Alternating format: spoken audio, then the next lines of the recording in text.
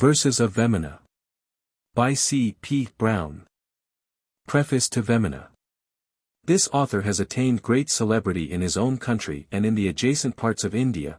Some information regarding his country and language may however be acceptable to the reader.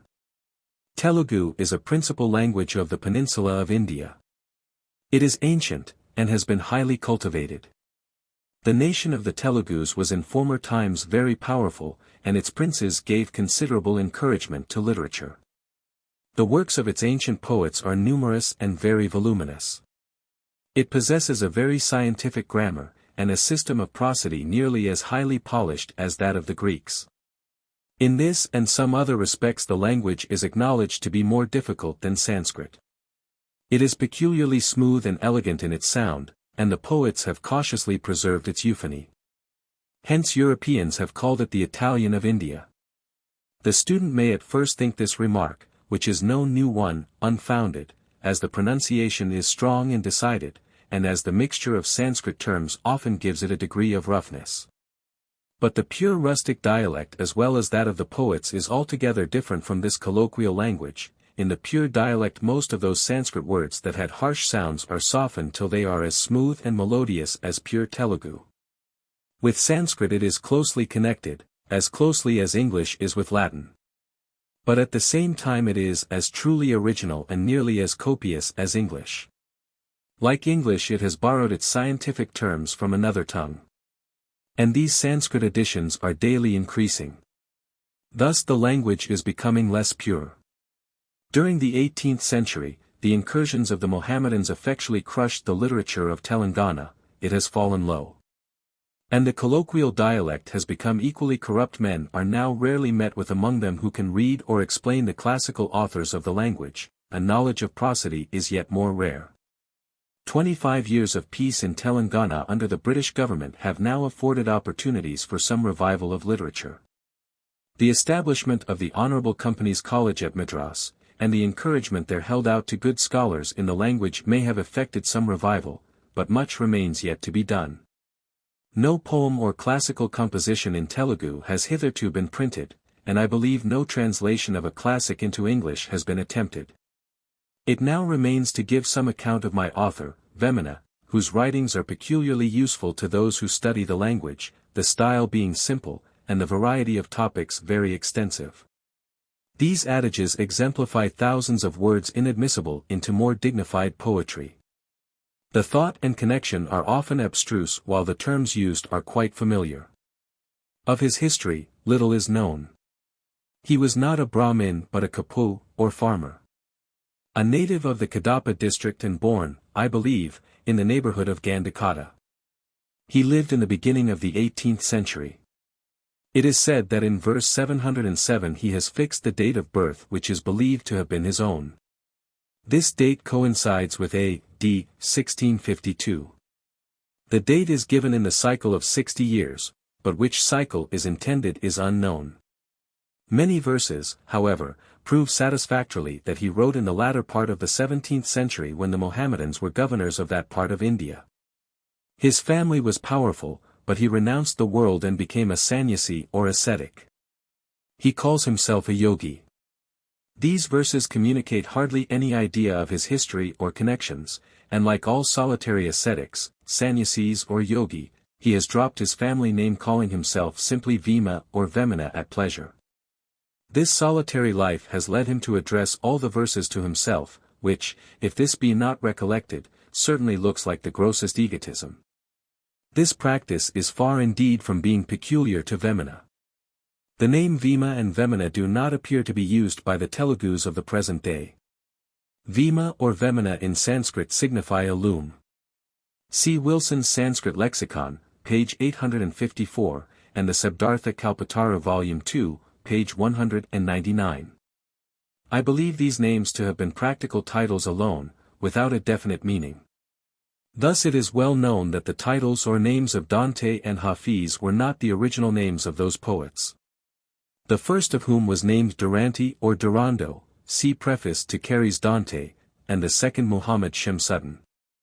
These poems have attained very great popularity and parts are found translated into Tamil and Malayalam or Kannarese. Their terse closeness of expression sometimes renders them difficult to translate with elegance, but such passages exemplify the manly force of a language that in the common dialect is often weak and verbose. Of his aphorisms many have become common proverbs.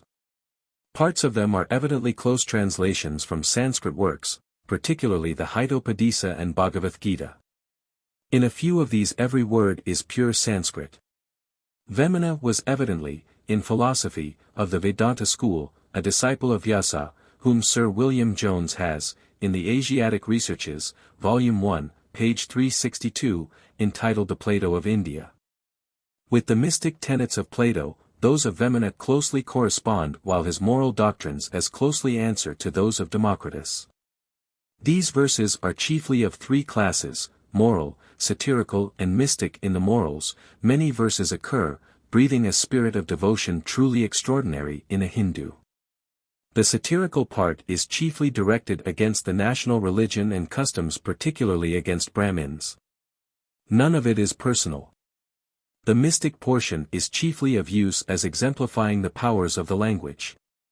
The reveries contained in this chapter are of a strangely abstruse nature and furnish a remarkable instance of a powerful mind searching for the light of truth which is lost in the darkness of heathen ignorance. The style of this and some other parts renders it easier to translate the verses into Latin than into English. I have, however, left none in Latin, alias, that appeared to deserve an English one. To the more difficult verses I have subjoined a Telugu interpretation for some parts of this comment written in Telugu. I am indebted to two very learned Bramins who taught me the language, its grammar and prosody. They are Tipabhatla Venkata Shiva Sastri of Masulaputnam and Advaita Brahmya, the pundit belonging to the court in which I have the honor of being assistant judge. To the mystic portion I have appended such notes as appeared requisite. Further elucidations of the most ample nature will be found in the Bhagavad Gita, with Dr. Wilkins's commentary and in Sir William Jones's essay on the mystical poetry. Poetry of the East appears in the third volume of the Asiatic Researches. It would be easy to refer to many other authors, but to save the reader trouble in an inquiry that can gratify nothing but curiosity, I have subjoined a short explanation of the system.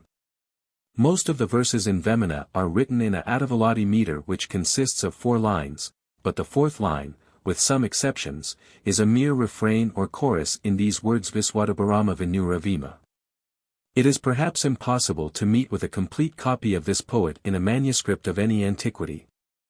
The principal sources from which this edition is compiled are 9.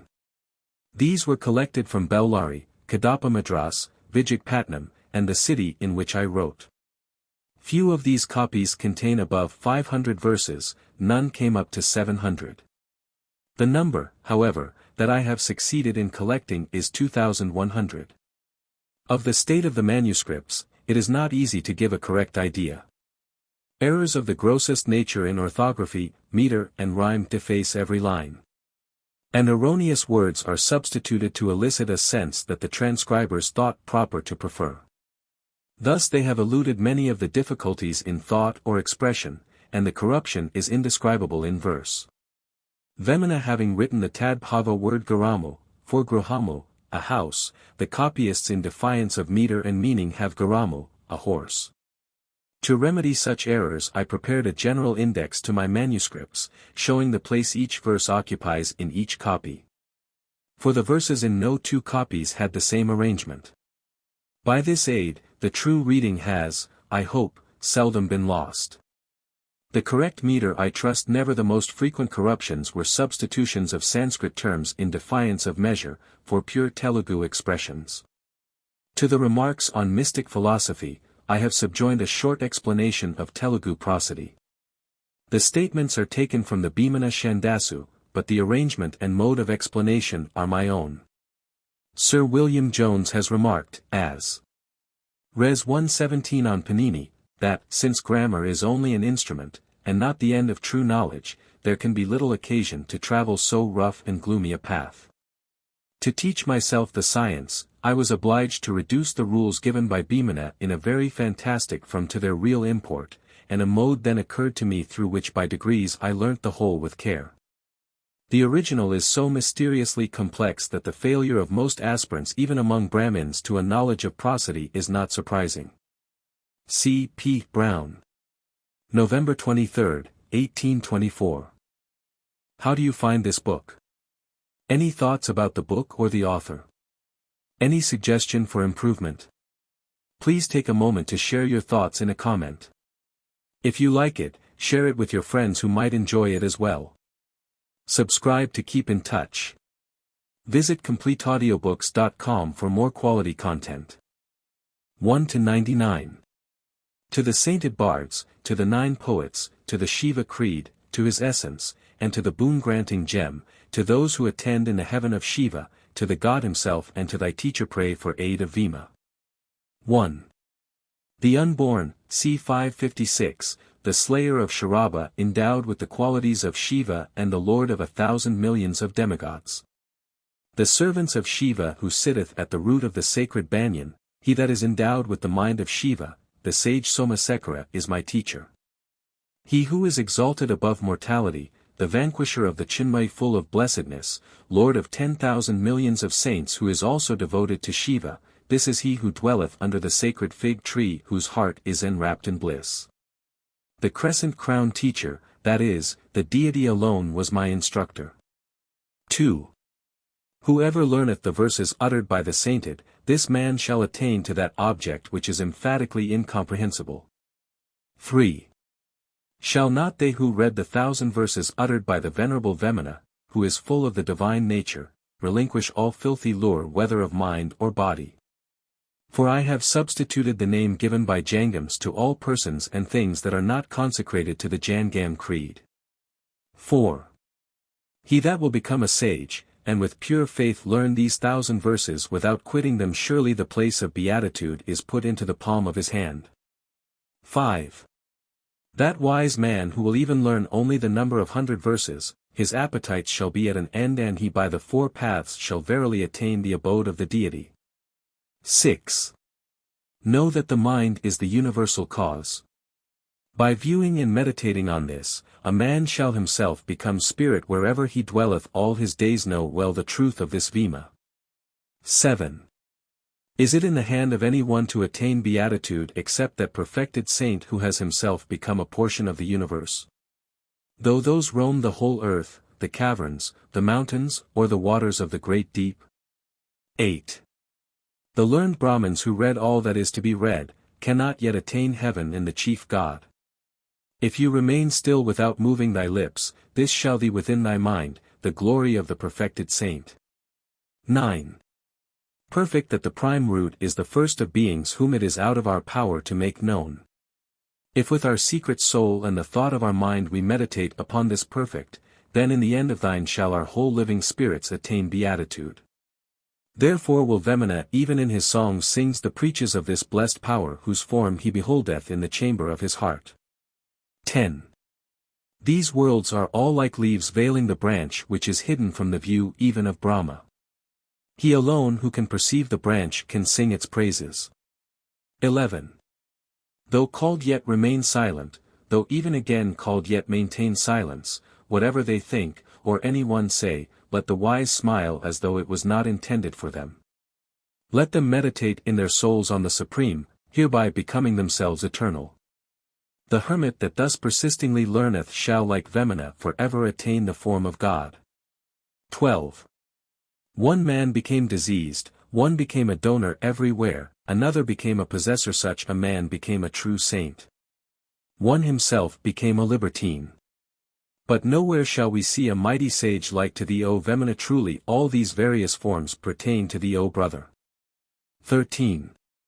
Agreeably to the character of an ascetic relinquish all the objects of carnality, or passion.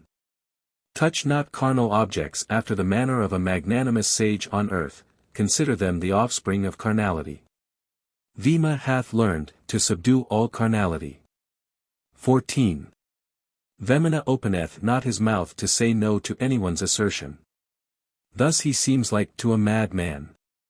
He can explain every mystery of that Vedantam which destroys all distinctions and differences. From this knowledge his apathy arises. 15. The worshipful teacher who by the due performances of worship hath attained merit. He by that worship shall see, i.e., obtain. Never shall he be changed. 16. By freely bestowing gifts you on one hand attain heaven, but if you trust to your own mind delusion enters.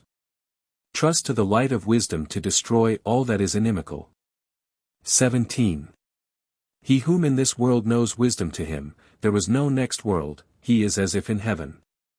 He shall not lose his soul even in the death of Brahma, in that he shall be absorbed in the divine mind. 18. Is he whom you call God in another land? With Devi, the goddess, he is in the body.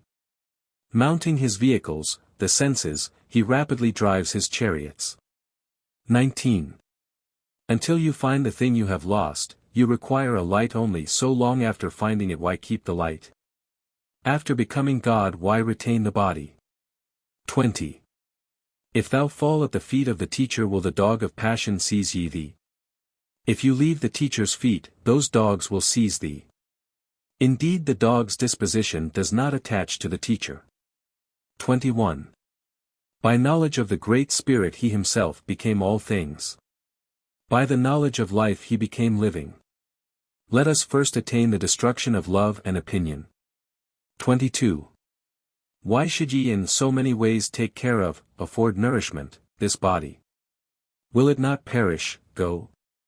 If knowing futurity ye purge away your impurities putting an end to destructions ye shall attain beatitude. 28. The cat having caught a muskrat delights not in it, but pursues the fowl to seize it. Without relinquishing the delights, possession, will love cease. 24. The only God is eternal, to him who knows that all things curiously compounded are in truth the unity and afflictions are as a lie and to him beatitude is easy of attainment. 25. Again by perfection ghee is produced from curds, fire in trees, fragrance from fine flowers and oil in seeds, thus shineth forth God the soul of intellect. 26. By friction and friction fire is produced in a tree. By continual agitation ghee is produced in curd. Thus by perpetual meditation shall divine wisdom be produced in our body.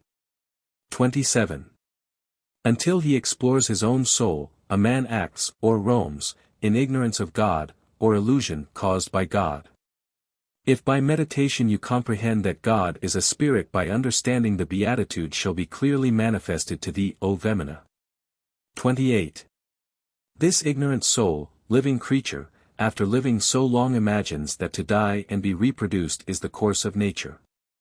To know that heaven where we shall be so far advanced as to forget instruction this is spirituality. Brahman. 29.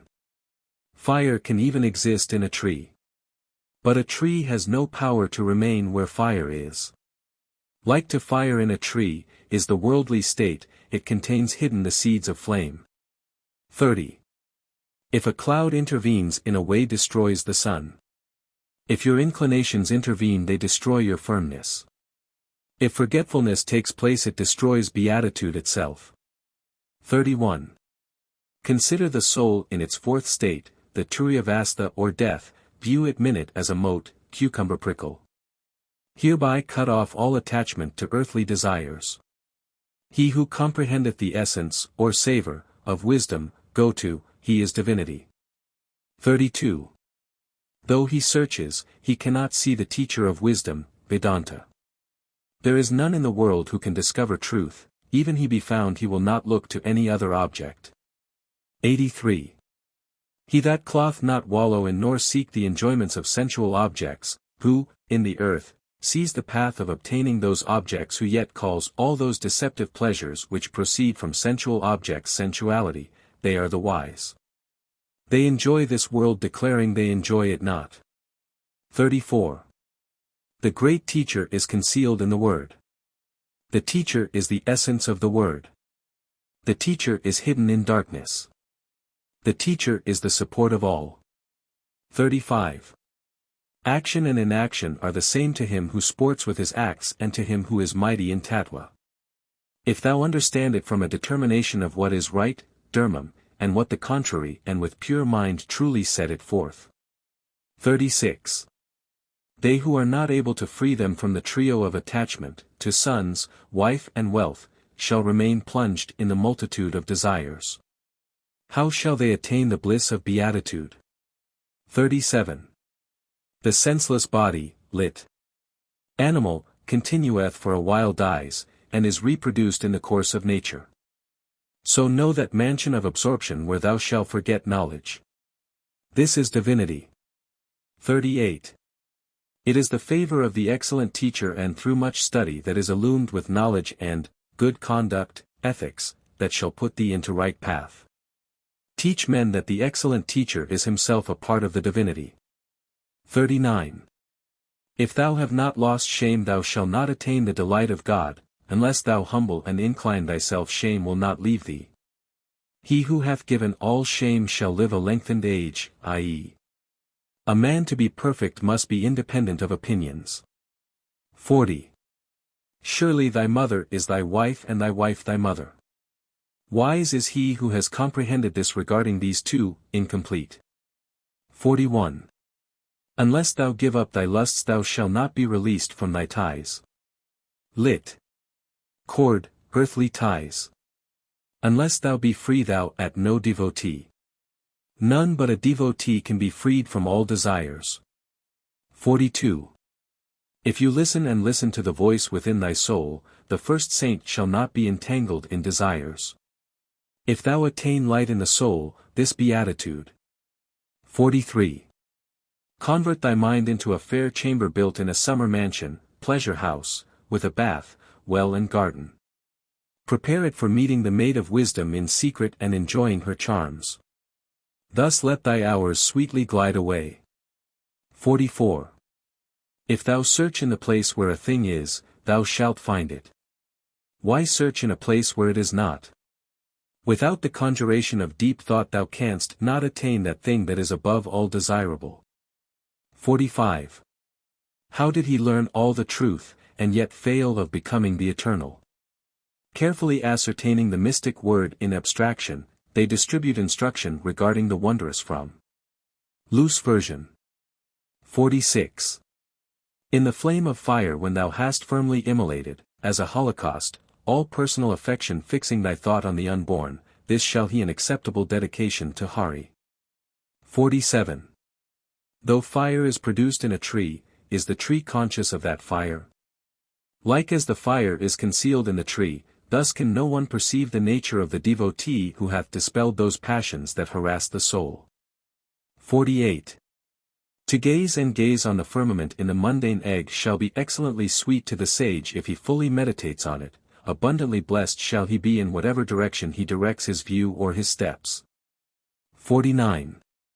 How can he be a Brahmin, divine who knoweth not Brahma, the divinity in the city of the divine egg or universe? To understand by own mind, go to, this is, Brahminity, divinity. 50. The science taught by a teacher is known to the teacher. The teacher knoweth what the teacher explaineth. The power of the teacher is known to the primal teacher. 51. Understanding well in thy mind uniting thyself with thy mind and seizing him who is in thy mind he that can stay his mind, this is the yogi who knows the great secret. 52. Ignorant that he is himself the truth, Tattva, he loves delusion which he imagines to be truth. If truly he sought for uprightness and virtue, dharma and karma, this should be, to him, the truth, that is the source of happiness. 53. He who constantly, without intermission, holdeth the all-pervading divinity in, the place of, his soul. He shall arrive at the ineffable dwelling, he shall truly comprehend the world this is the truth. 54. Quitting this thick darkness of ignorance he who in due time forgetteth himself, and who fixeth his mind with care on the Supreme, this great noble sage nowhere is to be found. 55. As when one sees a rope and mistakes it for a snake he is alarmed, but when he knows it is a rope his fear is over. Thus only when fear departs, can we know the true nature of God. 56. The divinity appears diversely to all those who look him. They who seeing see and see him with understanding shall behold him, they themselves shall become that vision and that vision, them. 57. He who comprehends the creed of the spine, Kundali, what hath that sage of might to do with the embraces of a girl, nobly in this body shall the maid of beatitude alone shine. 58.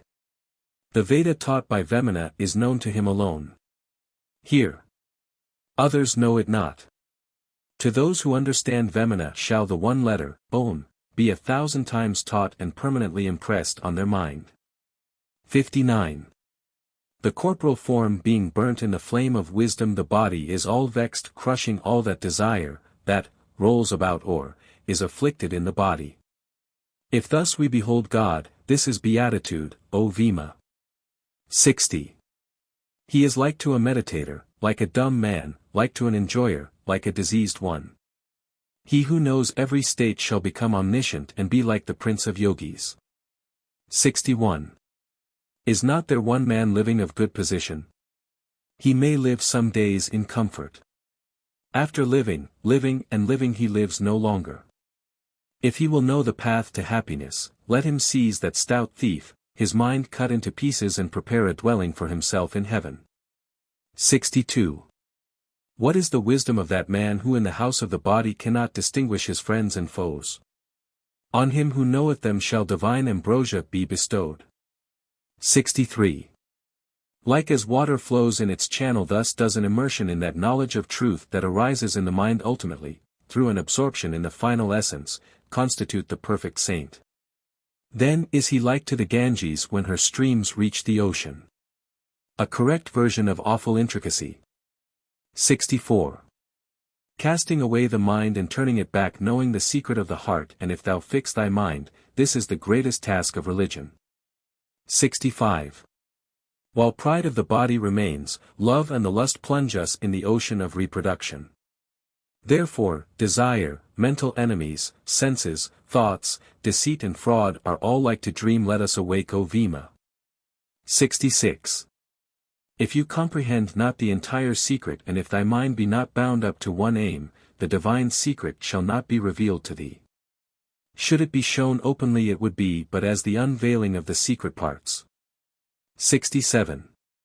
If we look into these our bodies, let us with inner vision consider that the nature our forms possess is also that of all other bodies. With devotion do all penitence, behold this. 68.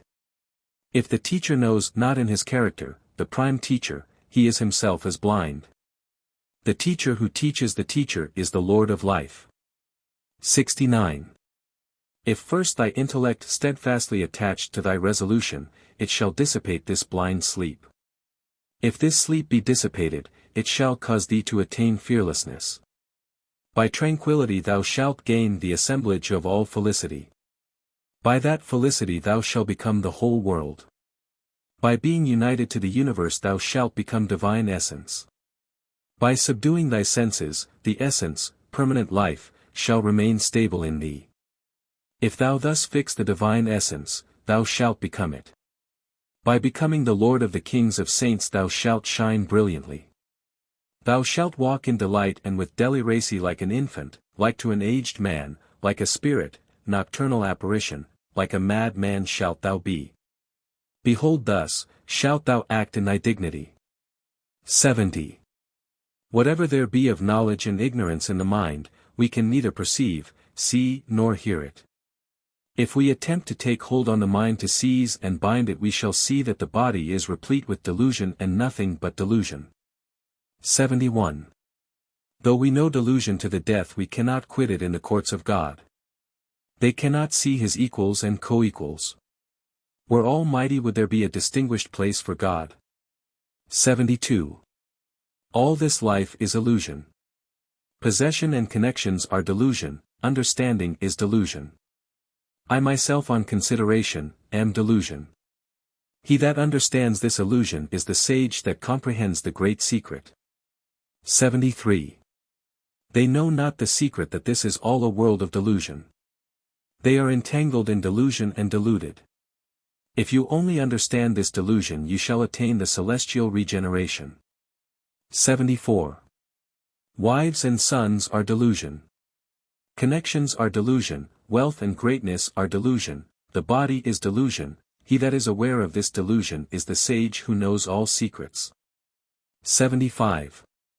Born in delusion, grown in delusion, to what end is a man who cannot discern the nature of delusion? He who can understand this delusion is the only happy man in the world. 76. For the sake of delusive worldly state, a man being ensnared in it wanders in delusion. After he understands this delusion through delusion itself, he attains beatitude, that is, his sins, by his quitting them, become sources of felicity. 77. As long as we are held in the present delusion, the abode of the true state, of perfection, is beyond our reach. Then let us become perfected in accomplished essence. 78.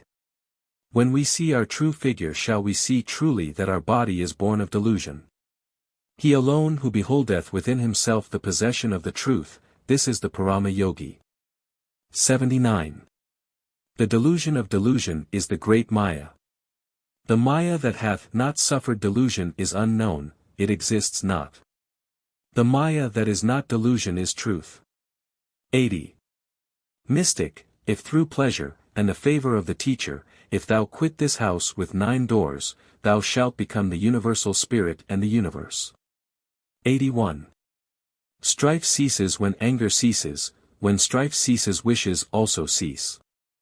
The connections that lead to future transmigrations cease when distinctions are done away and when the 3 qualities of virtue, passion and ignorance are dissolved, beatitude is permanent, O Vema. 82. He that knows not the mystical syllable, Om, never can become a saint. He that knows not the glory of God is no yogi. He that knows not the everlasting is not in a state of beatitude. 83.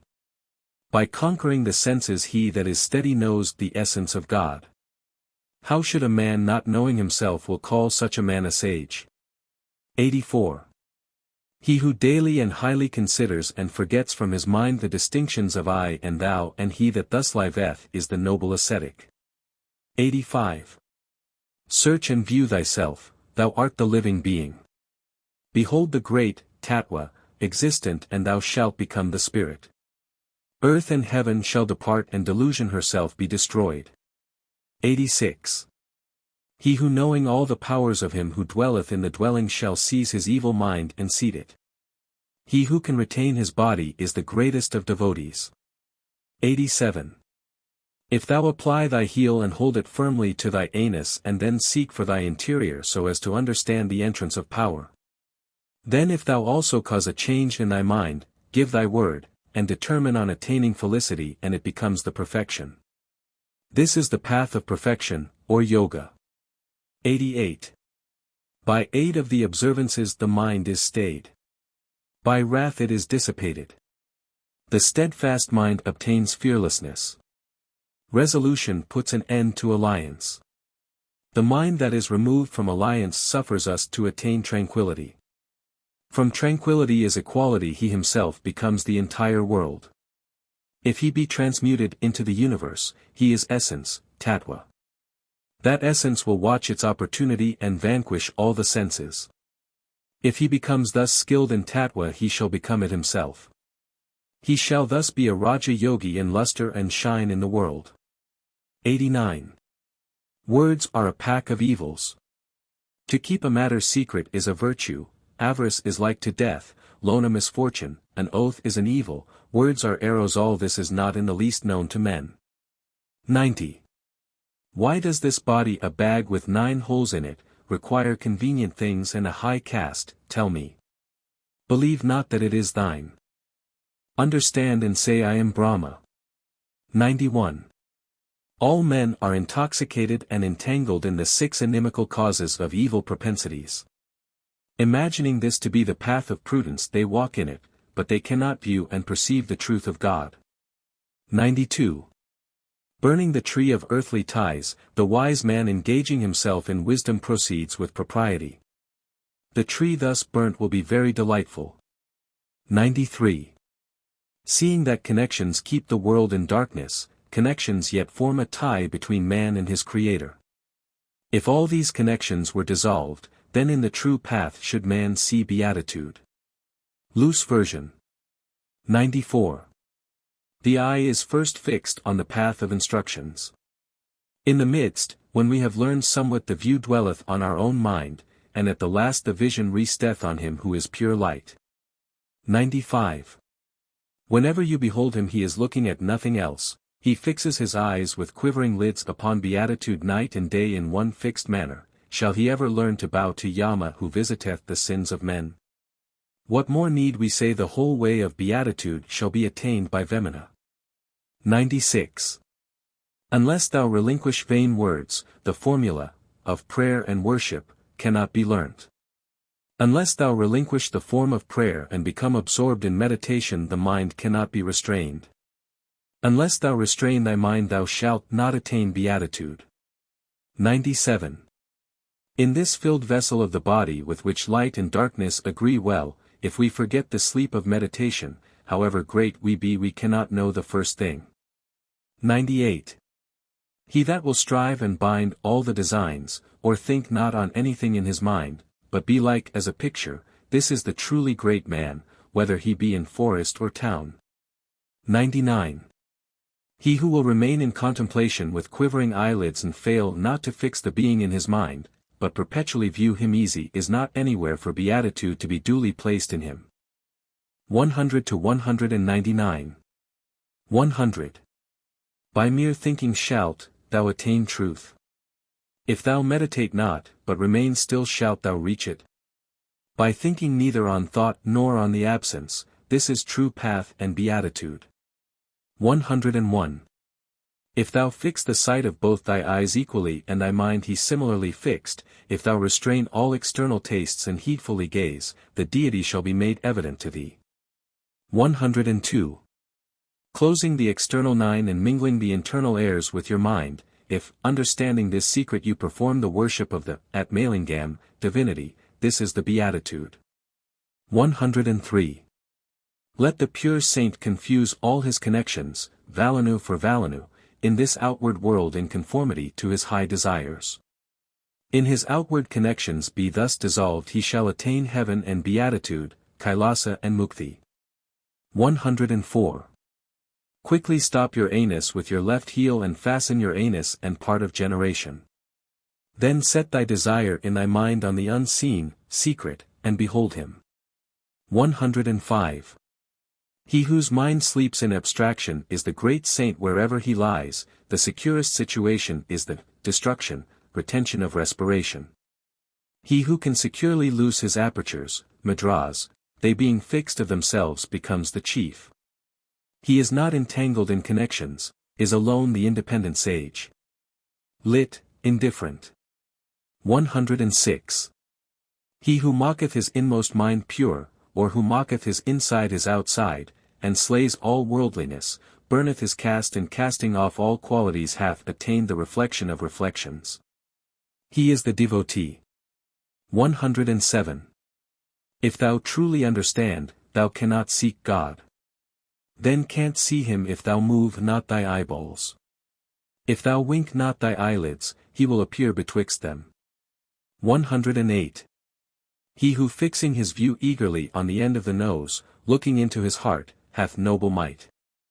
If he knows the path of beatitude, becomes the exalted devotee. 109. The spirit that is named unparalleled being united with the spirit of his pristine name will be destroyed in one mode. That mode Vemana will teach thee. 110. He who has severed the desires of his house from him and duly in his heart is cautious, he who thus establishes his house, is deeply skilled in Tattva. 111. He is the happiest person in the world who in whatever his views and in the 6 creeds and sects and the 4 ashramas wavers not at any time in his walk. 112.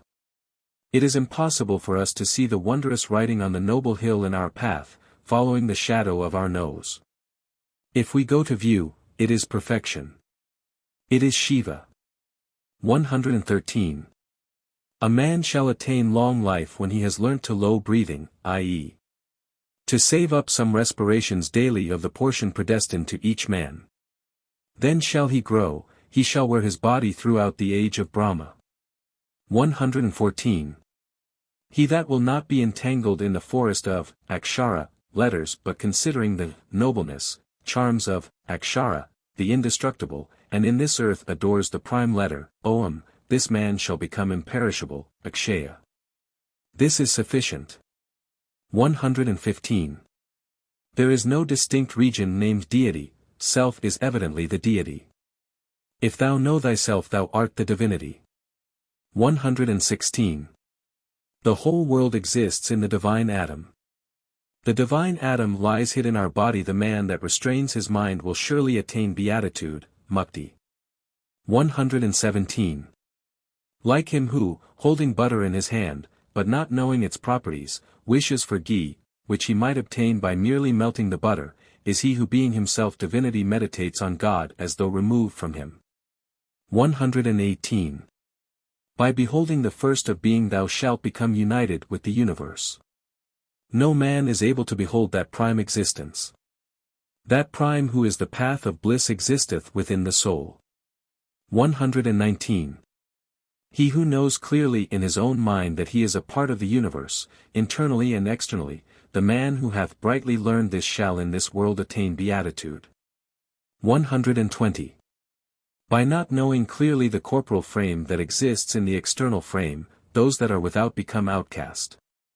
To know that external that is within this external this is divine knowledge. 121. All matter is concreted in the world and all is again resolved into space. That which we call the divinity if we comprehend it, beatitude shall be manifested to us. 122. If thou make the face of the heaven and thy own face to be one and manifest the true nature of the external figure of the divinity, thou shalt by knowing outward external attain bliss. Loose version, the original being more obscure. 123. All connections are produced in this world, they are not aboriginal. And those ties shall again be resolved into primordial matter. View this well, if these connections be doomed to become resolved into space, then the path to beatitude is found to be in void. Paraphrase. 124. The God knows him who is in the eye pupil, behold in the sky, him who is in the pupil. The eye and the sky become the sky of the heart. 125. A man must become eternal by knowing the source of truth. And learning carefully the inmost word, the signification of the scriptures or Upanishads, consider who that word is and closely view it. 126. If thou know the five-lettered name of Namasiva thou knowest the Supreme. If thou know the Supreme, thou shalt forever shine. He who shines glorious becometh the Spirit. 127. If the unborn enters our inner man as we meditate, we shall attain beatitude, but never shalt thou attain it by gazing on external shapes. 128. If by holding the linga we become resolved into primitive nature, gazing on our bodies, we shall be happy. But men will not know the signification of the linga, and thereby attain that coalescence. Observe this curious grammatical construction. 129. The teacher, the image of Shiva, compounded the three worlds into one, and combined the 6 worlds. Thus he remains firm. These 9 worlds, or regions are the 9 mystic chakras of the human form. 130. If, ignorant of the postures thou learn not of thy teacher, their secret force, murma and kurma, and fix not thy heart how shalt thou become of the second birth? Dvija signifying a Brahmin, means, reform regenerate. 131. The body is the mundane egg, what is called soul is air. The eyes are the moon and sun in our estimation. Where is there a divinity beyond this? Ye are gods in your own estimation. 132. We are born in air and grown in air. Understand the order of blessing in the air. For, from air is born that air of the soul which is our essence. 133. He who has himself become the universe and knows that the great whole dwells in him and who has learned to unite his inner man with all that is external, this man while yet on earth, has attained perfection. 134. Meditate on the thought that is within our thought and know it, this thou must do in the appropriate mode by giving up all thy other thoughts. The thought of thought is essence, tattva, it is soul, or it is the essential spirit. 135. Connection originates in this outward world. Let it be resolved again into universe. If we resolve it fairly into universe, this is the path to happiness. 136. If thou become the universe, the great all shall shine resplendent in thee, that man who knoweth the God who shineth within him shall hereby attain beatitude. 137. If thou canst see that the all is one, thou shalt attain a sure knowledge of God, thy eyelid shall not close night or day. Behold that great Spirit that is the light of light. 138. Unless thy outward form be humbled, mortified, thou shalt not see the living form. But who is able to mortify that outward form? Unless the creation be destroyed, we cannot behold the creation. 139. All fear belongs to the body. If we quit fear, the certainly we shall attain will be that of the Great Spirit, the only destruction shall be that of the body. Teach men that victory is the property of the soul. 140. The yogi who knows the one letter, Om, shall know the Param, deity, beholding him and attain his nature. He shall himself become the forms in which the deity exists and all the rest of the creation, becoming a particle of the primeval unity. 141. The yogi who riseth his palms aloft, fixeth his feet, fixeth his gaze full on heaven, becometh hereby part of the universe and attaineth length of days. 142. Consider that fire, and air, and all worlds exist in the body at their proper places. Then touch and behold the teacher in thy mind. 143. If thou quit not the hopes of the place above and devise a mode attain it, thou shalt arrive therein, that place, and thou shalt be united, and thou shalt become the self-existent deity. 144. He is himself metamorphosed into the worship and into the worshipper that performs adoration.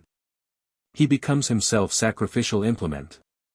Wherever he performs worship he becomes himself, omnipresent. He is myself, and I myself am, he. 145. All that is born on the earth was born in the earth. All reality is born in the body. The great whole is produced from toil. Let us ourselves become that mighty whole. 146. If the soul be closely united with the body, though it be devout, unless it quits, the body is not blessed. Through the body must we attain the abode of beatitude. 147. If thou know that the prime existent is single and fix thy mind on that prime, never quitting the prime, thou shalt become the unborn. He that hath quitted the prime is like to the blind. 148. Without making distinctions of situations, without saying there or here, as we behold all things, the God, Vishnu, ever views and comprehends all things. The circumambient, God Vishnu, goes around the orbit of the world. 149. By considering forms thou shalt attain the unseen, and thy form shall assimilate to his. Devoid of both these, i.e., body and mind, become thus invisible. Loose version. 150. By viewing thyself inwardly, thou shalt become the joy of the world. By viewing what is external, thou shalt be immersed in earthly connections. By beholding thyself, the divinity shall become thy salvation. 151. That divinity who is our rescue is attained by deep thought. If thou comprehend him by meditation, thou shalt become that being. If thou know the thought of thought, thou shalt become it. 152. All those who possess pure wisdom gaze of the mundane oval. If thy mind be pure, thou shalt ever gaze on the admirable Pindanda universe of the body. 153. Being born in a human generation and grown up in it, if, after becoming a man cries scorn on the line of men, and, become a Heracula, becomes a participator in the nature of Shiva, he shall become Shiva. 154. The devotee who knoweth the great secret walketh without considering the burning sunshine, he shall live to all time on the earth. Is the attainment of wisdom in the power of a glutton? 155. To nourish our bodies let us cease from all mental occupation, and by the aid of the living being let us daily rove free from care. By considering our bodies, we shall perceive that the divine soul permanently resides within us. 156. In the one body of the universe there are forms innumerable. How many forms shine in it? When they perish all shall become one whole. Thus is the nature of spirit. This Adavaladi has 4 versions. 157. A difficult verse in pure Telugu. It is only one man here and there who can try and explain the second birth of Yeats, the recluse, with extreme exactitude. It is an extraordinary qualification. Sense is more stable than even worship. 158. Where is heaven for that soul full of cupidity, that thinks his body is his own self and entangled in his own vasana, smell, attractions, ensnared in repeated births and deaths? Ignorant of all matter wallows in lusts. 159. He who grips his foot in the palm of his hand and with an eye fixed on heaven stands firm. He shines transformed into the universe and shall live long. 160. Those voluptuaries who forget their thoughts and principles, i.e., themselves, lit. Chit is the faculty of doubt and buddhi that of assurance, are given up to vain confidence and cannot collect their whole attention and fix it on Shiva. They shall never attain bliss, terribly difficult. 161. How should those who imagine themselves to be one with their body, and who remain immersed in the ocean of the cursed 3 attachments, to wife, son and wealth, attain the knowledge, Sangati, of the truth, Moksham? 162. He exists in the shape of the universe and is the general soul. He is the all-witnessing spirit. He hath truly converted himself into the soul. Look at the universal world. He is himself all and even exists in truth. 163. He that has seen is greater than who has heard. But he that possesses him is greater than who hath beheld. Greatest of the noble is he in the earth. 164. If thou firmly fix the idea of the divinity in the mind, and establish thyself in the temple of the body, thou shalt be firm in the earth and attain the inner vision. 165. If thou excuse that life, Jiva Tattva, that possesses the marks of vitality, to be united to the teacher, he is greater than the life. He who thus restrains the body is himself. 166. The great whole exists within us. If we know that we are, if, by this means of salvation in this soul shall the man who thus walks attains heaven. 167. If a man be converted into his intrinsic self in the midst of all external he would contract no alienation. I swear by my Father. If we were converted into self how should we entertain any anxiety? 168. If he be himself prudent cautiously will he save himself, and in every manner he considers himself as the Great Spirit. 169. If he knows that he is himself the universe and the universe himself, that he is himself all essence, if, knowing this he fails to walk accordingly, there is no salvation for that map. 170. Pure Sanskrit, water, earth, fire, sky, air. It is well known that these compose the world. The natural body, the invisible form, the body of delusion, if thought on, are the basis of all. 171. To say I will not this, i.e. wish not for it, and still not to leave it but remain entangled in the desire of things convenient nor quit them. This is origin of worldliness. 172. If the face and name are unalterable, the name and the face are both implicated in our acts. It would be well if we could lose both our name and face. 173. The devotee to Shiva who understands all the properties of the body, shall not entangled in desire and deceived to his ruin. How should a juggler be ensnared by any man? 174. The exalted sages have declared in the earth that when through instruction a man relinquishes the desires, or schemes, of his mind, he shall through his love of them attain the abode of purities. 175. If thou be thyself excellent, but, as the bliss be wedded to nature and ruin thy beatification, thou shalt not behold that preceptor who caused the creation of precepts. 176. Doth an infant know anything of dressing, roasting stones to extract metals? The godlike sage alone comprehends it. Know thou the degraded nature metal and leave it. 177. If thy mortal form perish, thy inward eye shall clearly shine. If the fruits be destroyed, that tree becomes free as the tree of desire. If thy eye be humbled, to see with it is happiness. 178. Where is shame hidden? Where is the darkness of ignorance hidden? Where is hunger hidden? In the soul.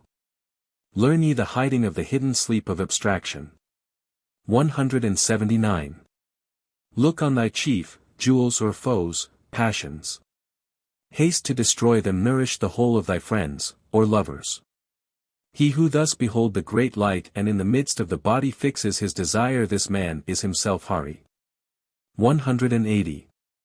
Our own shadow is our foe, and our shadow is a witness to us of our bulk in the body. My passions are my enemies and my mind is the only aid I have. This is true. 181. To cut off the evils, diseased, of the body, ceasing the look of love towards the robbers, evil wishes, knowing the origin. Attaching our thought to him and uniting the mind to him. If the devotee thus recognizes the friendship, mutual love between the creature and the Creator, this is the institute of sanctity. 182. Though the sage be touched, or affected, by any object of sense, he is not in truth moved truly. Vemana hath learnt, in the host of sensual objects and passions, to abstain from the 6 evils, kama, krodha, lobha, moha, mada, matsara, and all other sources of sin, dervishaya. A tremendous puzzle, but correctly done. 183. If we consider our real form, however great we may seem in our own delusions, and those of ascetics, and be filled with them, can we hereby see God? 184. He that hath seen and can name the place of his primordial birth, walks in wisdom in the earth, the place of our origin is in the divinity, Tattva. 185. From fire which was produced from air was water created. In the atmosphere it appeared, being self-born, such is the history of Maya, that had no father. 186.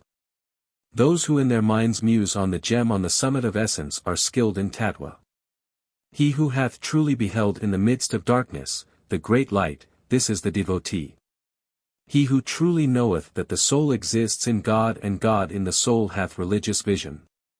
He is the pure, who in the Sankhya Yagamu, which enumerates the qualities of spirit, hath ascertained that the entire world is in Shiva. In any but this path shall any one ever attain the deity? If the life leave the belly, and depart, how should it be puffed up? 187. If thou walk not so as to become free from, set aside, all the evil qualities of thy acts, how should thou acquire the divine essence? Will a lamp devoid of oil blaze merely by filling it with dry sesame oil seeds that are not freed from their hurtful substance? 188. Like as the seeds and the husk, between themselves, are born together in water, but the husk is destroyed, so the concomitant evil fruits of his acts, who knows the essence of God, will leave him undefiled. Indeed it is thus. 189. Acts of religion are far removed from the wise, and the wise is far from acts in Kali Yuga. The man of purity who saith both works and knowledge truly hath attained beatitude, for, when he is perfect, faith and works shall both terminate. 190. If thou be not a performer of acts, thou knowest not good works. He who is truth to works shall not see any good. Unless thou enter the water, surely thou can't know the depth, nor, devoid of works, know happiness. 191. If thou look upon the fruits of thy actions as being defiled with hypocrisy, then shalt thou attain the fruits of thy righteousness. Felicity consists in surpassing both thy righteousness and thy good works. 192. Fruits, senses, produced in a tree, the body, exulting, united in fair beauty, ripen eat the fruits, beatitude, and know the leaves of a tree. Here it is impossible to discriminate in English between Kaya and Pandu. 193.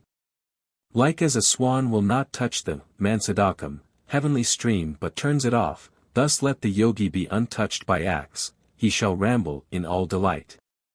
194.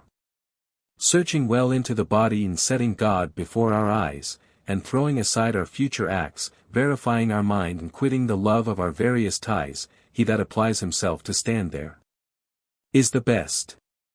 195. The Puranas of acts are a great deep. In those acts never shall we see Shiva, surely none is able to declare Shiva, the destroyer of acts. Acts are vile, and vile.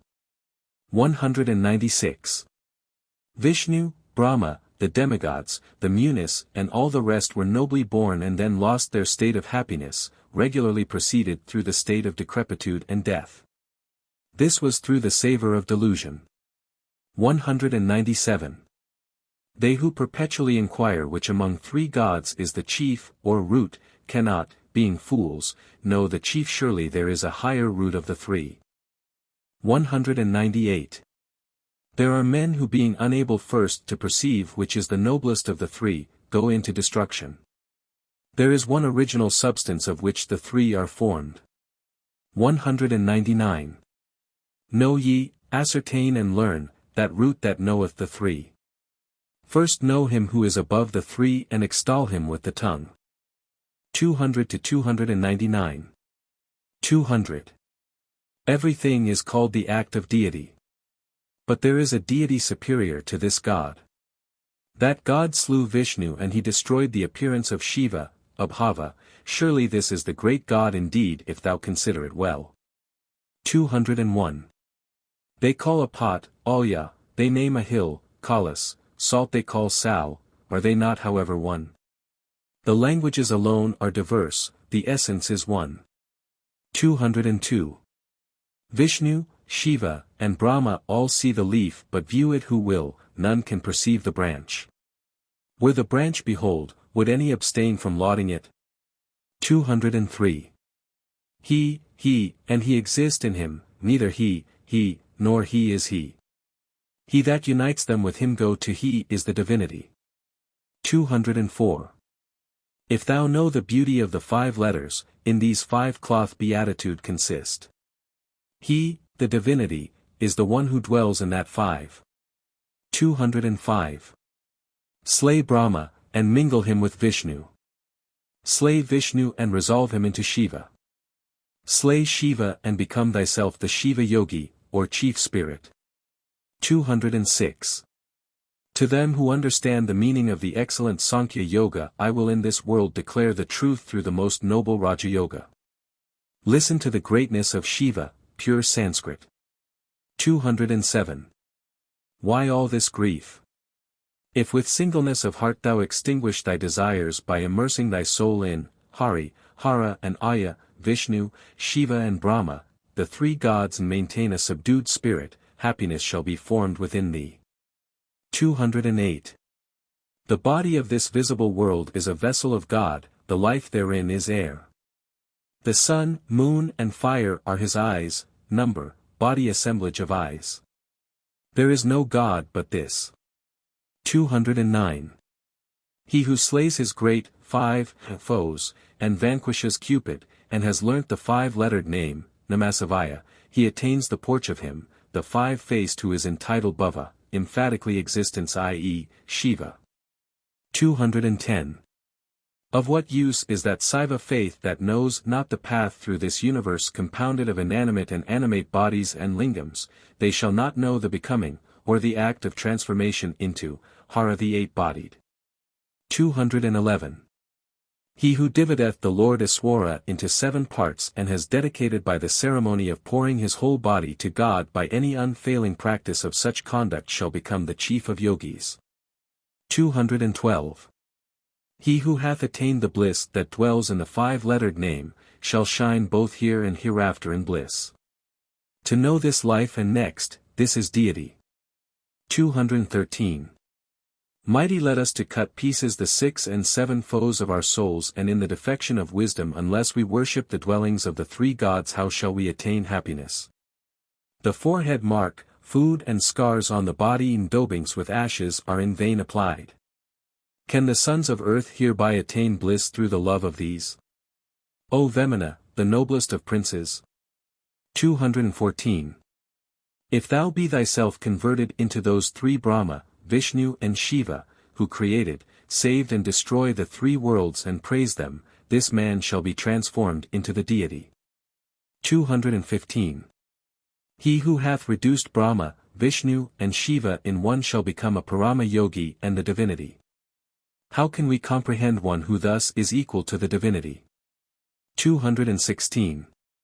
Those who will not cease from the radical bond of the root, the mind, unless they destroy the 8 creeds, how should they be called sages, rather are they mad.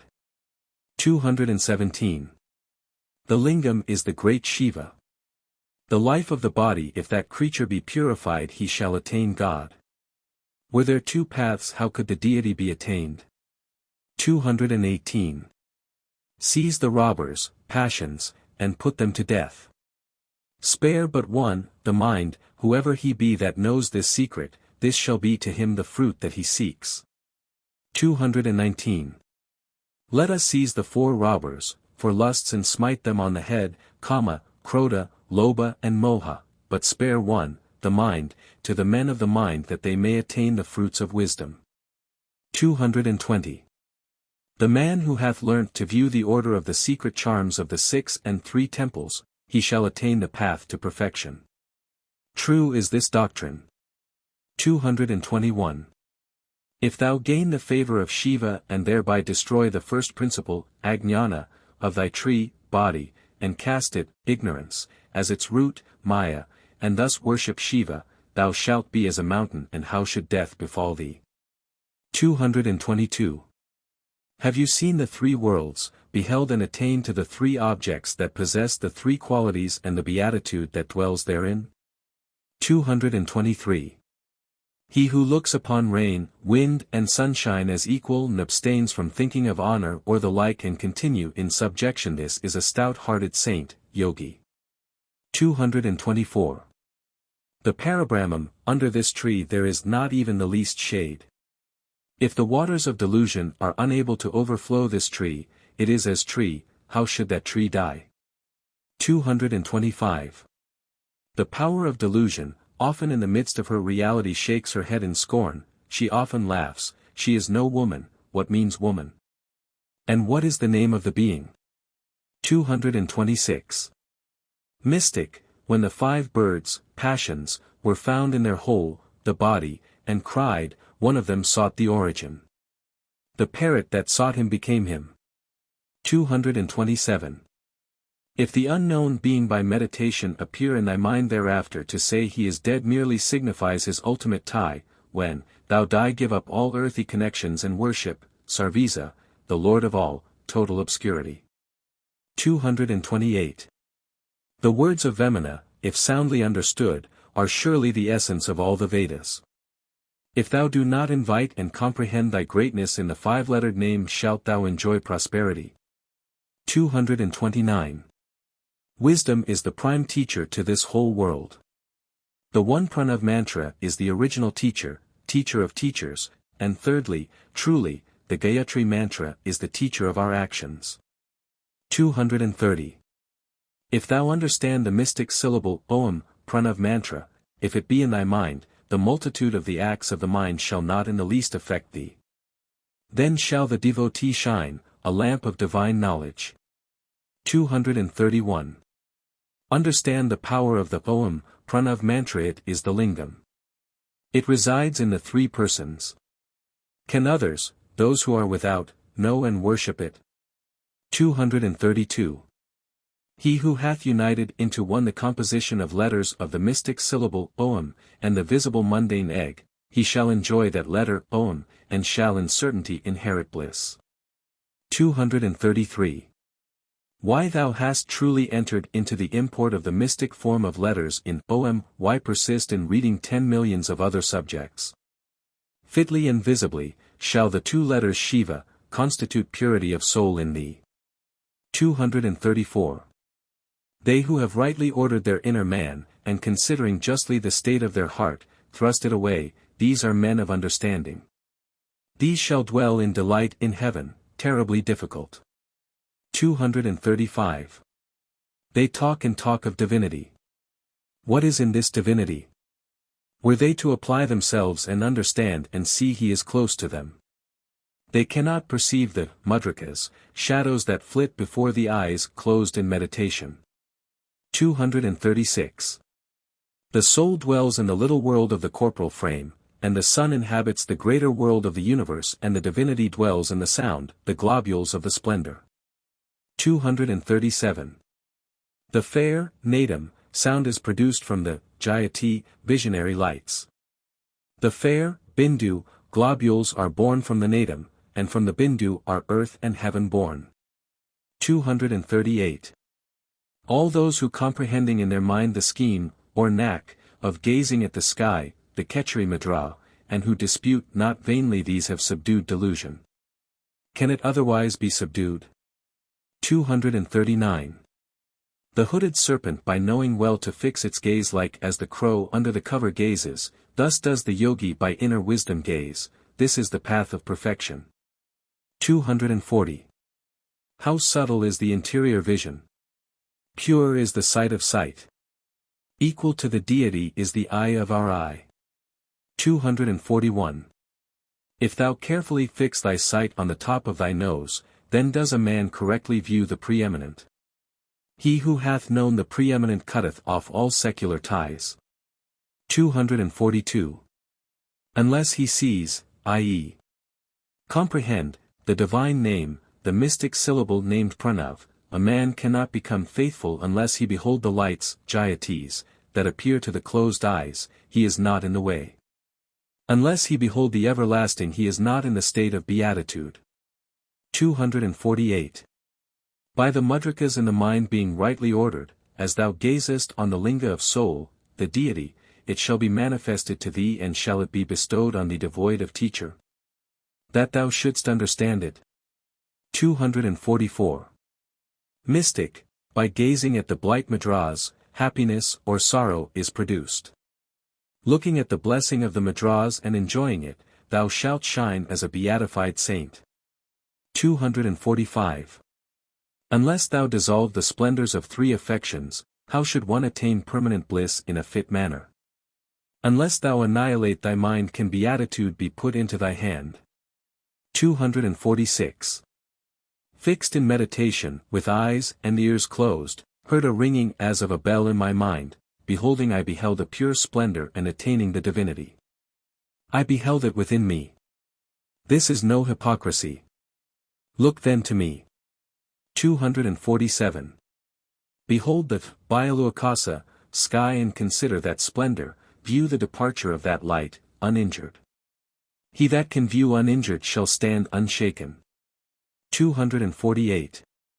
Lose not understanding, behold the enlightening Kala, confuse not the Kala, steadily behold the inner heaven, Byaluantrakasa, confuse not that heaven, and steadily thou shalt behold the divinity. 249. In meditation, if after gazing steadily thou persist not to the end, when thy sight fails again push on thy glance again. Him that fails unable to push it on, they look on as very like person.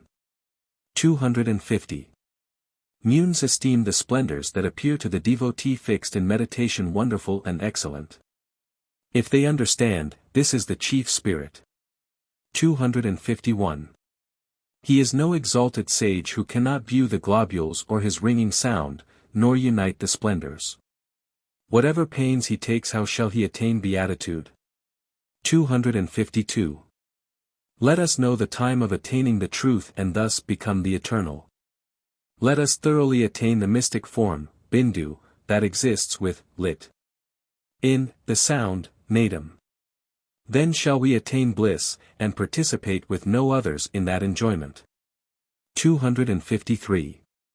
He that can convert the nadam into the bindu and into the nadam again, also convert the nadu, the bindu, and the kala into one place, and perceive the sound, this man shall become the yogi full of bliss.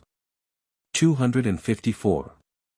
The devotee who knoweth the internal sound produced in meditation, shall with joy know the soul within him and attain felicity. That sound is the giver of beatitude, proclaim this for the consolation of all men. 255. The yogi who knows the sound, nadam, shall in his mind know the path described in the Vedanta, proclaim abroad that this sound is the means of beatitude. 256. Lose the idea of mine and thine, and be illustrious in the belief of exalted abstraction, nadam. By the absence of the belief and disbelief, thou shalt attain prudence. 257. He who through instruction hath attained the nadam, the bindu, and the kala, ringing sound, the globules, and the splendors, that he perceives, who in meditation seals his eyes and ears. He who establishes these in his soul and well fixes his wandering mind, this is the mighty sage whose soul shall obtain its passage through the sagittal suture of the skull. 258. The saint who knoweth the nadam, ringing sound shall know the indivisible God and the mystic syllable. That is the seed of the five-charactered name, Namasivaya. Proclaim to men that the nadam in the mind is the beatitude. 259. Convert the nadam and bindu into one nadam and convert the nadam, the bindu, and the kala into a single nadam, to meditate while beholding the nadam, this is perfection. 260. Consider what is the 26th essence. It is a wondrous vital spirit. If thou unite it intimately with the chief spirit in the Gurukta, cerebral suture. Him who doth this they shall surely call saint. 261. Establishing the 6 gods in the 6 limbs and fixing the chamber of the head firm on the one pillar of the spine, the reckoning is to allow but one ruler, man, to each house. 262. There are 6 sustainers of the earth. There are the 6 rulers, princes of the earth. The noble and great warriors are these, know that the body is their chariot and mark the result. 263. The divinity, Atma Linga, dwells in what is termed the Ajna Chakra, the space between the eyes. It is only by gazing intently on this part that shines so nobly, that beatitude shall be attained by men. 28.4. Cut down in thy soul the 5 chakras, nobly surmount those chakras and behold the plain beyond them. 265. The tree of beatitude has no beginning, root but 4 fair boughs, forms of existence, animal, vegetable, insects, minerals. It is open to view and produces fruit. If thou eat them, they have no taste but cause appetite. 266. In that house in the threshold of which 3 ways meet with air, in the place where those 3 meat cloth Shiva dwell, mystic of the body worthless. 267. He who has the skill firmly to dwell in the 6 and 3 chakrams, knowing their beauty, he hath found the path to perfection. 268. If thou meditate in thy mind, in the sagittal suture shall there stand, he who is ruler of all, to all who worship him does he give both sustenance and salvation. 269. Mind, words and works, if thou give up these 3, and walk not up and down the royal path, a mystic part of the body, then shall any loss befall the yogi? 270. He who restraineth the 6 lotuses, mortal parts of his body, and carefully fixeth his anus or backbone, and the parts above it, and who also fixeth his mind, is of course a twice-born Brahmin. 271. Go and say, I have cast a great shame upon Vemana himself, who named Vishnu and disgraced Shiva and even Brahma. Let the one God alone be honored. 272. Among them who are not wedded with rain, and them who are not those who, relying not on Vemana, follow not him, conduct themselves, wherever thou seek, are not to be found. Never shall we see his equal. 273. Are there not 84,84,000,000 of tribes of animals in all? As for the manner of their production in the earth, is he indeed that hath described it in your hearing, still to be called the mad Vemana? 274. He has thrown away his caste as water and slain his teachers, as Bhishma in Bharata, and nobly lied lies as big as elephants. Yet his name is just king, a great Vipa seed, bitter and worthless. 275. Locomotive animals all, till death, eat all excellent tasted things without leaving them. But immovable animals, hills and trees, are ever dropping their pride sorrowing remain. 276. You will say, we are versed in the knowledge of God. Ask yourselves, what is the meaning of divinity? Tell, if you know, whether he be whiteness, blackness or redness. 277. He knoweth not what sort of man he is, he knoweth not his former birth. For so debased a life why should be so careful?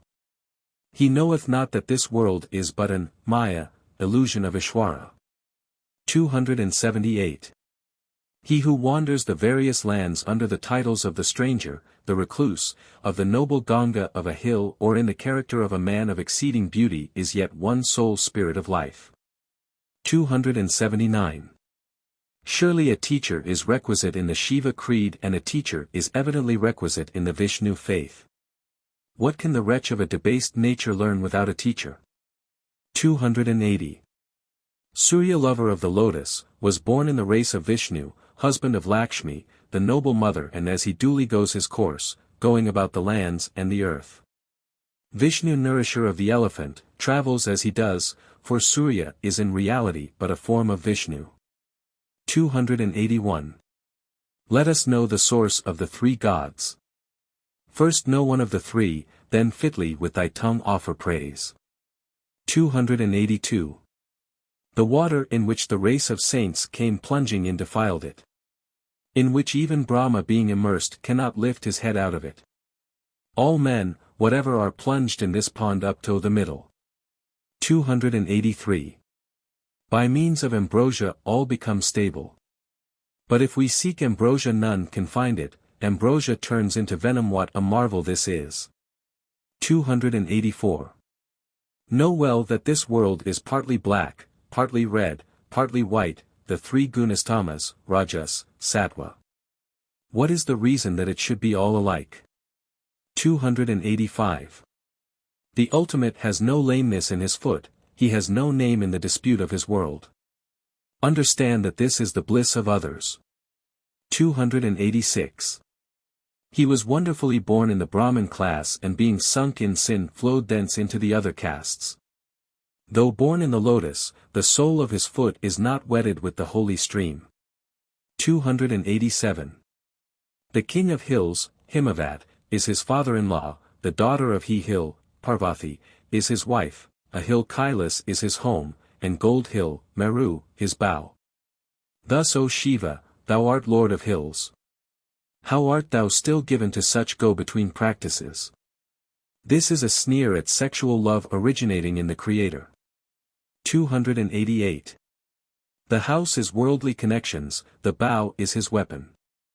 The five-lettered God is mother of redemption, but all uniting with woman is but a lie. 289. If you twitch off a head of Brahma, they call it murdering Brahma. Brahma is a Vizya, a man of the third class. Is he a Brahmin? If Brahma had even died, would Shiva become a Brahmin slayer? This is an allusion to the base of the lingam representing Brahma. 290. Shiva assumed the shape of the Sharaba and slew Narasimha, which, masculine, Yeti, God is greater than Shiva. Where is there one more worthy to be looked to? 291. Seeing that Vishnu abhorred not himself to be born in 10 incarnations, to grow in them as to delight in them. If then thou do away the luster of the noble married state, shall thou hereby become one of the excellent. 292. Agajata, Paravati, causes him, Shiva, who gave her half his body, see the mythology, to be slain, i.e. her worship as Shakti, supersedes his. If he cannot revenge this cruel, is he man and not a woman? 293. The Veda is on every subject, words of the Choltri. The signification of the Veda is a refuge, a branch of hold. Its rules are worthy to be known. Proclaim it consolingly in the world that the sound produced by closing the ears is subject to the state of meditation. 294. He who has seen the similarity of every generation and by wisdom knows the nature of the bathing, eating and lying in each, that man who thus knows how to walk is the grihasta, i.e., a perfectly virtuous man of the world. 295. If defilement attaches to food, it attaches also to the soul that thereby subsists. Food that is digested within us, let our soul, this is defilement. Food is the purification of the soul and the soul the purifier of the food. Thus united as the earth and sky are. 296. Daily does defilement flow down through the 9 orifices, if this defilement of humanity be done away, man dies, foulness that never dies is produced in the loins. 297. Heedless of foulness and impurity, they eat 3 times a day, and worship him who sports within the soul, Brahma. He who thus attains the future life is the complete yogi. 298. That pious man who delights in bestowing house, garden, and field on Bramins, long shall he rule the earth, and be filled with enjoyments. 299. The property given by a Brahmin to a Brahmin, though it be highly fruitful, yet cannot be enjoyed by a lord of earth, Brahmin. He must quit it. 300 to 399. 300. As for the gifts of land bestowed on Brahmins, you may mention your having bestowed it. But if you tell others of your having made a Brahmin any other gift, you shall lose the whole merit thereof. 301. It is lawful to tell all men in the court that you have made a gift of land. But of any other gifts of your hand, you are never to tell others that you have given it. 302. Ignorant of the glory of the Great Being, all their external observances are like to a lion attempting to live on grass. 303. The fruit of your acts in a former birth, though thou say I do not choose it, it will not depart nor it will come for your saying, I wish for it, then resignation in the heart is best of all. 304. Having burnt up Cupid with the flame of his eye, he united himself in lust to Gauri, Parvati. If thou look upon the might of this Shiva even for a moment, thy sins shall pass away. 305. A woman dwells on the head of Shiva, and ever does a woman dwell in the mouth of Brahma. The splendor of felicity does a woman dwell in thine noble breast of Vishnu. Thou alone, Vema, is able to put away women powerful as they be. 306. Our bodies are born unconsciously. Do not we bear them about, sunk in foulness? If we obtained an intellectual body, how should we be continually reproduced in the world, O Vema? 307. Possess not thyself of wives nor sons. He that allows himself to suffer distress for these is a mad man, like him who lifts a stone from the earth and places it on his head. 308. Through a sin committed ignorantly in a former birth, we are immersed in impurity and burdened with the body. But if thou be one of understanding, how should thou be reproduced in the world? Thou shalt become immortal. 309. Sons are the barred doors of our earthly prison. Wealth and kin are the encircling wall, and fools are the prisoners. 310. Unable to swim the stream of abstinence that lies across their path, the 3 gods are subdued with the hook, rope, in their noses by the bonds of marriage. Is not it then a joke for a man to say he will swim it? 311. If a creature kill a creature and give it to a creature, thus devoured, shall beatitude be attained by the slayers of animals? 312. Did not Rama cast the fire dart, and dry up the sea, pass over, and return and stand still? Then did he not bring trees and hills and with them build the bridge? 313. Whatever thou may, thy life is not in thy possessions. Though thou possess nothing, thou possessest life. The destiny written by Brahma in thy forehead is vile as the writing of a slut. 314. By not bestowing food on one who begged it of him in the former birth, he becomes necessitous in the iron age. His being now born wealthy is a testimony to the beneficent man. 315. The acts of the deeply deceitful man who plunders the bhuttas, adulators, poets, and others and feigns innocence shall very suddenly become the rugs that fall to a dog's portion. 316. A daring thief will plunder the property of poets and the fat of his sinews grows stout and strong, like a daring dog he roams to bite. 317. If thou fail to destroy the sins, pains, that were committed in the former birth, how should they depart? Thy mind, buddhi, and thy acts being combined and untwined, what can such men say to this? They must endure the fruits of their sins. 318. Be he a great sinner or a Brahmin slayer or merciless or base, when he dies if he stay all his desires and meditate on Shiva, he shall become mukt, happy. 319. Why shouldst thou muse on thy acts done in a former birth? They have become the life of thy present existence. If thou consider the acts, thy present life shall take effect hereafter. What understanding is that which cannot know this? 320. Urine turns into excellence. Birth is sure by its means. Being born it turns to gold and a man of excellence. All those unchangeable souls that believe in thee, thou shalt make acceptable as the blessed above, O Vemana. 321. The woman that cannot give meat or drink is deceitful. If then in a succeeding birth, if she wish for food shall she gain it? This is like longing for a vest.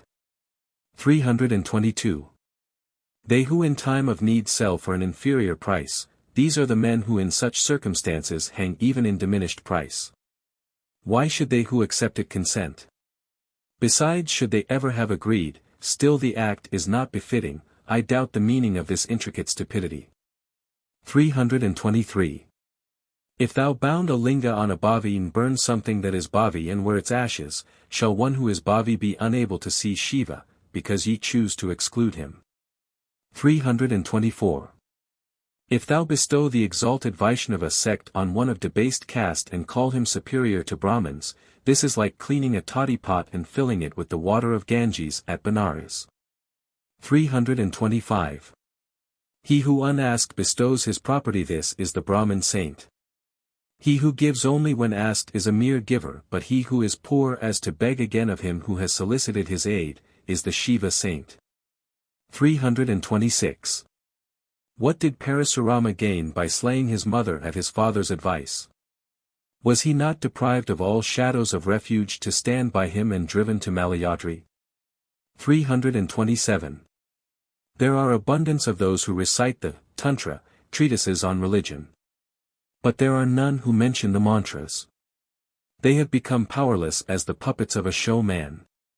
328. Are not all those who revile Shiva ashamed when they view the form Dakshu, the ram-faced, and after seeing the precious dignity of adultery who would commit adultery? 329. What is the cause that being born in water and grown in water? He puts water away from him and uniting himself with women, he relies on this fleeting body. 330. The accomplished maid drinks palm wine and water, and among the great she looses her petticoat and dances. When she has done her work, she puts on her rags again. 331. He that eats dogs, quells his passions, is the Linga, Janga teacher. He that eats hog, quells his bodily lusts, is the Parama yogi. He that eats the elephant, how wise must he be? 332. On the 4th day of the moon's decrease, a girl brought forth. On the 5th day she dressed herself, and seeing her vest as a screen she gave the breast to net babe, a mystic riddle not worth explaining. 333. In an alligator's eye an old woman brought forth, the chiefs of beings have not put away her uncleanness, if those beings come how shalt they put it away? 334. In a girl's hand is a bunch of desirable flowers. In that bunch 4 spouts, distillations, consider in them the soul resides. 335. At high noon, Madras, by the heat of the full moon, Jayatis, the large bee, wisdom, rapidly fans the breeze, grow. By full faith the soul enters into thee. 336. He that knows his mother knows the deity. He that knows the earth knows heaven. He that knows heaven and earth vows himself. 337. There was a pleasing girl on a loft, story. The girl speaking I conceived an intention. In that intention consider thou shalt see beatitude. 338. A tree grew on a bird. In that tree were 13 seeds. Listen, there is a tree in those seeds. 339. With a gurgling sound he swallowed down a woman. When he swallowed her the woman stared. He swallowed her down body and all. Woman is delusion. 340. A woman adorned with, wearing, beauty. To wear them, plucks, roots, them out of the box, when she tries to do so, a chief widow arrested her. 341. The jewel of woman went to buy oil, bought and brought home the cut oil. Can oil ever be cut? Worthless. 342. First there were 3 branches born in a tree. Spouts, boughs and leaves were therein produced. The flower, the bud, foot spout, and the full fruit fill the world. 343. With the widowed widow Maya they plunge and emerge in worldly pursuits. But when that affection has ceased, when her protection ceases those desires themselves exist not. 344. Born from thy mother, sucking thy mother's breast and playing roguish pranks with thy mother, what shall I say of the reality, Tatwa, of the mother being in another transmigration the wife? 345. If a masker openly and causelessly throw the 101st tribe into a well, shall he being a mere tawdry pilferer attain a future life? 346. He who can turn fire into water and water into fire, who converts fire into wind, and if he himself be fire, he is the jewel of yogis, i.e., if by mortification he can purify himself from the impurer elements. 347. Its feet are 10 and 3 tails, 1 head, thus it openly appears roaming the noble earth ill at ease. He who can clearly understand this is Ishwara, a mystic riddle, quite worthless. 348. He lives well known to the people, but is not a king. He has a crown on him, but he is not Brahma. He knows and speaks of what is fit, yet is no yogi. Know who this is, pure fooling of Parabrahma. 349. It produces young ones in the earth and writes their characters on them, and suffer beheading. He is the chief of the gods. He is lord of men. Shiva in his character of creator, fate and destroyer. 350. In a flourishing tree, a fruit was produced with 3 eyes, but is not Shiva. It has a skin on it but is no yogi. It has sweet juice. Mystic fooling of a coconut. 351. It dwells in light and shuts its eyes while it lays egg with delight. Surely the cuckoo practices penance on the bough. 352. Husband and son both, join, delight to touch and seize the wife's breasts. Such is nature in the world. If the son touched it, milk springs forth.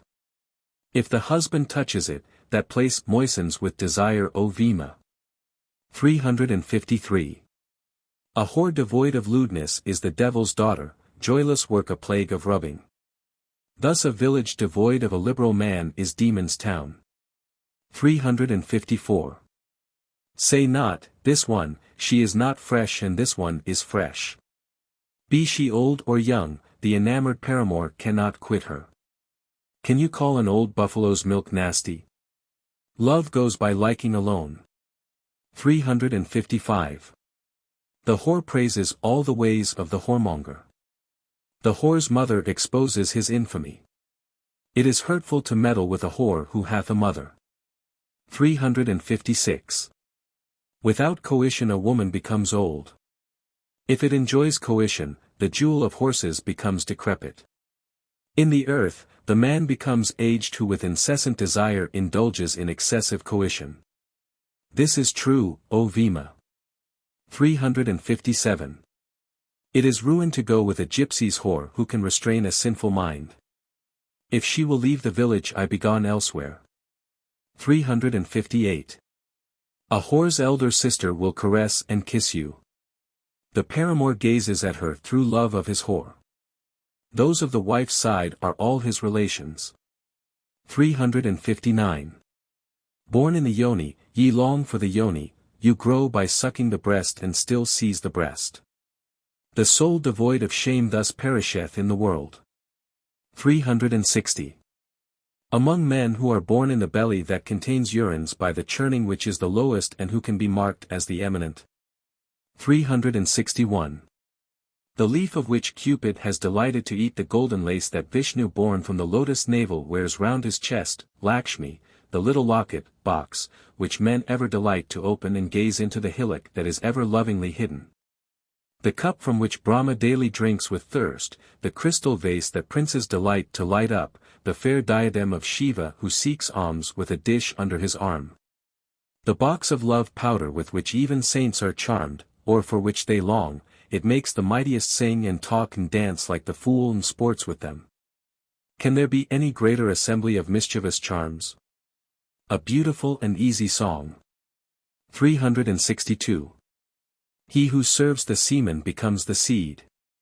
He who serveth the holy streams becometh a god. He serves the excellent shall forever be the deity. This alludes to Shakti-M. 363. Born by copulation and growing up thereby, he lives in coition, lit. Becomes it. If thou canst lay aside the practice of this thou shalt attain the pair, Shiva and Shakti. 364. He is prisoned in the womb, then gains birth and is wearied through the fluctuations of loss and increase through the craft of delusion. How can he know either his origin or end? 365. When the day when her breast begin to bud she traps, illegible JBH, with love. When they become hubbies she causes desire when her breasts dangle, spirits would not covet her. 366. When breasts are budding she is worth 3 millions, when her breasts are swelled, 1 million. When her breasts are flabby, she is not worth a farthing. 367. Woman is the mortar in which men pound to wear it out. But they weary themselves and begin to fall over her thighs throughout the world. 368. Him who loses his langoti, they deride as a monkey, drew him mad and hoot him off. Yet will not you loose your langoti in the very presence of your wife? 369. From the juice of food, the juice of the generative drop is produced. From the juice of the generation, seed is formed. To discriminate between the juice and the seed is essential. 370. The forehead dot of him whose fate is there written, is but small.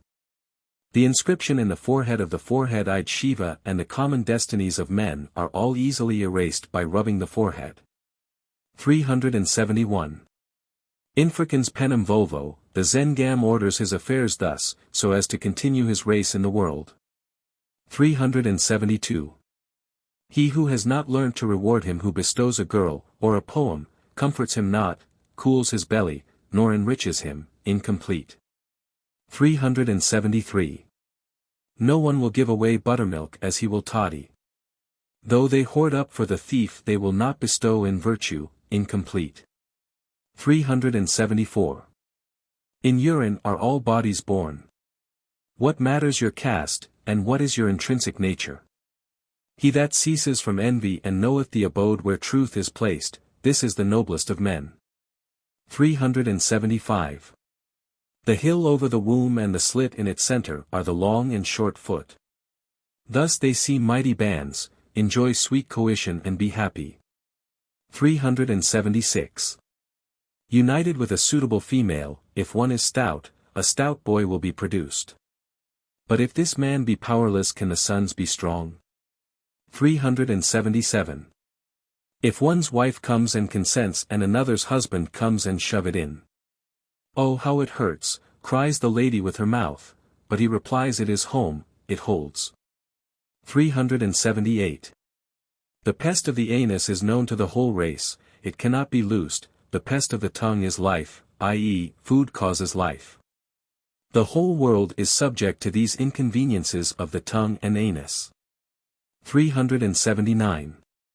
When we behold the body of a woman we are agitated, but cannot perceive the nastiness in her belly. To what end is this body that lives in defilement? 380. Your wife was born from the urine of her mother and father, and the son is produced from the urine of the wife and husband, and yet what delight, upon with, they feel in this urine life. 381. The smell of lust in a woman's body causes an emetic, let us not enter that leaky hovel. Surely there is little pleasure in joining thyself with thy wife. 382. Look on woman, when the period of life arrives she is menstruous. From time to time the menses regularly occur.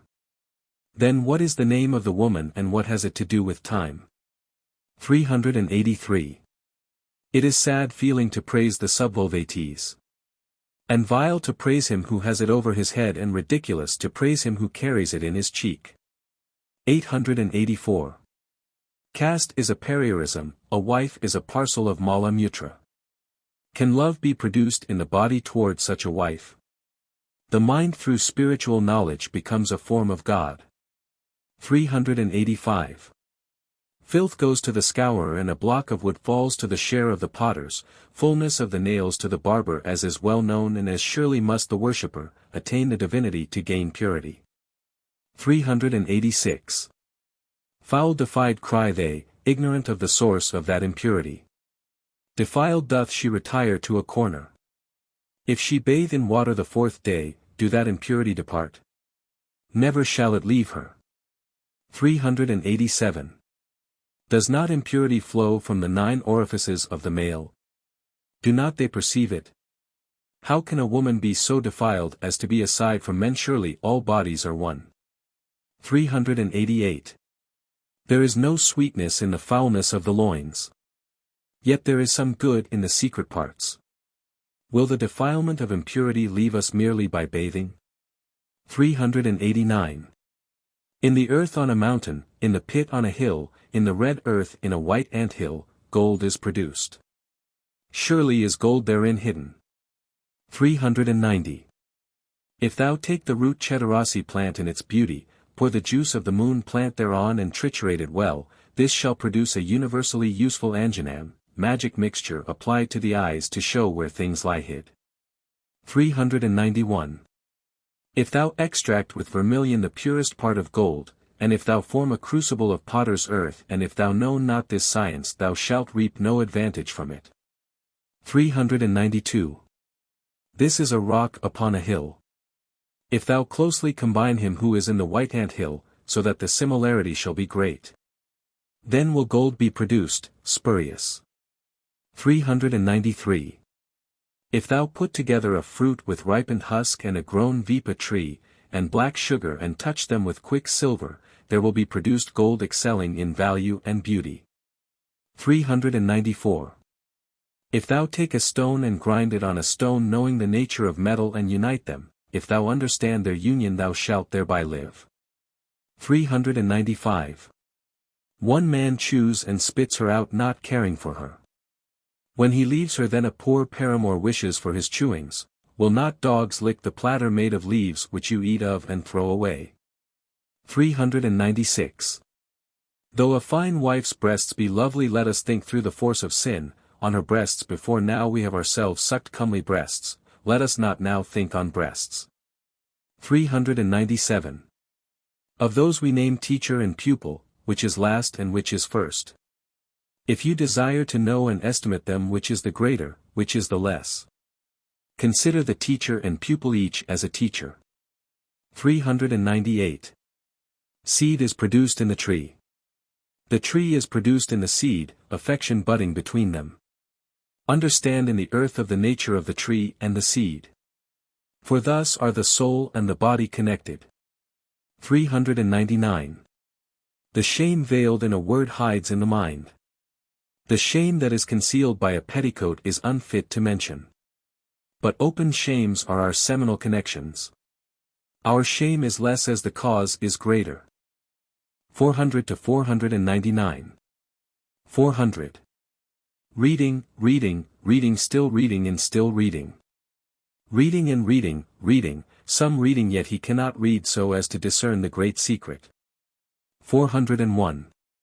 Who are those we everywhere term wife and husband? If thou will, take the trouble to, carefully view them, the truth is evident, but no one can see the joints of puppets, lit. Skin images. 402.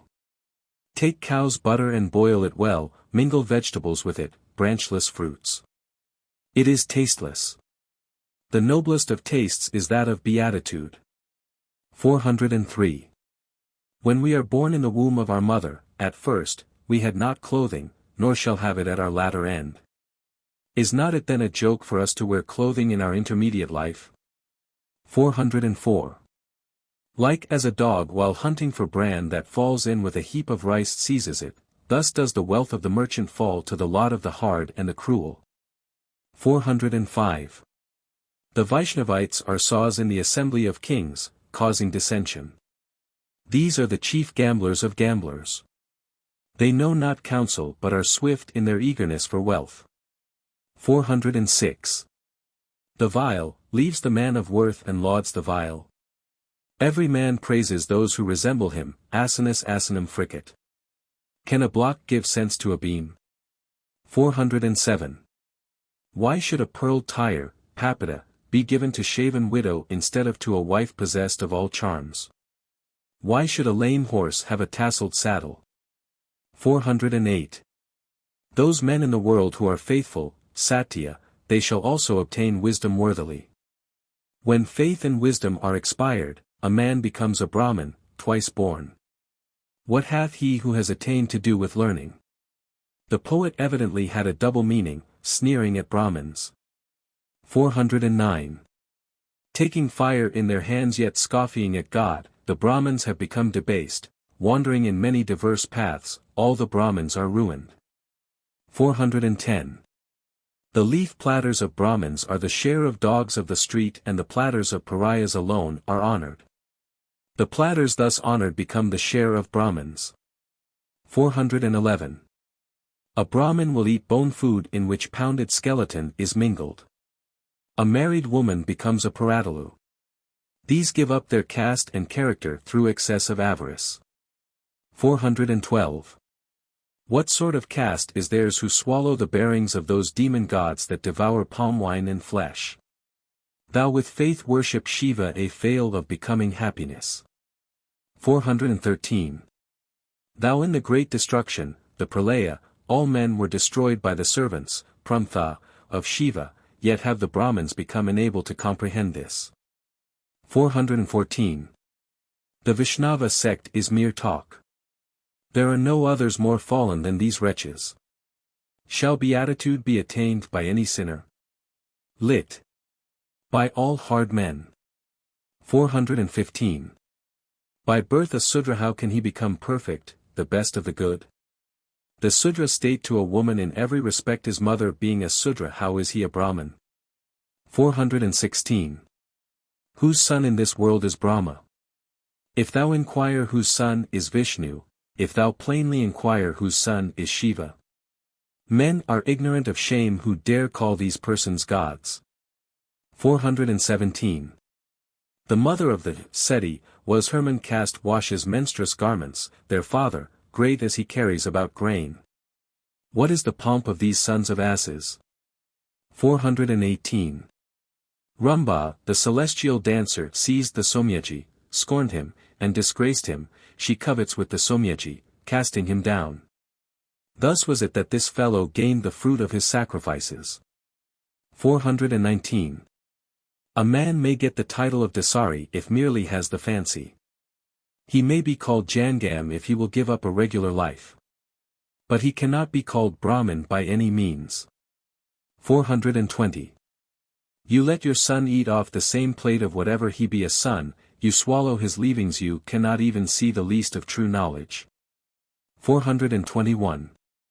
The comates fall down at the gate of him that gives interest, he suffers the pains of hell. They will give you a penny or a farthing but nothing respectable. 422.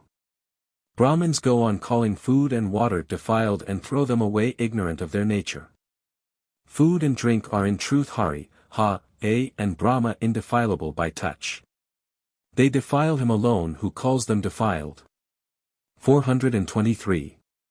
First by plunging in water Brahman loses sight, by roaming he gains nothing but giddiness, by howling out the Vedas he turns into a dog. 424. If we take no food, the fire within the belly feeds on its own impurity. Then how shall he become pure who fasts and thus devours foulness? 425. One may wear a langoti, and wish to have himself a mini but cannot cease from the cupidity of his heart, the semblance indeed is one way and the heart otherwise. 426. He who seeing men dying and who knoweth the divine nature as removed equally from the death and birth, who thinketh deeply in his mind and gazette in abstraction he shall attain beatitude. 427. Like when a frog when beholdeth a snake that snake swalloweth the frog with great eagerness. Thus is the soul absorbed in worldly pursuits who can extricate the frog? Vemana knoweth how to free it. Art thou involved in worldly pursuits? This book shall release thee. 428. The verses of Vemana well considered admit of 1,000 interpretations. If thou think on these, this shall produce refined wisdom in thee. 429. Let us look upon the fair assemblage of 84 locks of animals as clearly the sons of Brahma. If thou attain wisdom thou hast the divinity. 430. The offspring of a multitude of all things and of all bodies and the 5 elements are born in this world. Those who fill their bellies with these cannot discern truth. 431. There being 5 joints, i.e., shoulders, thighs and neck, this car of the body goes about the world. If one joint be loosed that splendid car is ruined. 432. Quit the 2 weaknesses hunger and thirst, the 2 of age and death, the 2 of pain and love, the 2 of pleasure and grief and the 2 of wisdom and ignorance. There is but one deity, in account, placed above the 2 mansions of the breast and forehead. Thus shall the gifted sage be happy gazing into his earthen vessel. The signification of such riddles depends pp the fancy of the interpreter. 433. He that knoweth the sunrising and knows the course of the sun and who knows the sunset in its beauty, he that thus knows the sun, he is a part of the divinity. 434. As long as the body lasts we must alternately sink and rise in contemplation regarding the Shakti or creative power. When her protection leaves us we begin to wish for it not before. 435. Casting out from the ship the 7 datas, 5 pranas, 6 passions, 5 Buddhas and 3 gunas, and 1 delusion, the king mounts the vessel and goes about. This is Tattva. 436. Fairly establishing the house built on 1 pillar with its 6 stores, how shall one make himself lord of that mansion? 437. To be united with 6 passions, grief at the last, to be united with the 7 becometh a cause of weeping. To slay in unison of these, for these to perish, is wisdom. 438. Relinquish the 3 affections, confuse the 3, sink the 3 qualities, gunas, the 3 gods and the 3 sharirams. The combination of the 3 and 3 form beatitude. 439. Believing the external world to be the divinity they scrutinize it. How should the external world, ed quod externum est, of itself become divinity? Felicity exists in scrutinizing that firmament within us that is the divinity. 440. Surely those are mad who, while there is one chief quality, sattvika, in the 3, rajasa, tamasa and sattvika, leave it, unite the three, place them in their heart and unable to discern it are plunged in worldly pursuits. 441. Between the Ganga and the Yamuna, i.e., the two nostrils, there is a maid, spine, like a golden image, if thou unite thyself to her in love, i.e., meditation, without fail hereby shalt thou attain beatitude. 442. Few millions of goats died. Only did one monkey mount on a leaf when 10 millions of those monkeys died. A fox cried ko this riddle signifies. Aya. A goat. Aya likewise means Brahma. Hari. A monkey. Hari also means Vishnu. Shiva. A fox. Shiva is Shiva who ultimately survives triumph. 443. The tree of the backbone is fixed on the fruit of its lower extremity and the wires of nerves are fixed. The fingers on those wires perform the Tripura Tandava, dance of Shiva in Tripura. 444. A cock touching sky and earth having horns protrude their point splendor without a lamp shall shine. 445. At first it is a tree, at last it is not a bird, it has no mouth, but 6 fruits. It is not even one life and slays living creatures. 446.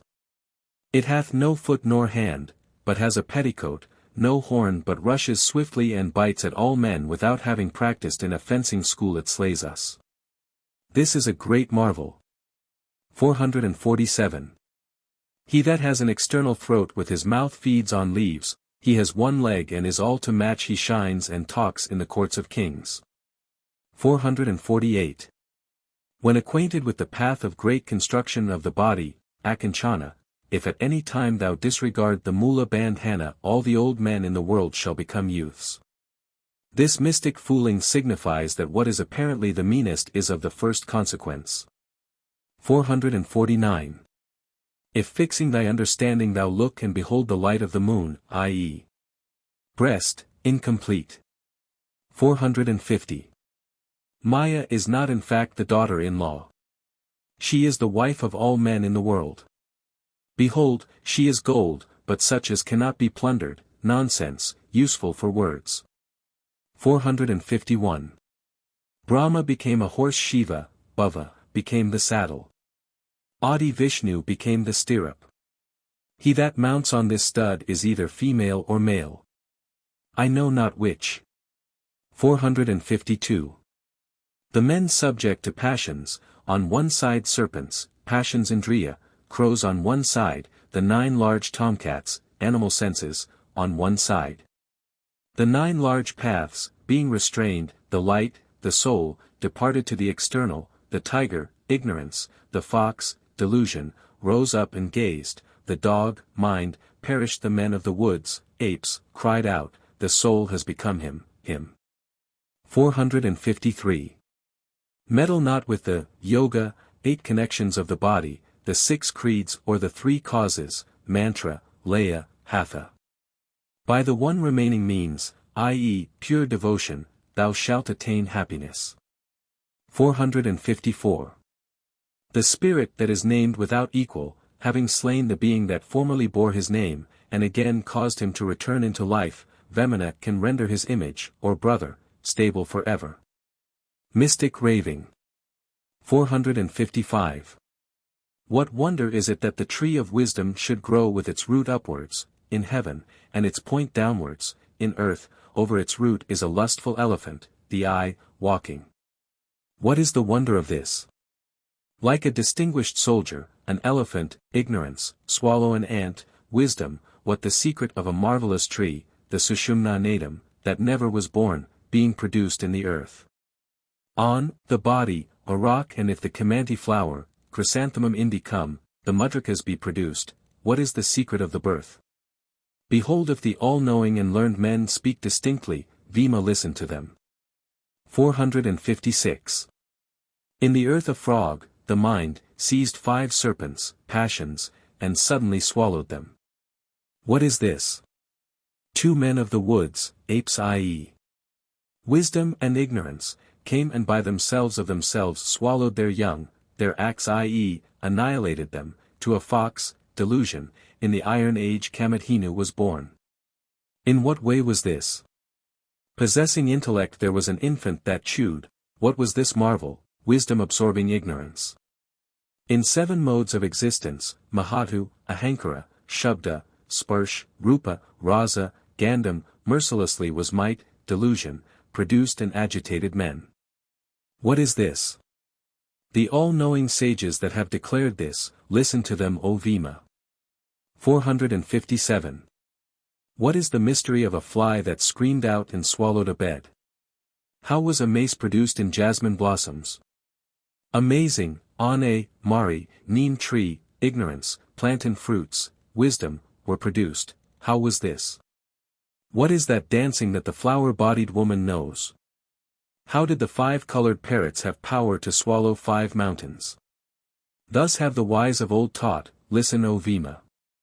458. He who comprehends the preceding 3 verses and can explain them truly he shall see Shiva. What is there unknown to thee?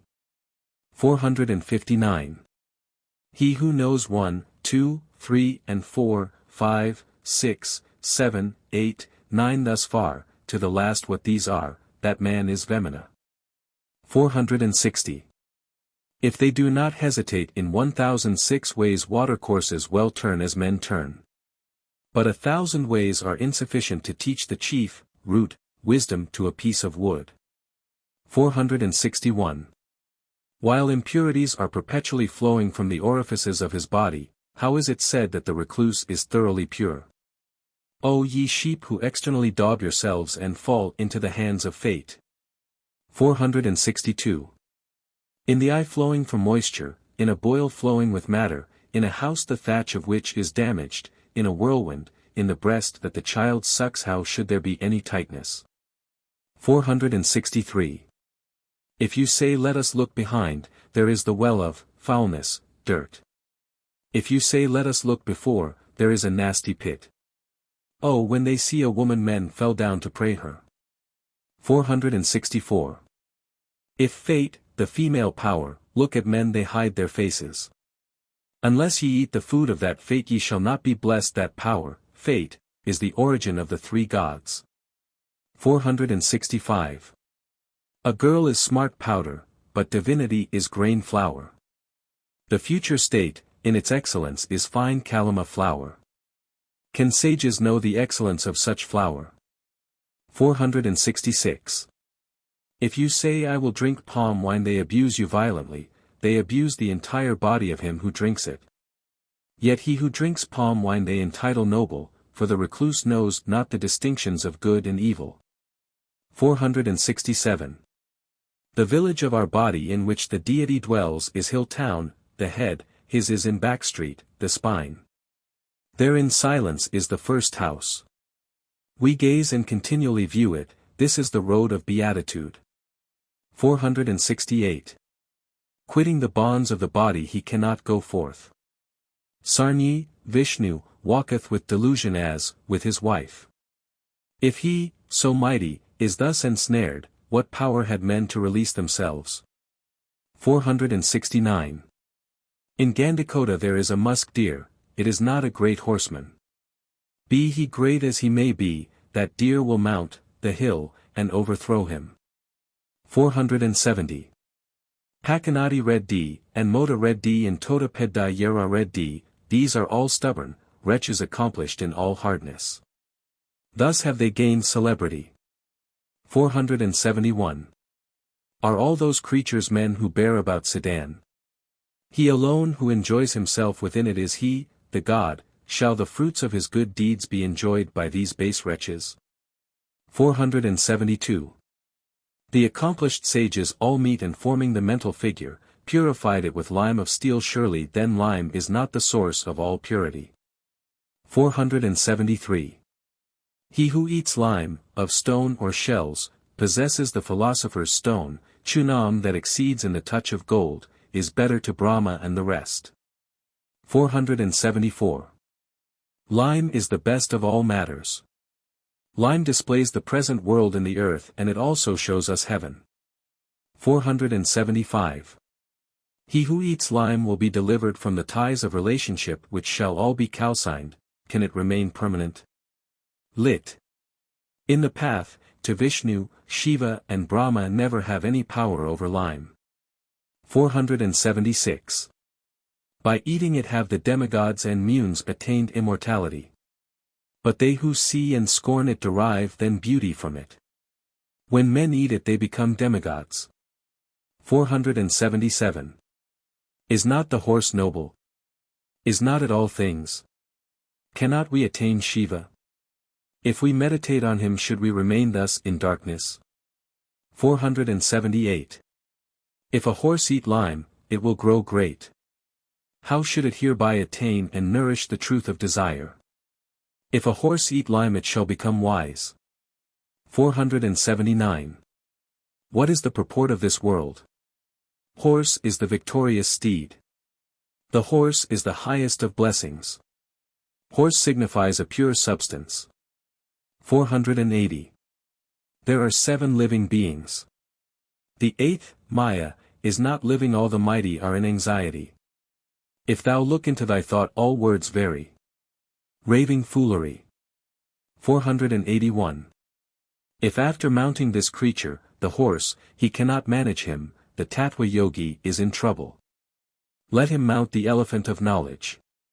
482. He who closely views the firmament being as a globe and duly observes the moon above it, he who views this well shall find it is for his good. 483. He who builds a house on the open plain, Bayalu, and void of discernment wanders confused, is a wretch given up to his lusts. He who knows the Bayalu, open heaven is himself the divinity. 484. Maya, the wife laughing, the husband is weeping, the soul, the wife delights in adultery. That adultery pervades all nature. 485. A wife, Maya, who hath no figure loves her husband, a man void of vanity is a stabbing hero, a man who is diseased becomes a soldier of God. 486. Whatever difficulties a man meets with in this world, it is not a place that can be instrumented to the attainment of the next world. Then they are not worthy however closely you view them. 487. How many are they that live on earth, in heaven, and between them has any one the power to count them? Those who live are indeed those who die. 488. Though he can teach others and know for himself the instability of the body and the fleeting nature of wealth, he cannot yet attach himself to an adequate, illustrious, devotee and attain real perfection. 489. The sins that a wife commits, do without fail fall on the husband. Of the good the husband does, half comes to the wife. Why is that we are not told that the sins of the husband also visit the wife? 490. Whether misers or givers there is not one in this world, who asks not of his friends, he that gives not to others, consider him as the chief of misers. 491. However many famines and sudden deaths, and terribly severe diseases occur, if long life be abundantly possessed by the tribes of creatures, why should they so perpetually sorrow and why at every word should they? Being fools say I have nothing. Behold, the merciful chief spirit is alone our refuge. 492. A house full of holes and a worthless wife are alike. Like to a worthless wife is an idiot son, like an idiot son is a jeerer. 493. If God be ours, if the deity has been attained by us, even the destruction we shall rejoice in glorious majesty, he that knows not God shall remain a captive. 494. In vessel of water the sky is visible, but in the absence of water how can the firmament appear therein? Regularly, or daily, comprehend thou the splendor of God in the vessel of the meditating intellect. 495. He who makes his body to be as a mill, and his senses as the oxen, likewise converteth his acts into the oil seed. He through understanding shall like an oilman with his soul his intellect shall as fine oil be freed from carnal impurities. 496. They who go on pilgrimages to sacred places travel league after league merely through forests, villages, lakes and rivers.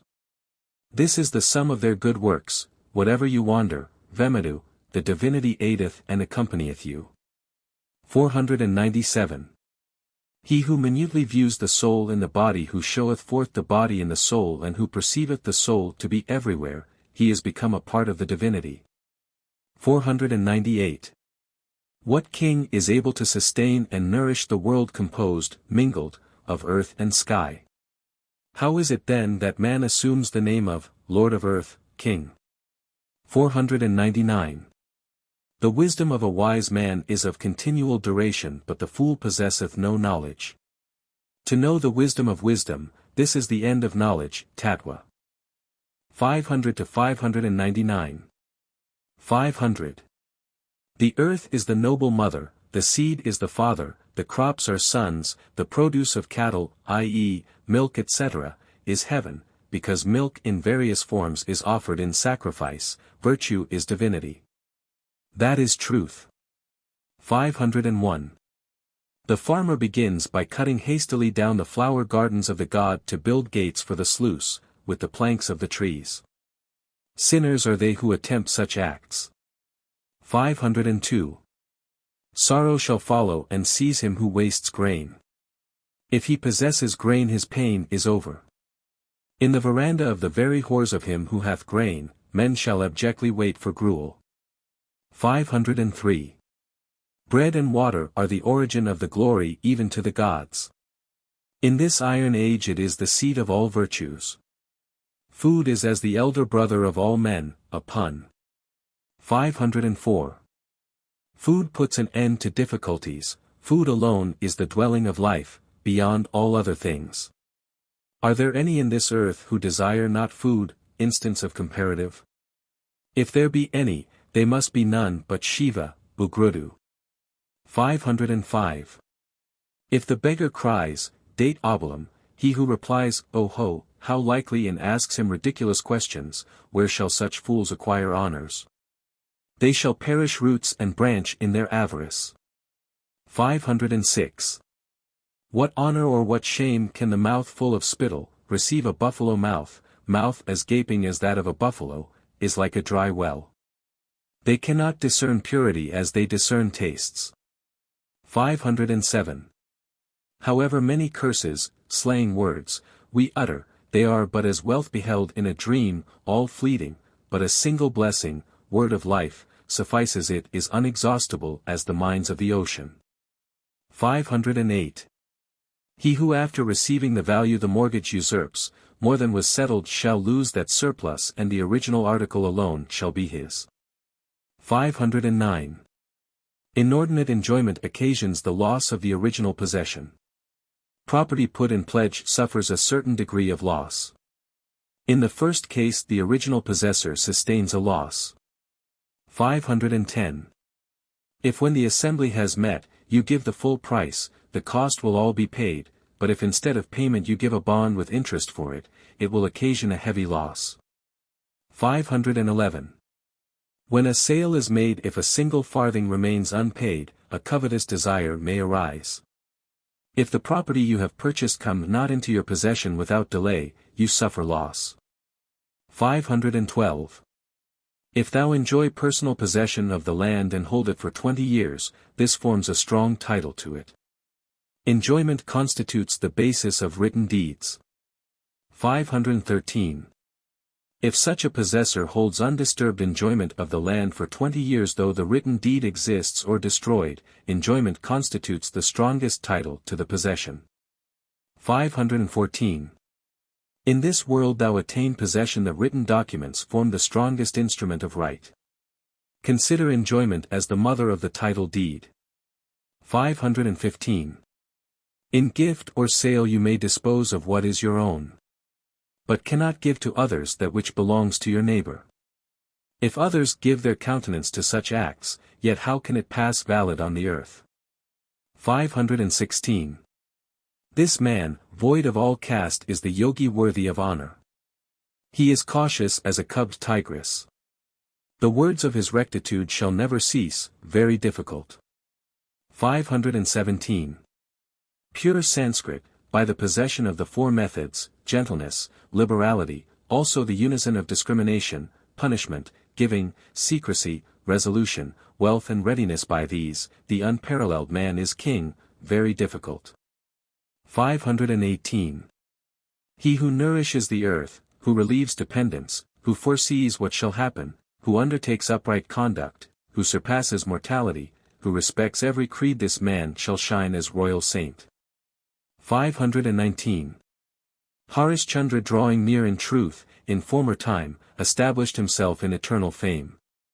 Truth is the chief grace of kings. 520. The class of half-castes are seceders from the family ordinances, a wicked tribe, full of robbery and adultery. What more need we say of these cruel wretches that are heedless of right and wrong? 521. They mention not their own conduct but say Dharmudu, Yama, is vainly given to anger. They listen not to a word in due season. But talk and chatter, ultimately they shall fall into his burnings. 522. When a cataract, pora, covers his eyes, a man unable to see, tosses about, pora, begging that the cataract might be removed. But surely this is the unalterable punishment of his frauds in a former birth. 523. All men have one excellent dwelling. Beholding this house, the heart is afraid when it is in dread, it forgets the body, swoons when the body swoons. Then are we resolved into the Great Spirit. 524. I will fitly teach all that dwell in the earth, that they may know the city, i.e., body, that beholds God is but one. Let not thy mind be corrupt, and in it shalt thou gloriously behold him. 525. With this vile mouth defiled with spittle let us not read the Shastras or Veda. Consider, are they not thereby defiled? 526. The name teacher is very mighty. Is not the most chief place attained through the teacher? Teacher signifies light. To such a teacher let us remain attached. 527. Will not the word, I, equally suit thee? Surely if you lay aside of the fashion of saying thou and I, then shall he thou and thou I. 528. Let those who restrain all their thoughts and attach themselves to the deity, become even while householders, recluses and gain heaven. But if like the Budama fruit they please all men, how shall they be blessed? 529. Him that truly know that God that dwells in the heart shall they call yogi, if thou know thyself thou art thyself the deity. 530. Water sinks into the earth. A sprout turns into earth, observe phrase, the plant is both husband and son to the earth. This has occurred elsewhere. The earth is mother and wife of all men. 531. If thou give food to one who has failed, lost his opportunity, having failed, or lost luck, he will be ruined even by that food. When fortune is gone, food itself is death.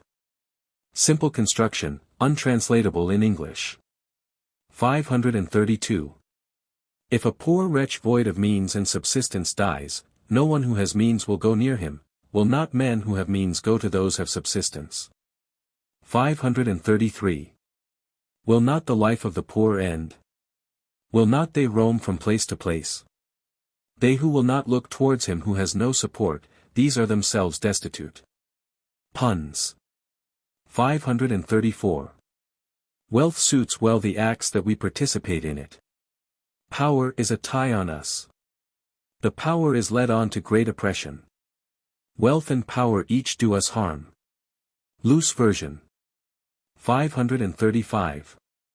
Shall those who while they have wealth labor and toil and in the feast days, on happy days, bestow on others what they ask, shall these be called hard men? 536. Those who are not able to know the everlasting, and who are ignorant of wisdom who know not the truth, murderers, have no fate, course, but this, in the fire of hell and in paining hunger shall they. 537. Those ignorant souls that know not that this can be done, avuta, and this not, kami, ignorant of the truth, daily through impurity produce offspring, unable to know the spirit they continue to die and born anew in this world. 538. Bodies are transient, virtue is eternal, all the virtue we perform is alone the thing that cannot be ruined. These brutes of men though they see and hear cannot understand. 539. A village void of farmers is a sorrow to the kernam. The hatred of the kernam is a grief to the farmer. The farmer and the kernam are to each other like the buckets, pots, on a yoke. 540. If on any occasion the kernam scorns the farmers, their dwelling become unstable as a paper kite. If the kernam despises the farmer, the kernam surely becomes, upakaranam, a mere appendage. 541. If the kernam conducts himself as the farmer's desire, the kernam obtains good property and power. If he despises them, evil shall not fail of reaching him, the village being deserted. 542. All the attainments, learning, of a man in poverty turn to disgrace, even to him that is of celebrity and however great.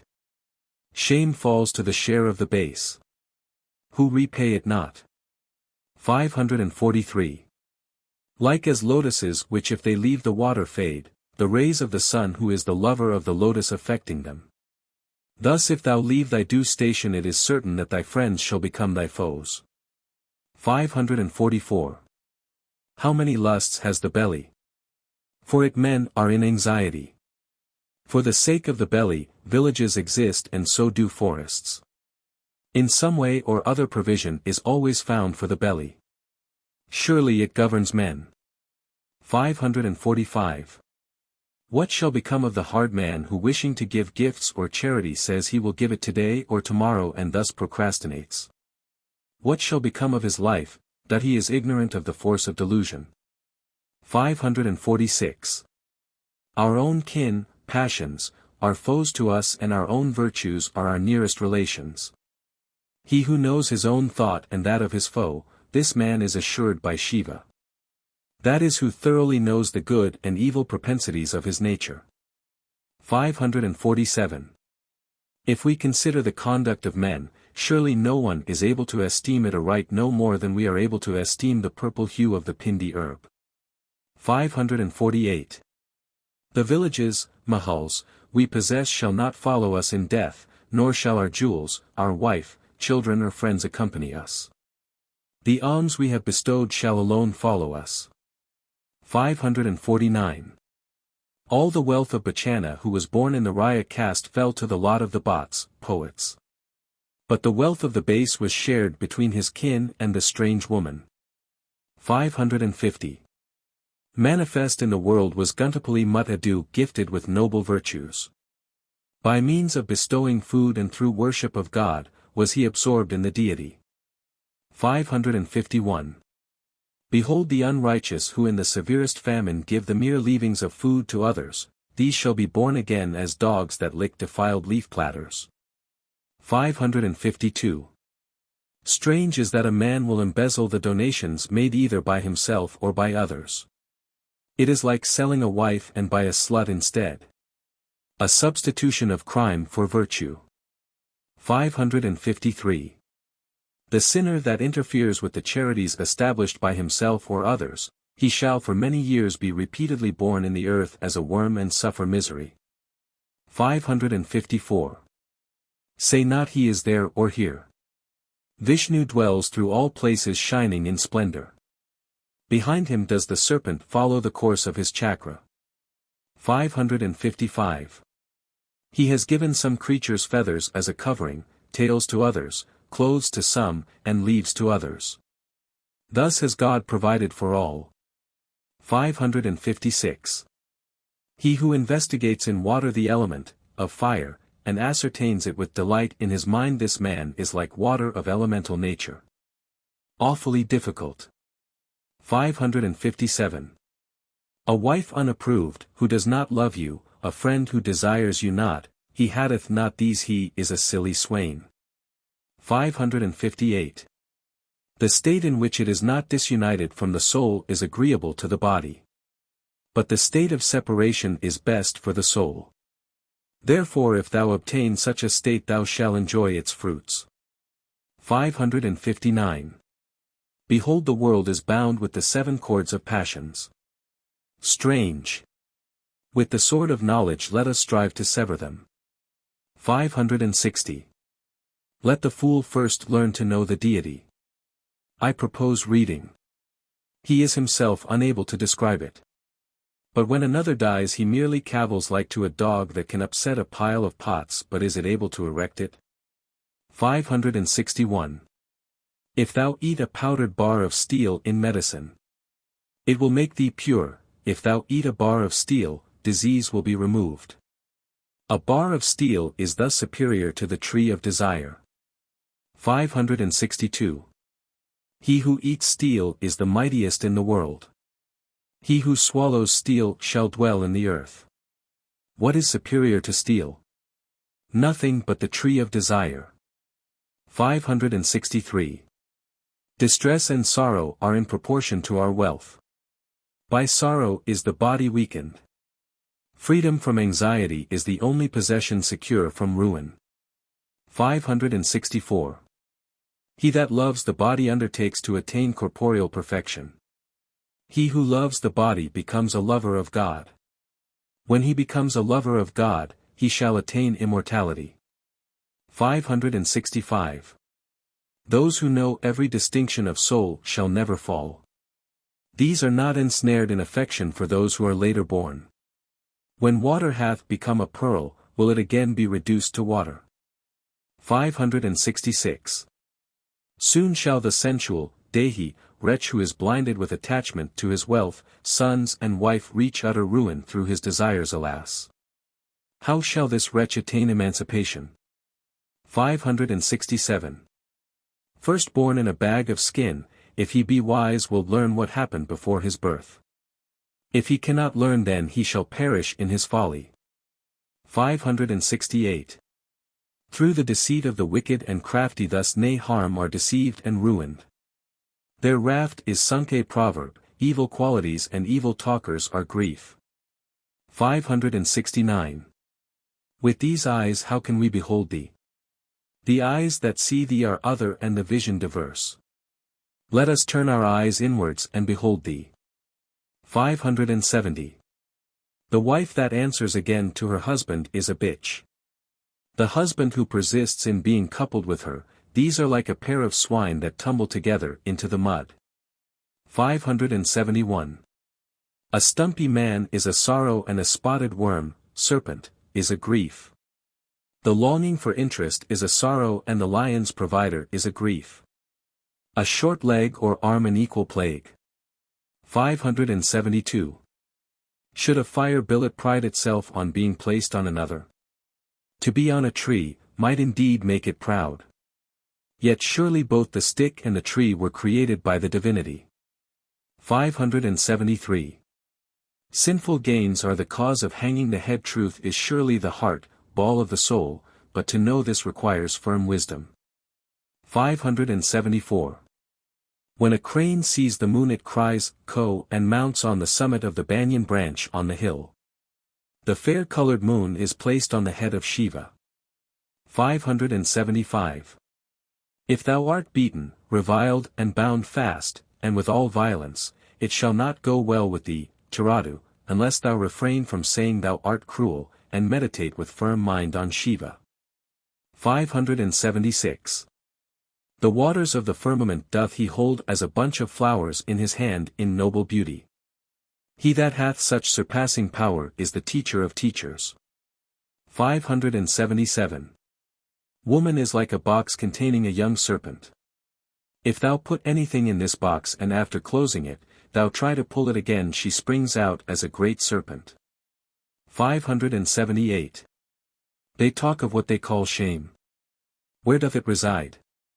They talk of hunger. Where does it lie? Where they are, I suppose. 579. When man accepts alms and when he possesses fortune, he is a fool, he suffers anxiety in his mind for the body he inhabits. 580. Happiness shall never flourish with him who gives not meal nor drink. He shall be as a widower. Besides, shall the deity dwell with him. 581. If thou fasten a stone to a gourd with a rope it will grow elegantly without a curve. But were you to fasten it to a dog's tail, would it become straight? 582. What are we to think of the slaughters of these cruel half-caste wretches, born out of the limits of the caste, who being themselves rationed slay animals without any offense and guilty and eat them? 583. If you with displeasure take a meal in the house of a person you dislike, then one thing happens or you gain your end. It is as though you got it not evidently to both parties, that food produces hatred. 584. Like water on a lotus leaf, which rolls of and leaves it dry, walked Vemana, seeking God. Oh, trust not to this illusion. To this mind, the Lord is incomprehensible. 585. O Vemana! Thy powers are not yet known even in the least. O Vemana! Let us know how great it is thy pleasure to be hereafter styled. That is, thou alone art all we have, who else is our refuge? Admirable, simple. 586. Vemana is like to a man without food, void of anger, in every place at every word i.e. moment, also in the form of verse has he spoken decidedly and so that it might be understood by all. In the earth he assumed the form of Shiva, who is there who, time after time, is equal to Vemana. 587. What does a foul feeder care for excellent food? What does this body care for the light of wisdom? Know this and hereby learn the Vedanta. 588. If, viewing the yugas of the world as we pass through our transmigrations, we be not entangled therein, but in each yuga we become penitents, suffering sorrow and distress, the brilliant glory shall dwell in our soul. 589. Hearing he heareth not, being mad seeing he seeth not, this is yogi. He receives homage from the noblest of men. 590. Look on all pleasure. Surely it is sorrow. Our sins are the parents of even our virtues. This is as though a robber should wish to be impaled. The punishment will befall him unsought. 591. If you have hold of the root of a tree, why go search all over it? If you possess the philosopher's stone, why grieve, take further trouble regarding the voices of birds that knew where it lies or regarding the caves of the hills where it is? 592. If thou think on thy wife and children with great love, if thy desires be attached to thy wealth, surely there is no salvation in the world for this man. 593. Like as a cuckoo enters the nest of a crow, like as a maggot lives sustained by a wasp, such is the ruined teacher. What sort of teacher, that knows not the truth and salvation? 594. How bright is the eye of the lover! It ever gazes on woman. Where is there anything like this? If thou look on the image in the eye, how small it is. 595. They will not give to the poor as they will to the chief in the earth. To a Brahmachari student they will not give as they do to a woman. They will not give for wise what they will for wine, lit. Toddy. 596. They are pleased when they see a village thinking it will be good residence. When they see the wilderness they are alarmed. He who looks upon forest and town as on, this is the settled and pure saint. 597. He who lauds the base, and roams and rambles in mendicity gaineth but fatigue. But be is superior who guards the brute senses, lit. Sense cattle, and shall shine both in this world and the next. 598. God causes us to possess the skill of composing verse. With apt skill and correctness, Vemana having duly performed, Sandhya, drafts, Nishtha, meditation, Homa, oblation, and offering of water, Tarpana, to the manes has had the happiness to compose it. 599. He who desires not any enjoyment, who ceases from loving and dislike, and who looks for the attainment, soon, of beatitude, this is the king of yogis.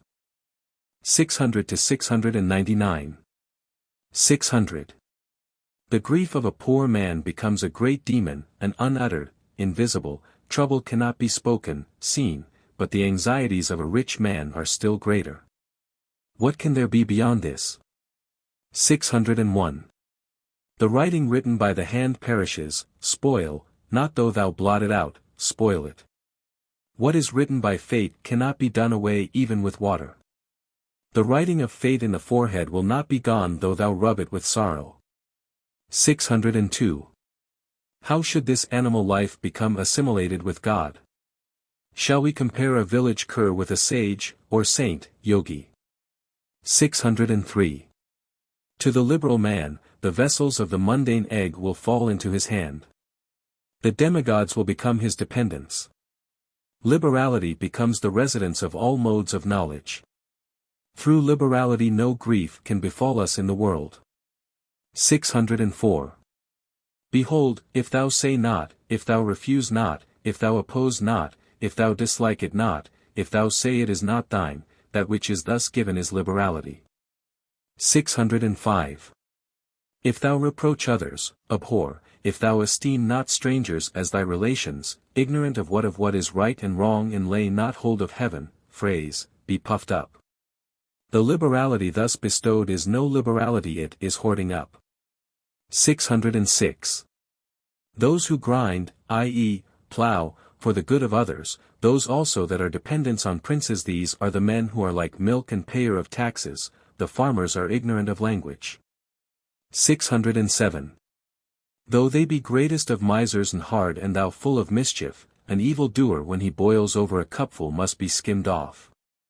But they should not be called causers of the death of others. That is, pride should be checked just enough to render it harmless. 608. A degraded caste is a caste that has set aside all distinctions, the tribe sustains all creatures. Those who are of such a caste both here and in the next world are the universal prop. The farmer tribe. 609. The endless cupidity of merchant, the fruitless showers on the rocks, the interminate search made in the sea, the insurpassable light of the moon, and to these there is no end. There is no path, to heaven, to the man of impure speech. 610. The sin committed by a people shall fall on their prince, about half of the good done by the prince shall come to the people. How then is it that the sins of the prince fall not on the people? 611. Would thou you were to look on a cow with affection like the affection with which you view a woman. The man is so much drawn by merit as by pleasure. What can we think of the conduct of a sinner? 612. All the excommunication of a Brahmin departs by the Amrita, products of the cow, Panchagavyam. The faults of a servant are removed only by punishment. The impurity, menstrual, of the Lingayath is all removed by mere smearing with ashes. 613. A dog knows its own mind, pleased with it. But a man knows not it his own wishes or nature nor can see them in this iron age. 614. The frauds, lies, of a woman are impenetrable as a wall.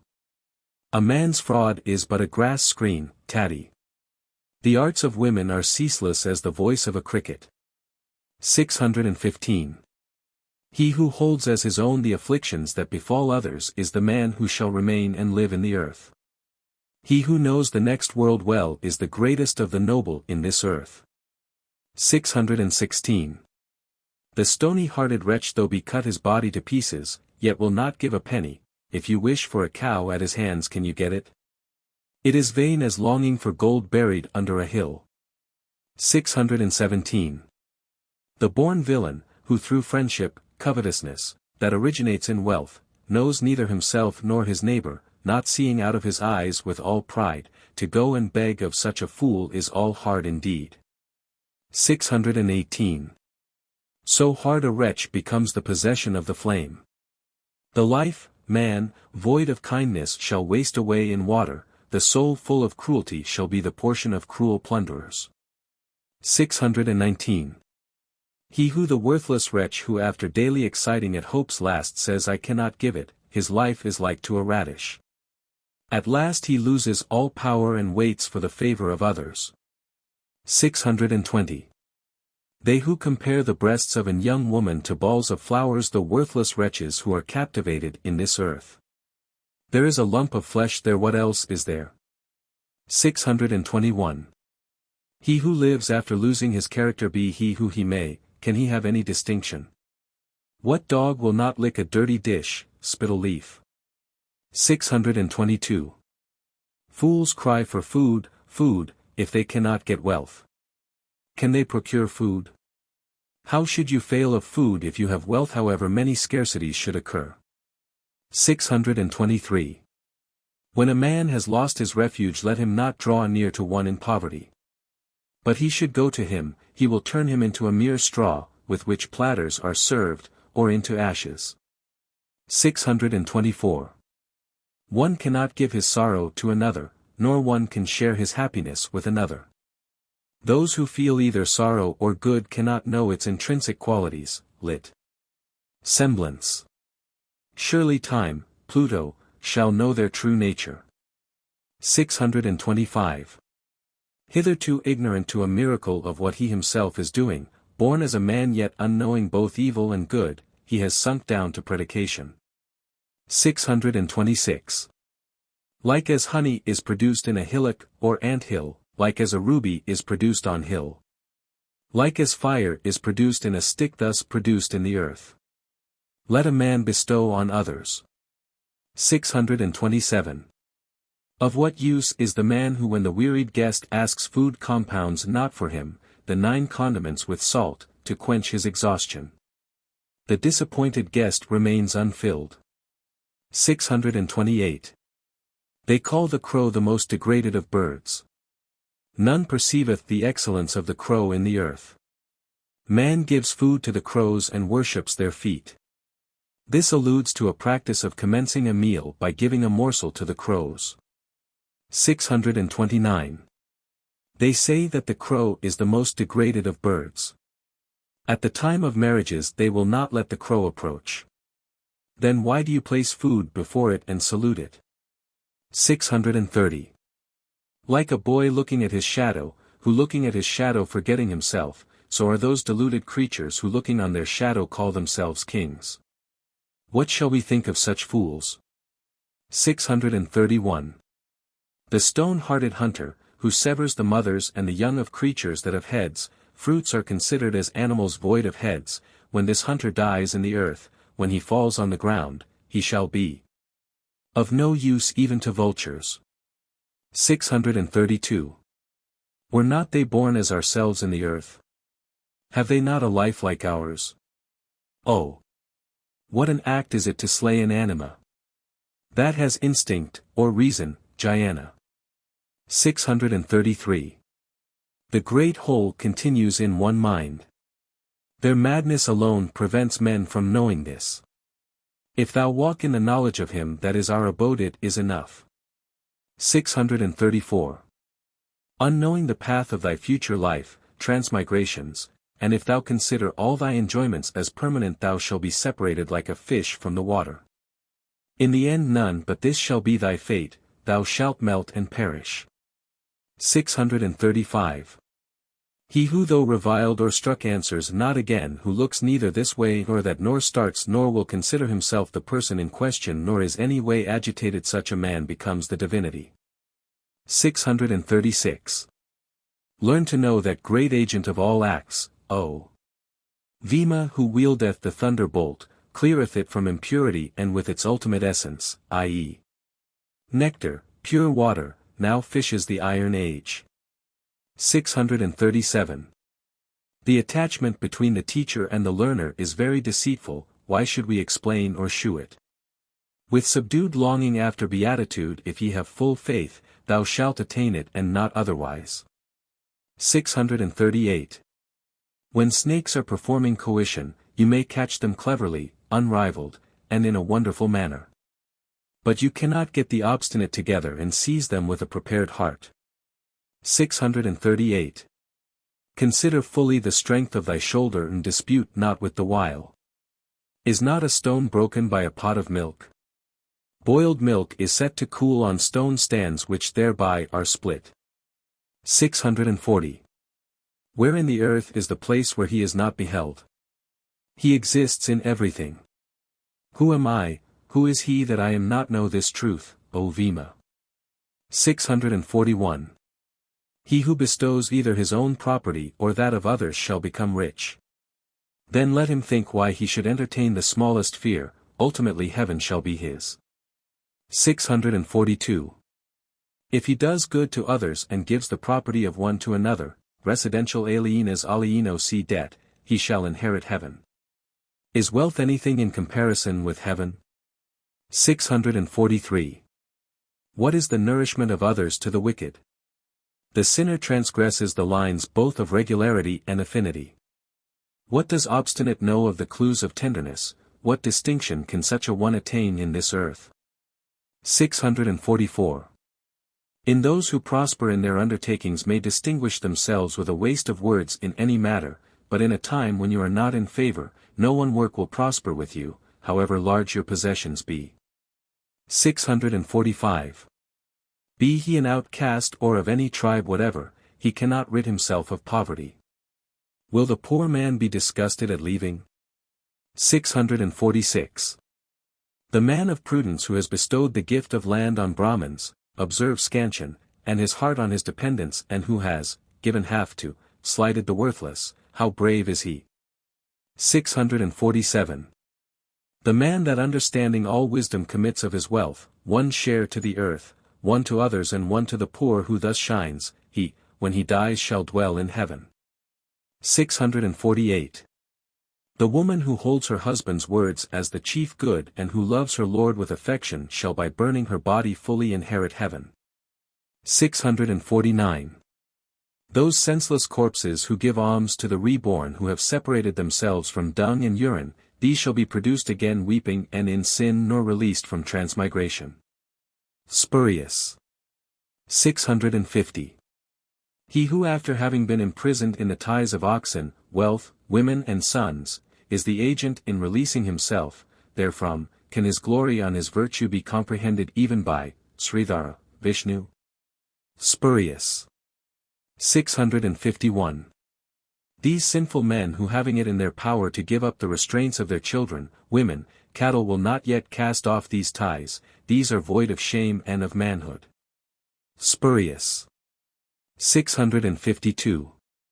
The whole race of man is in possession of 12 fruits. That is, men receive in the next birth 12% on the sums they bestow in alms. But whatever they bestow on Brahmins shall return to them with 36%. Evidently apocryphal. 653. He who when the land he had bestowed is lost, bestows other land instead on the original tenant, thus shall form a great blessing to the agent in such an act. 654. If the possessor loses his possession, this is no fault of the bestower. If the holder enjoys the gift, the giver hence derives stability. 655. He who usurps from the gods, the Brahmin, the poet or the adulator, the gift bestowed either by himself or others, and grieve them, this man shall live till he devour dung without measure. Evidently apocryphal. 656. To devour a mortgage or the fruits of such a possession is a great sin though the committer be a king. The tenant alone has the right to the usufruct, to the exclusion of the landlord. 657. He who mortgages, suffers a certain loss, he loses part of his living. The acceptor of the pledge derives satisfaction therefrom. But he is ruined if he begins to covet it. 658. They who recognize, pity not, the nature of the irrational, uneducated, animals and contrive how to take mortgages from them, these are themselves the most brutish in the earth. 659. The thing that is nourished with Vesa herb is poisoned by the Vaisanavi, which also secures the body from venom. If thou comprehend this thou shalt become him who knows the secrets of the heart. 660. Ignorant of the chief good, void of sense, he sinks in darkness. That saint who is perfect shall know all the great secret. 661.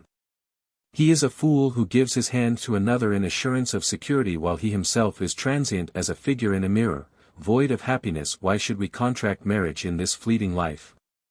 662. What wisdom can he have who knoweth not knowledge? The fool never shall know God. What is the chief God, Tattva, to know the wisdom that is within wisdom? 663.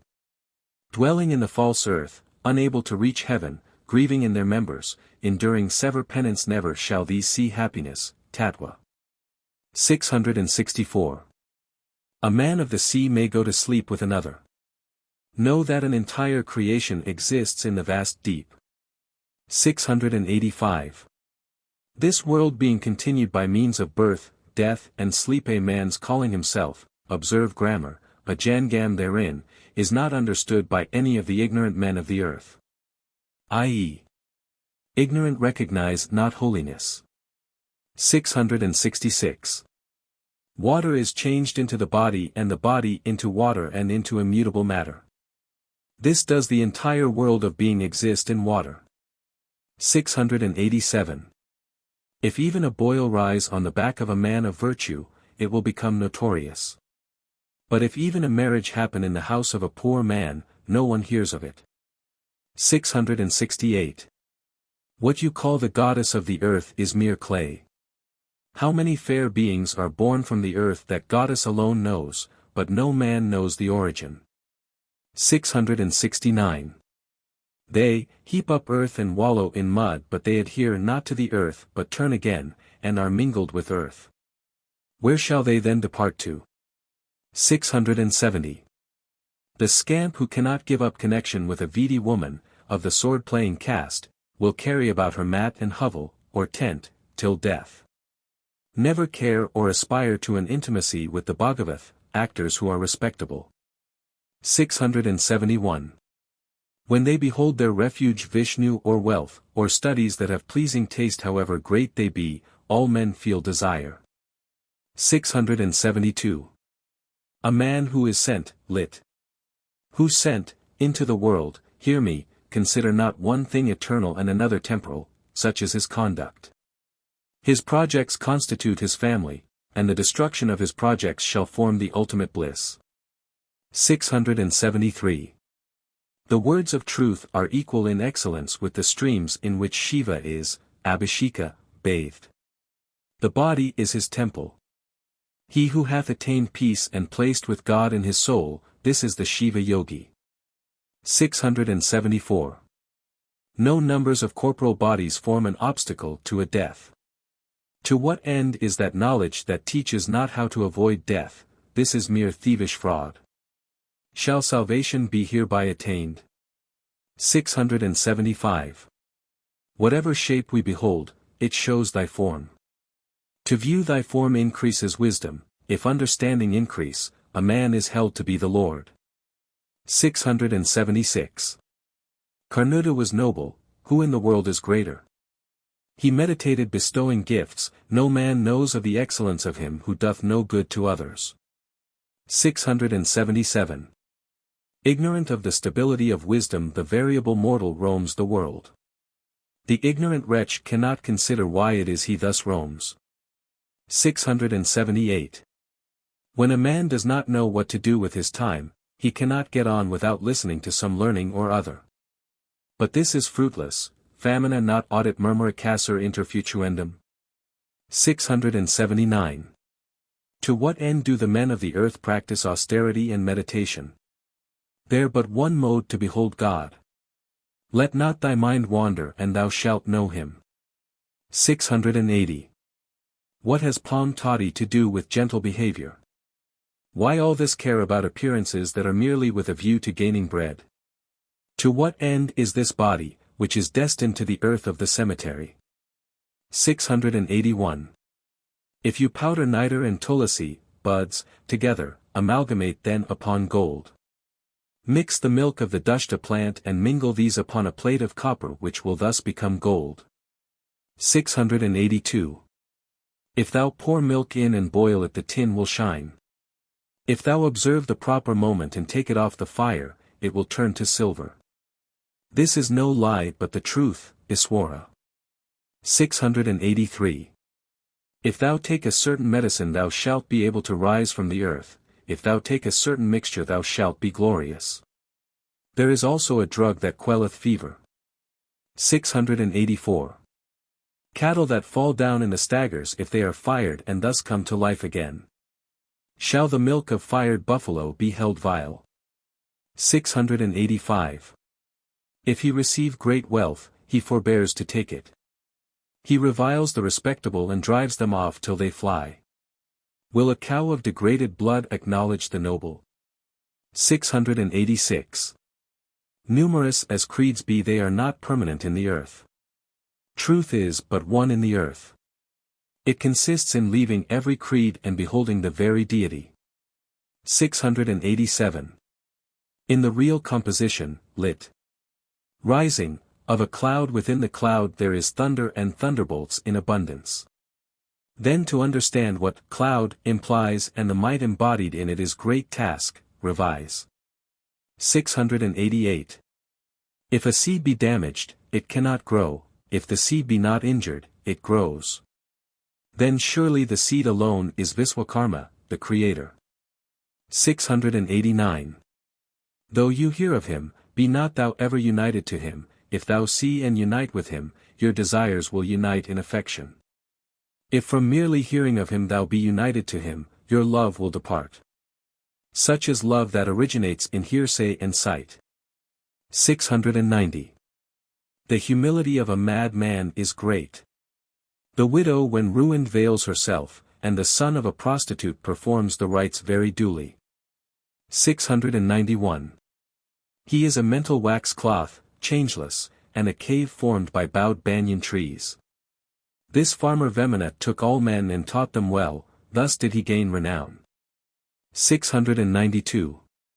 A guana will live a century, a serpent will creep for 10 centuries, and the crane will live in a pond for 1,000 years. He who possesses man's chief good, wisdom, is the only excellent one. 693. If they say he knows not, surely he had no knowledge previously. If he begins to say I know, he knows the root. Let the mouth of him who says I know, when he knows not, be filled with a basket of ashes. 694. Observe comparative, the dog has somewhat a better quality than man, for if we consider man in the world he is worse than a dog, if he be void of excellence. 695. A shopkeeper's devotion well, never turn to any use. Through a covetous disposition he sinks downwards. It is as agreeable as tiger entertaining a saint. 696. A dome, ponds all about, cars and herb gardens, temples, all these are very fair. But if you go to serve the god, all these divert the mind. 697. Until married, they are in subjection. When the cord, about the throat, is bound, they look scornfully. To be in subjection under woman is a thing not to be spoken of. 698. While the ears, skin and bright eyes, the tongue and nose continue, the soul remains, the spirit thus dwelling firmly in the body shines as the chief thing in the world. 699. What our own history will be and what those of our connections will be, if we wish to hear or see this futurity, the gods themselves know it not. 700 to 799. 700. Consider that thy mother and father are thy first instructors, Parvati and Shiva are the greatest of teachers. It is a shame to call those teachers who are hired. 701.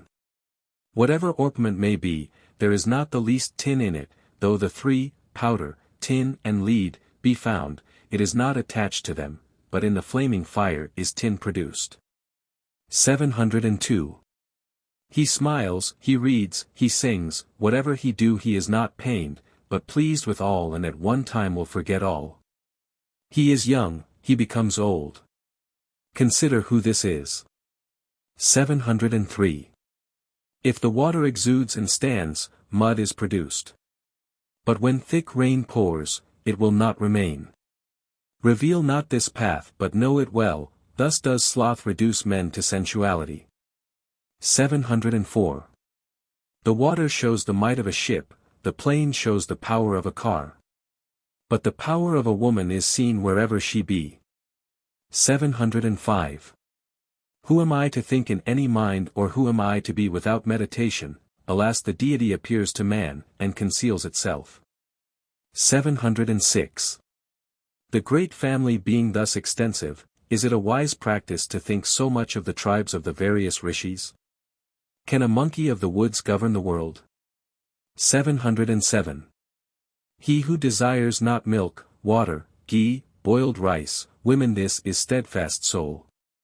He shall not fail in a single point nor walk in another path. 708. The swan knows water from milk, but how should the peacock know it? Then can a brute beast know God? 709. He will bestow on the vile and the jesters, he will give it for a parier, skin, the son of a parier, or to the drab of a fair, he bestows not on the excellent. 710. They know merely the teaching of the ancients, they have not the smallest sense, they gain nothing but wrangling, sad work like a thief who has no pleasure in moonlight. 711. They talk as if life were eternal and pride themselves greatly, the fools. All beings are as sheep bound for sacrifice before Yama. 712. The divines call divinity, if thou consider well, it is with thee already. But they cannot see the form that is before them. 713. In their mind they cannot discern the form of God. Those who can view it in their mind exist not in the earth. But he who searcheth in his body and recognizeth it with delight in him, is the noblest of yogis. 714. The mind is the fire that produces both good and evil. Surely then let us know its greatness and its meanness in the closing and opening of an eye. Does the mind roam afar? Is not this evident? 715. Born from coition were all men, and thus they long for it. Without hindrance all haste to that by which they were produced. 716. If life have passed away for even half an hour, hath even Brahma himself power to vivify him? Hath Brahma then power either to slay or cause to live?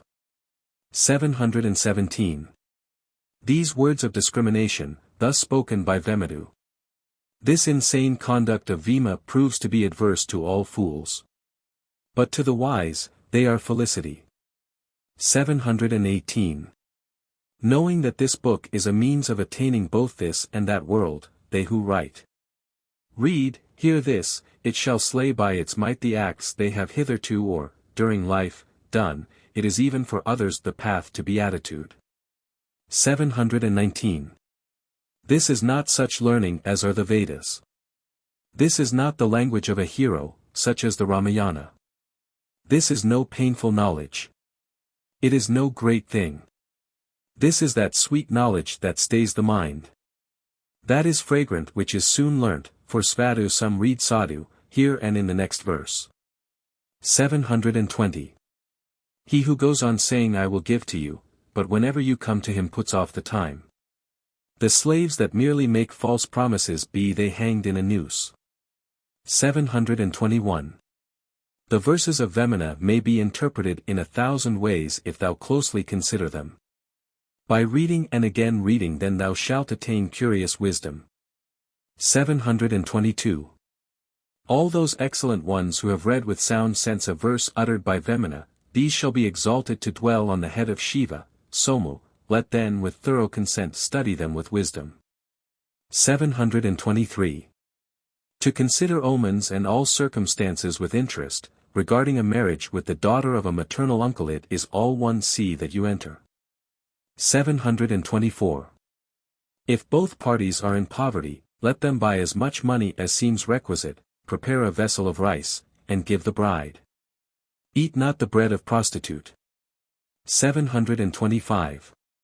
What though it be son-in-law or no connection, we have set forth the proper rules. Not even a leaf trembles unknown to God. 726. Though thou art poor, if thou say to a man, I will give thee my daughter, ask not for gold with harshness, to accept gold from him is vile as if you were to take your own daughter. 727. The boundary of the village appears to no one, Eureki forevereki, it is earth not again apparent void of mark, it cannot again be found, consumption, or tenanting it, is the only sure boundary which does not depend upon stones. 728.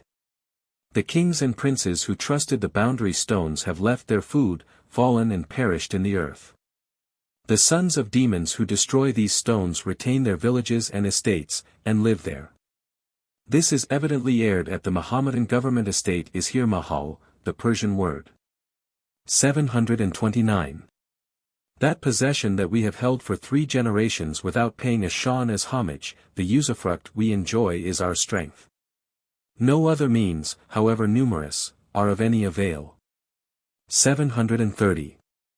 The writing, the possession and the evidence in these 3 rest secure enjoyment of long duration. Even in the courts of heaven they say these 3 have great weight, easy, pure Sanskrit. 731. If the objections be good that disturb your ancient enjoyment of property, the writings are the basis of all, and set aside the old tenant, if his right be not good. 732. You may speak 100 words but beware of writing down one. No evidence is required if the writing is produced.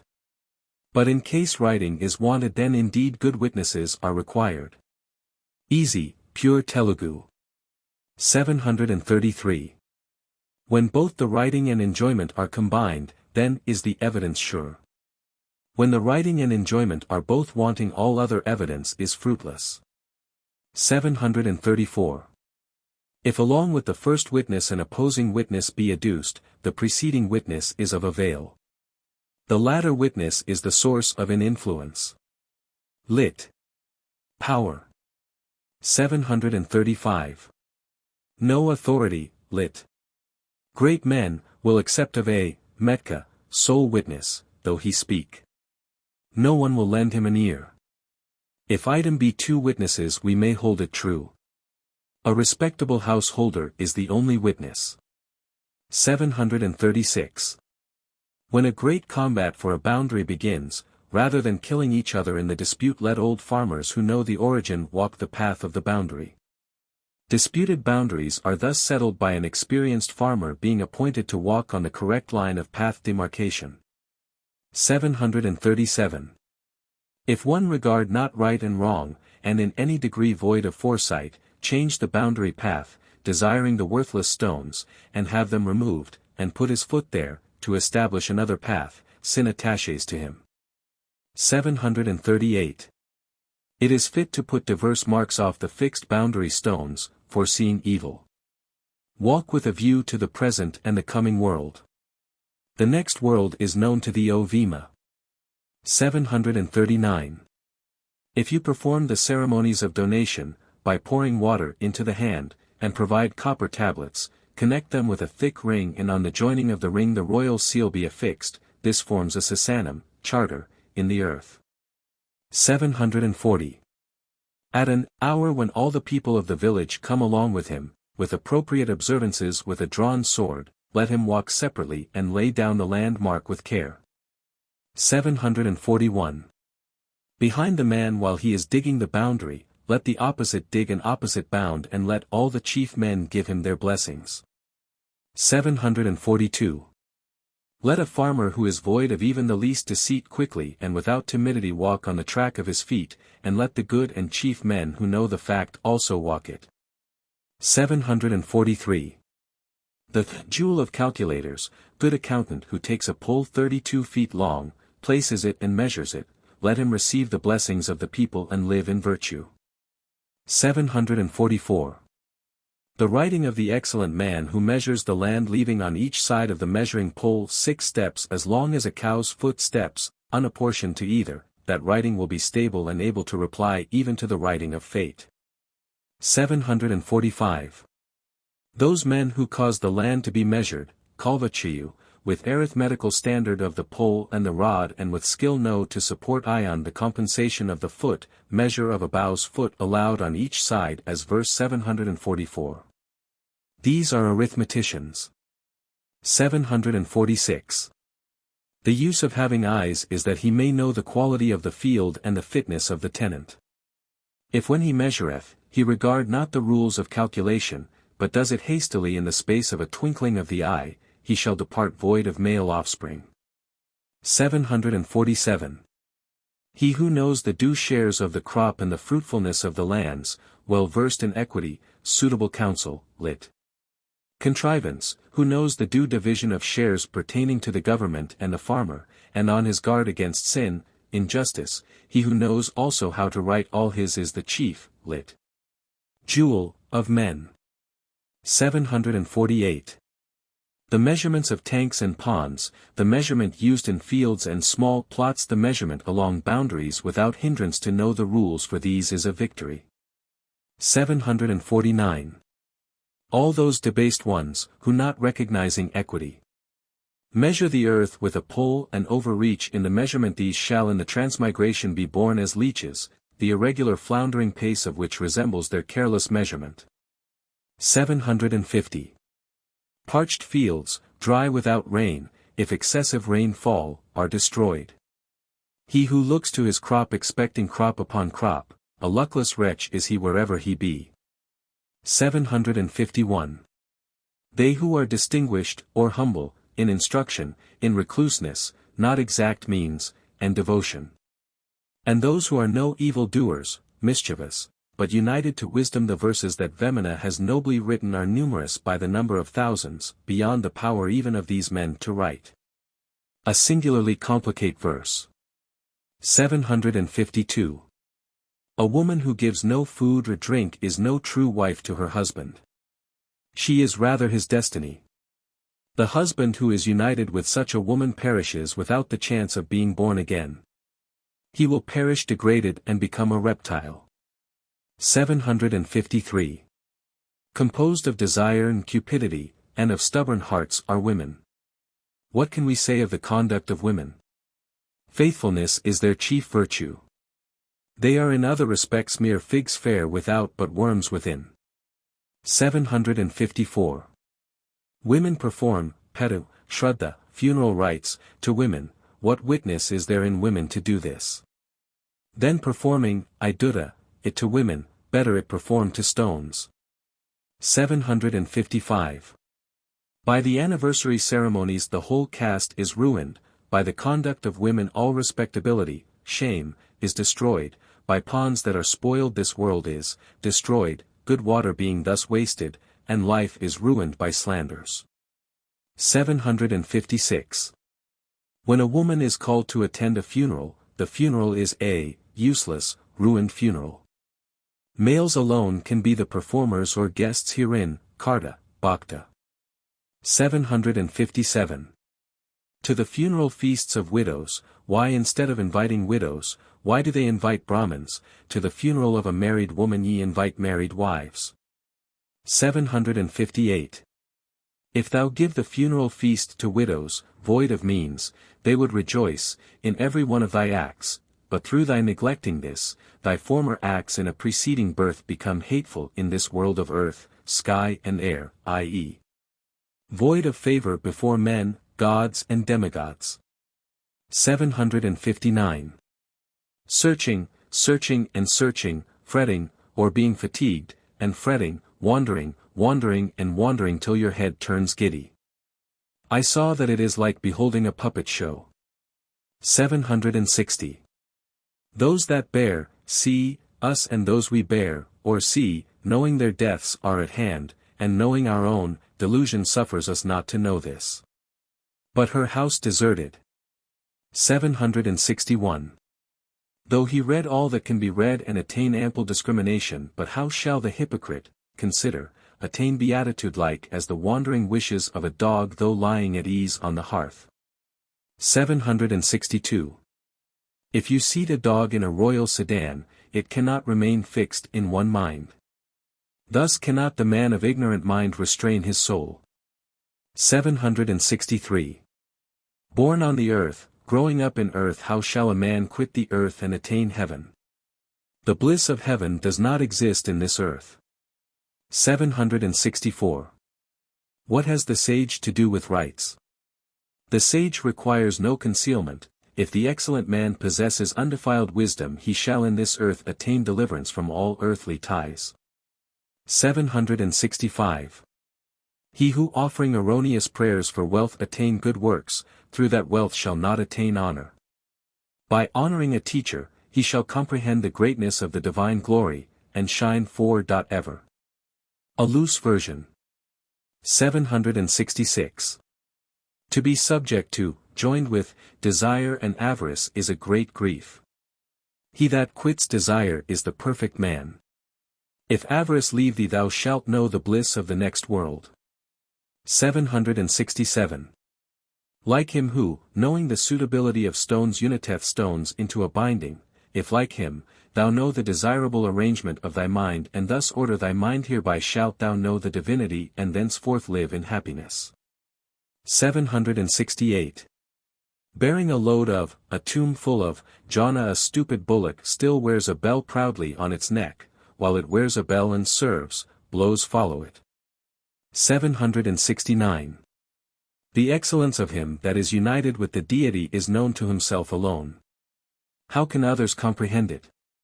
If he be himself become the God, why should he worship him? 770. In the worship of God, in the temples, he showed us a path, saying, there is the God. If ye understood it, this entire world is that deity which is origin of all the gods. 771. All virtue combined became man, and he was produced, all sin combined, and woman, fiend, was born. Knowing woman to be evil, yet when ye see her ye fear to abhor her. 772. If a whore, faithful, comes perpetually, she is not faithful but death. If death enters your house, will she not devour you? 773. If you do not put a basketful of bran before it, the she-buffalo you have bought will not let you milk.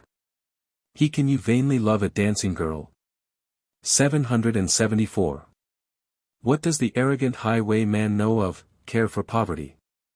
As you call out for mercy he merely breaks your head. What does the young prostitute care about considering virtues of the faithful wife? 775.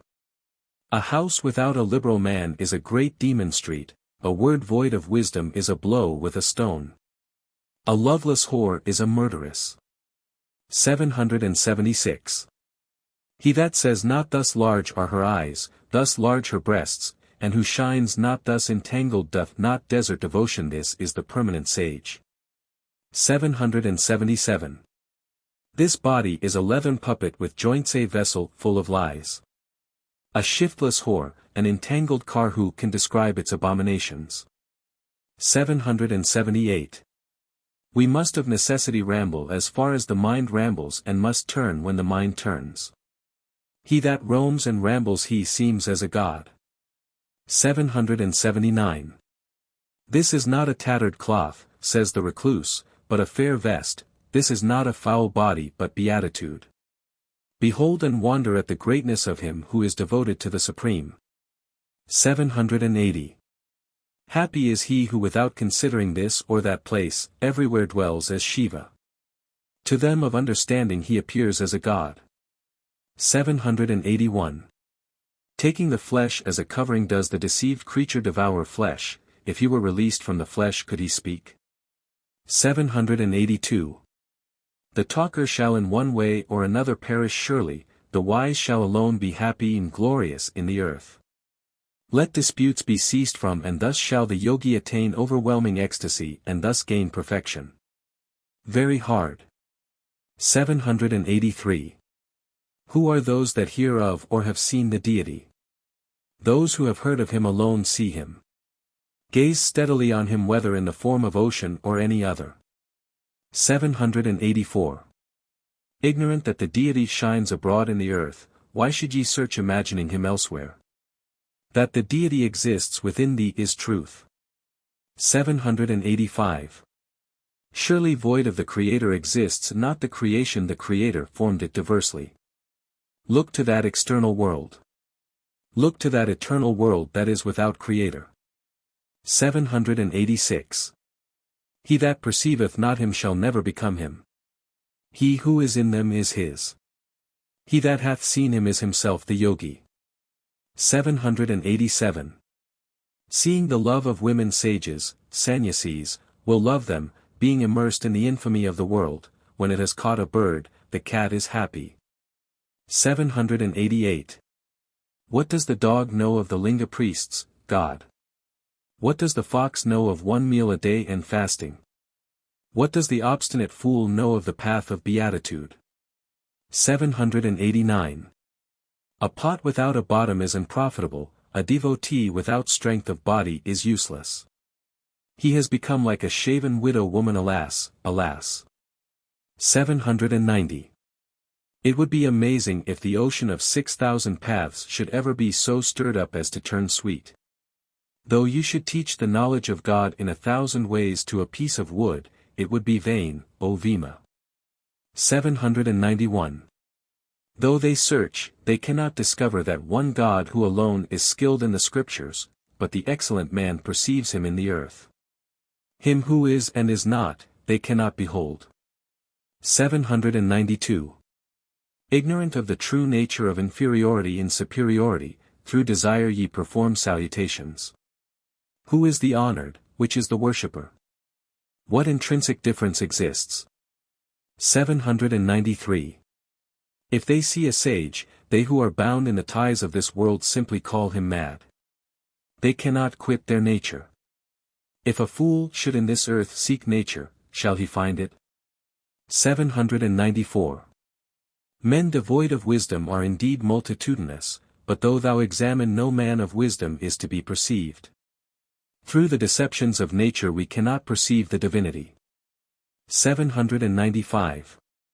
When a plan is devised, unless it be performed, the hire is not given.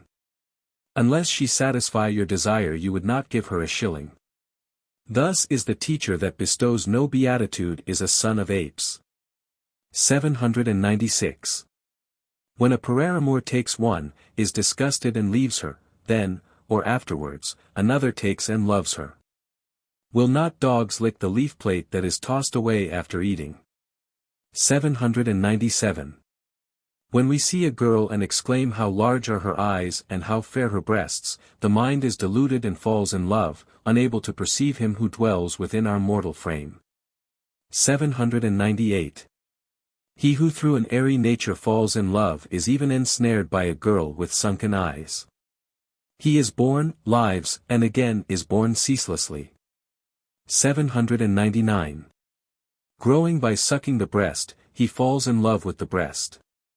By her breast, beatitude becomes insipid. He who will lave the breast is a saint forever.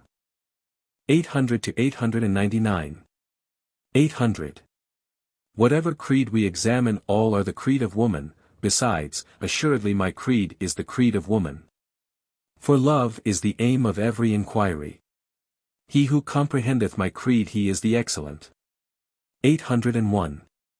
When the husband, son both, join, at once look at the wife's breasts with constant gaze, the husband looks with desire for the flesh upon it, the son for milk within it. 802. Being himself the son of another daughter, the base wretch drives away his mother. Such blackguards are not produced even by boors. 803. By building chatrams, inns, at every step, and by possession and wealth they increase their splendor, wherever they wander their shadow follows them, i.e., God will reward them. 804. You take a binding rope, bind and secure it. What theft has Lingadu stolen that he should be thus treated? Why is it that ye cannot be thus treated? Why is it that ye cannot see and worship the invisible Atmalinga? 805. To eat the karaka fruit, aphrodisiac, and to bind his langoti tight, and to desert all women shew a vile nature. If thou bind it firmly, lit pleasurably, to a twig, will an elephant remain fixed. 806. Musing on a sweet lip, we forget all wisdom, how shall the man of devotion know thee? O God! Through a sight of the yoni shall we forget, parama yogam, meditation on the Supreme. 807. They cannot understand that there is but one God in the Shiva, the Vishnu and all other creeds. Though these differ, can any diversity exist in truth, Tattva? 808. Illusion, or death, is not an inconstant woman with glancing eyes, wearing beads and earrings and mounting on her husband's shoulder. She delays not to slay those who yield to her. 809. Nourishing matted locks, to cry shame on the world, to distort all the limbs and all yogiism, devoteeism, this is to seize the woman of beatitude and kiss her. 810. Who is unable to instruct the minds of those brutes clothed in human bodies who, while the mighty all exists within themselves, seek him not within themselves but roam the earth to find him. 811. All those who pride on themselves on having bathed in the Ganges are defeated and consider their acts as mere vexation. Surely the holy water of Vema's wisdom is nobler than the stream of Ganges and Gaya. 812. Mounting the steed of thy mind not knowing how to govern it perplexing it, why should the rider set out? Is Banaras a dear friend of thine? Govern thy mind and thou shalt be independent of pilgrimage. 813. You put Shiva, source of the Ganges, in the palm of your hand, and yet roam to the holy streams. This is like possessing butter and yet searching for melted butter. 814. Why go to Mecca? Why return thence? Is not the only Lord here with us? Allah Muhammad universally exists in his fullness. Spreads undivided, animates unspurt. 815. The fool binds a linga to his throat, and this also being insufficient he climbs the mountain to visit the linga shrine thereat. Such a one can see beatitude. 816. They who knowing not the God who dwelleth in their body, wander and become tenants of the holy springs. These are like the ass that beareth about the sandal tree. 817.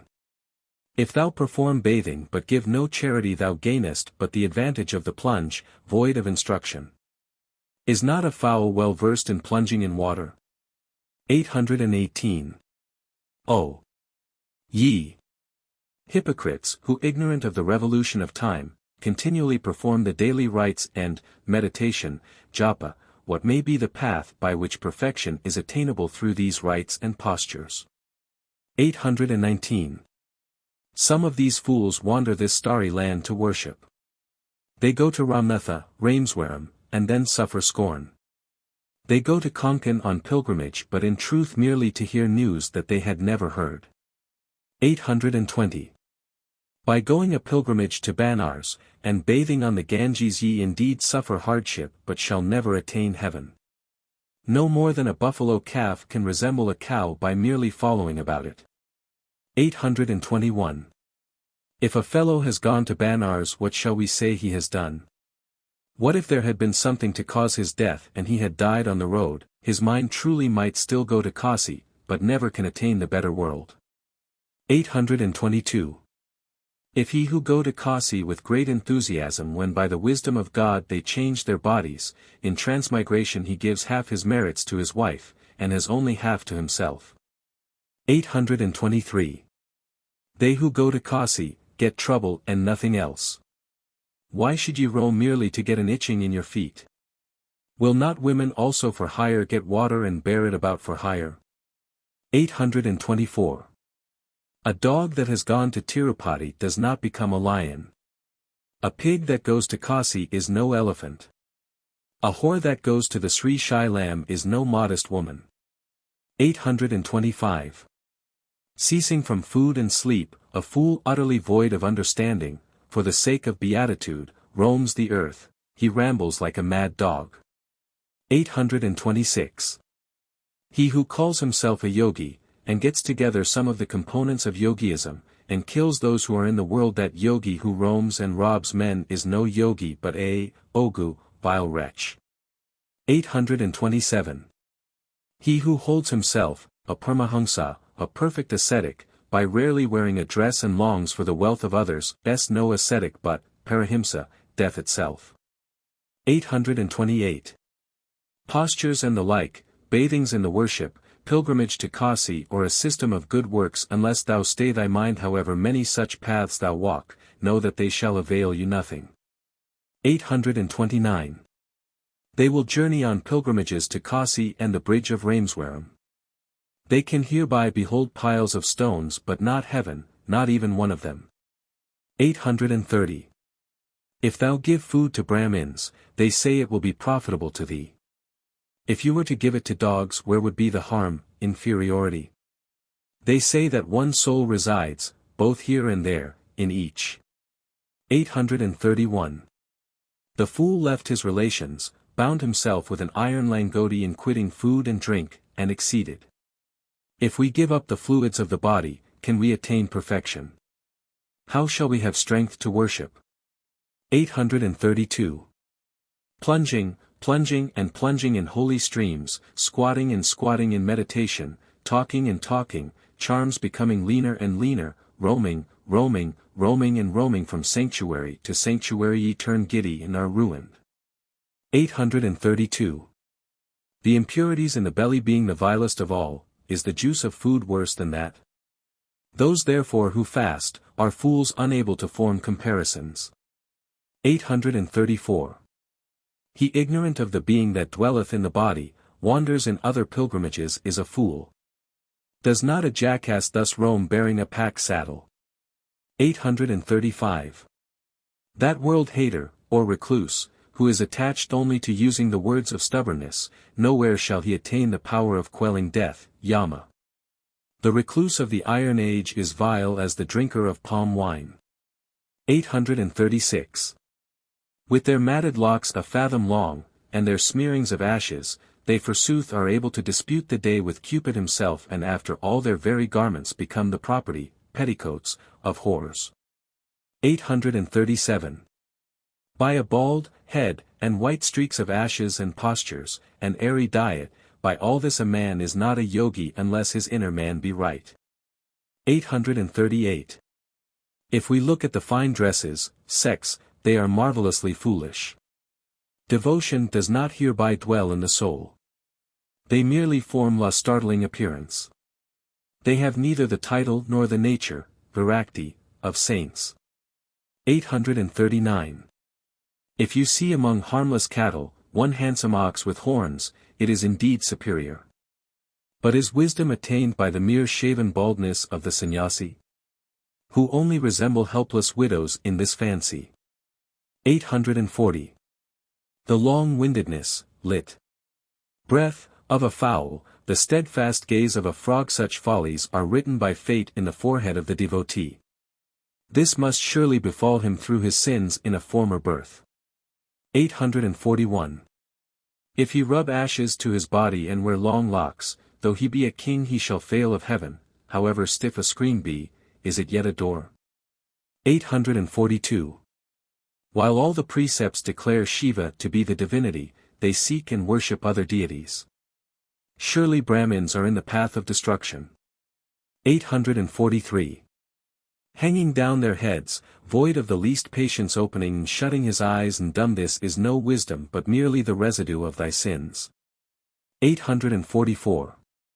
Woe to the world that is full of the destruction of souls. But first the woe to the Brahma. View all the gods. Woe to them all. 845.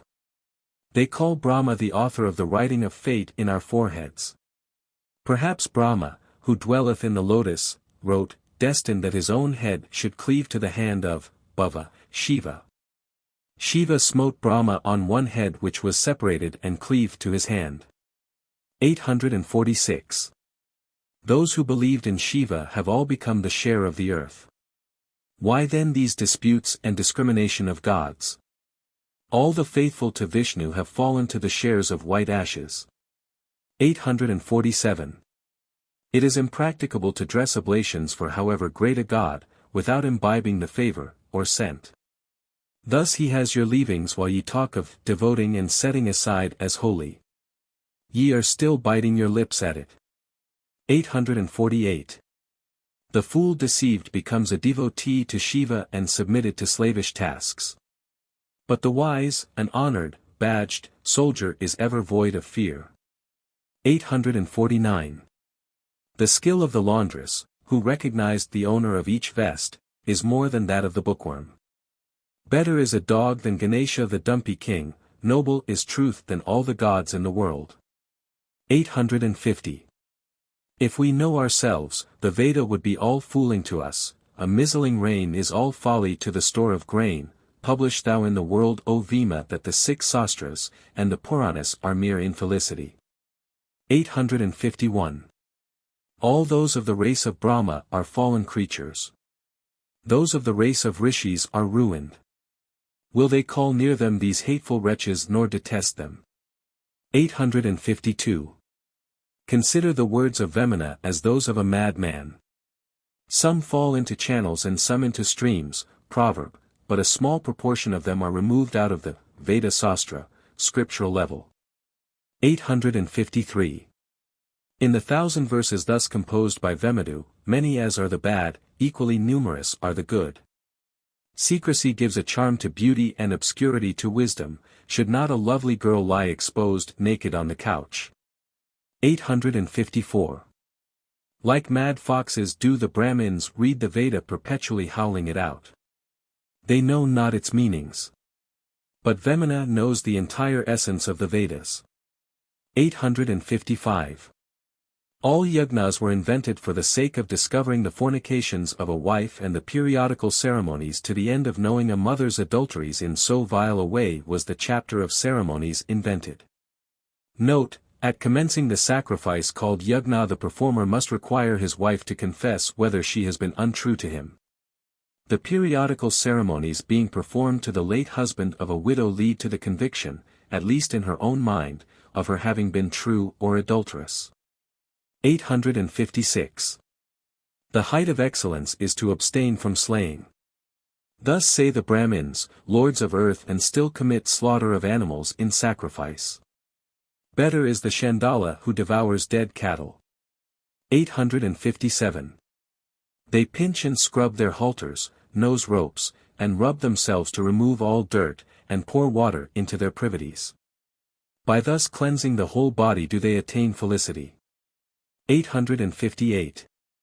Pauper Bramins meet together and recite babbling charms and talk saying they will perform the initiation of a boy into their caste. Like the crow that has drunk the washing of rice and goes on crowing. 859. Why take thy caste and pride thyself on it? Yea, and what is the twice-born Brahmin? 860. If ignorant of service, how can they become slaves? Ignorant of the Vaishnava belief, how can ye be Vaishnavite? While living, why do ye suffer burning like corpses? I.e. smear yourselves with ashes. 861. If the pollutions caused by a birth or a death be real, and if the qualities communicated by that touch be destroyed, to what end is it for a soul to become a hermit? 862. Shall the wicked, being produced through carnal desire, talking vainly, with false words and deceiving men and twisting about to get money, shall such a one become a teacher? 863. Unable to discern that this world is a delusion, some talk of the smock and some of the langoti. These are mere tricks of the privities. 864. The noble Brahmin goes to eat the vile funeral cakes of the ruined wretch. The Brahmin's wife haunts the marriage house, first they lose caste and then character. 865. In the night of ignorance doth the goddess of delusion wear her petticoat and conceal herself. In the daytime of wisdom, when about her work she looses her petticoat, this is no prostitute but an edged sword in the hand. 866. They are puffed up and cry, I will perform a sacrifice, these who fill their bellies with the liquor vulva, these sons of whore brag nobly in their assemblies. 867. He calls men Sudras and says, Begone thou Sudra. This is a parier worse than a parier. If he says I am a twice born, does he thereby become one? 868. Born and dying in ignorance of his prior state before all men, are they ensnared by their lusts? To what end do they leave wisdom and roam the earth? 869. These heroes, the Brahmins, Kshatriyas and Vaishyas and Brahma, Vishnu and Shiva, all these are beasts. Ignorant of the divinity have they adopted forms thus diversified. 870. Defilement appears nowhere in the least but exists in our ideas. Whoever considers it will see that the beauty of the world is in truth extreme. If thy ignorance depart, wisdom shall shine with thee. 871. Those who abuse the practice of wearing ashes on the forehead, that is, the Vaishnavites, yet perform their funerals with fire and thus become the portion of the fire. They, the Saivites, who equally abuse the wearing of earth, by burying their dead become earth. Thus the advantage of all their mutual abuse discovers itself in their shame. 872. However great the spell be, not even Brahma can utter it undefiled with spittle. But with what mouth is it they talk of spittle and defilement thereby? 873. While the fire in our body is ignited and burns, to what end do, the Vaishnavites, burn their corpses? By merely burning does he become mighty? 874. To put cord over the neck as the Lingamites and then to suppose that their Sudraism has departed, this is mere, inferior sense, folly. If thy mind be not settled, will a cord give thee cast? 875. Wearing a silk vest and putting the Vaishnavite streak on their forehead, the Vaishnava sect has exalted its head in the earth. By the contrivance of numberless fopperies has the Vaishnava sect been ruined. 876. If thou eat the body of a beast that eats pure grass, they call you a pariah. Yet if he eat fowls and pigs, which are the foulest of feeders, a man is called wise. 877. If you go seasonably to the abode of Ranga, in the Koveri, you will find the charming smell of toddy. Truly this is scorn of the Lord of the world. The Vaishnavites drink toddy while worshipping. 878. In the house of the body a wild fire blazes with hunger, why should you burn your bodies? This is mere deception, or perhaps this is punishment inflicted on the Dasurs. This is a sneer at Vaishnavites. 879. They find fault with the well used by the village and are delighted with the water in which a holy man's feet have been washed. What profit is there in foot washings? 880. Those who understand omens and the interpretation of moles, are not to be met with in the Iron Age. For their own profit men will explain the virtue of these. In cases where fortune meets us, these are accepted as its tokens. 881. A parcel of old whores, windows, joined together in this age and through devotion to Shiva forsooth go on dancing. Shall such hypocrisy obtain them felicity? 882. He who cannot at first apply himself to restrain his passions, when he dies, seeks to become a devotee, void of purity of heart, how should beatitude appertain to him? 883. He who has learnt to die, all his turning sannyasi is merely as though he at last lost his caste, the sin of doing this alone is certain. There is no ulterior profit in it. 884. The leaving, spittle, of a pretty white dog are pure in our eyes. The spittle of a young dancing girl is acceptable to us. These vile leavings are precious everywhere. Then why are the leavings of those we love evil in our sight? 885. However much you wash it well, does the defilement of the mouth depart? That alone is a mouth, which does not speak falsehood, that daily speak falsehood is not a mouth but a mouth below. 886. Binding the linga fairly on their body, but unable to fix his faith on that lingam, failing of beatitude, they perish in their folly. 887. All those who trust in Vishnu fall to the share of white earth. To what end are these disputes and sects, dissensions, in religion? The Lingadharis become the portion of earth. 888. When he proceeds from his mother's womb, had he a lingam along with him? Then what a joke it is for him to wear one afterwards. 889. The Vaishnava sect puts on a silk turban and silk vest, and is puffed up in the earth. These are mere semblances and the emptiness of the Vaishnava creed. 890. Unable to know the great secret, they continue and frame religions, and merely give sorrow to each other, like as a dog that is agitated at the sight of a mirror. 891. You see that those endowed with form all possess the first image. Why should ye value this man or that as a superior? If ignorant of this principle, how shall he attain happiness? 892. A pariah eats flesh, all other people eat fat, are not they one caste? They do not see that all castes are in fact one. 893. Why dost again and again abuse a pariah? Are not his blood and flesh and thine one? Of what caste is he who is immingled with him? The deity animates his entire works. 894. When people see those who wear ashes, they imagine that they contract iniquity from them. When they see the Namadharis, Vaishnavadis, they consider it healing. What are the ashes, and what the white clay, of the Vaishnavites, in the eyes of the Supreme? 895. Those who are divided into sects are 10,000s. This is merely for filling their bellies, they cannot see the divine spirit. Can cranes, however many they assemble, devour ships? 896. By slaughtering the animals that eat grass men become pariahs in the earth. But what sort of caste is that eats pigs and fowls, as the respectable classes do, that devour the dung of all? 897. If men in the earth choose to take pipe clay and soften it well, then put it smoothly on their foreheads, it is merely a mark, and thereby men cannot become Vaishnavites. 898. Though thou put on the mark and call thyself a servant, a diya, as the Vaishnavites do, and eat chewed pawn, bow down and call thyself a dasi, this is all merely a means of subsistence but no ground for happiness. 899. We see that men are like barber's basin, common to all, then, while they thus are mingled, why babble about their castes? Put thy right hand on their heads and expose this to their ridicule. 900 to 999. 900.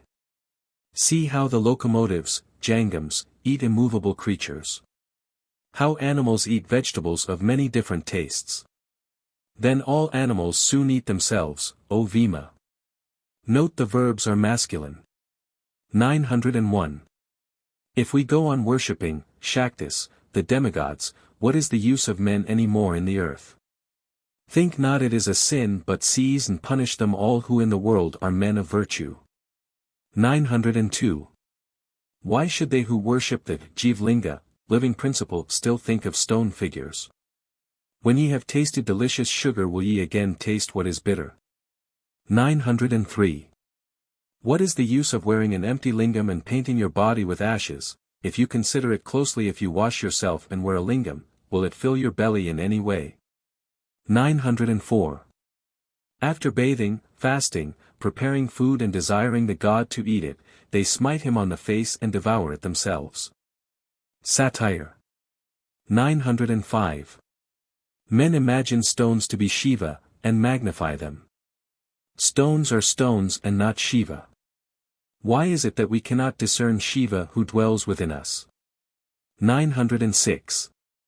When a man comes up as evidence, the court will be displeased with him, so if thou avoid all inconsistency, if thou neither diminish nor add to it. All other evidence is no evidence. 907. Like as a pearl is produced united with tunga grass, like to a wishing tree growing before thy house, like as though the cow, Kamadhina the celestial cow, were born in thy presence, thus fortunate was the birth of Vemana in the world. 908. He who knowing the everlasting considers Vemadu as Shiva in his mind and cautiously guardeth his heart, this is the man of unfluctuating mind. 909. Are not all they who read the whole Shastras on a level with those who do not read them, if from the mouth of the teacher they learn not true application, enjoyment? Hear this word openly declared to the world. 910. He who can gainsay the writing of Brahma, he who can destroy the institutes of the prime Vishnu, he who can stand in opposition to him who has 3 eyes, such shall never appear among men, save, excepting, thyself O Vema. 911. Fate continually awaiteth all men however great, is it a marvel when debasement comes? Did not Vishnu who bore the mountain Govardhan on his finger, afterwards float in peril on a banyan leaf? 912. Shiva, the chief of gods, though he burnt up Cupid with the flame of his forehead, I cannot leave his wife. Who then are the chiefs of sages who can desert woman? 913. Ah! Did you never hear that golden animals, deer, are produced in the world? Is King Rama devoid of sense? Your schemes avail nothing, for fate rules all. 914. When Dasaratha thought to crown his son Rama king of earth, being deluded he bound his head with merely matted hair. Thus intentions avail nothing, for fate rules all. 915. Did the amorous Hara, Shiva, fail of becoming mighty? Did not the amorous Vishnu become mighty? If Ganesha who hated love become great? 916. With the army of monkeys that wandered the hills without food, Rama king of earth formed an army and conquered. But one Vibhishana ruled Lanka by the favor of Lakshmi. 917. When Shiva struck off and threw away Brahma's head, did any of the other deities oppose him? Who can perfect the sinner who hath not the favor of Shiva? 918. Though his dwelling be on Meru, the golden hill, cupidity will not leave the god Indra himself. Did not he ask Karna for his armor and large earrings? 919. He, Vishnu, that lay down in the sea of milk, why should he have wished for the milk of the shepherd's village? How sweet is the property of our neighbor! 920. Did not Indra, through cupidity become degraded? Was not Cupid, through desire, turned into earth? When Brahma contracted desire, did not he lose his principal head? 921. Kubera, Dhanapathy i.e. Plutus, being his friend, and united to him, the points of heaven they rule, touch and they are friends. How did Shiva become a mendicant? However numerous your rich friends be, no wealth but your own can aid you. 922. In dress you may become a dasari, when the due season is lost, you may become a jangam, ascetic. But though then 1,000 things happen to you, you cannot become a Brahmin. 923. By the various names of generative eggs, having grown like hills, recklessly, dancingly, lit, they insult God. When their turn arrives they fall in the hands of Yama's messenger. 924. Rama did not consider whether there were golden deers in the world or not. What is Rama so insensiprine? Sick, if you leave your town and roam in the forests your senses will not remain. 925. One Shiva carried a woman Parvati on his side. One Brahma held a woman, Sarasvati, in his mouth. One Vishnu bore a woman, Lakshmi, on his breast, for woman they thus suffer great trouble. 926. Though he hath the hills of silver and gold, Kailasa and Meru, why doth the god Shiva wander and collect alms? His neighbor's property is sweet to every man however great. 927. King Sibi cut a piece out of his body to give for a dove to a hawk. He became the topic of report and attained fame. They will not esteem him who is wicked, but will praise him who is charitable. 928. Vishnu left the circle of skin, and would not come to the shore being entangled in the wiles of Lakshmi, daughter of the sea. Vishnu, Sharni the bowyer, being so mighty, what can men do? 929. He that is as great as Sukrakari, knowing all things with his sharp sight, if instead of restraining his mind let it roam, is like the blind crow. The crow and Sukrakari each have but one eye. 930. What king is mightier than Duryodhana, Dhritarashtra? He and all the rest are dead, all the wicked shall surely suffer a violent death. 931. King Dasaratha went on earth, thinking it was an elephant. This is a story in Raghavamsa, slew the son of the Guru in the earth, or cast him down to the ground, through grief for his son was not his life also ended? Lit. His going was extinguished. 932. Pandu, king of earth, slew the couple of animals, deer, through ignorance. Thereby how long did he live in the world, and what did he eat, enjoy? 933. No man's acts can be transferred to another. God took the just king to an unsuitable place and changed him into Kenku Batlu, alas, alas. 934. Kaika, Kakeyi, one wife of Dasaratha and mother of Bharata was born to cause the ruin of Rama's city. Sita was born to destroy the state of Lanka and they say Chitrangi was born to destroy the king. 935. Surely the evil of poverty is an interminable degradation. Thereby King Nala left his palace. For a mere joy will they suffer such distress. 936. When we are born, before they seize and cut the navel, when we were born, God, the teacher was born in this world. Examine well and know this. 937. Though you be a hero, or have learned wisdom, or learnt reading, or be at court, beatitude will not reach you. It is the fruit of birth and you cannot attain it even by austerities. 938. In the belly of Vishnu the world shineth, see Bhagavad Gita. In it existeth all the universe. All the millions of animated are hence evidently Vaishnavites. 939. Still do they speak calling the world, illusion. It is no illusion. It is formed of the divinity. If this be delusion, tell me where the actual divinity is to be found. 940. Behold! Bramins, Kshatriyas, Visyas, Sudras, even Brahma, Vishnu and Shiva, these are beasts. In ignorance of the divinity have all these forms originated. 941. Produced before the water and germinating in water, that germ fills the world. Learn that this water is the world, mystic. 942. Hast thou not heard that Vishnu and the other god, Brahma, are dead? Hast not thou heard that Shiva sports alone in varying forms through all religions?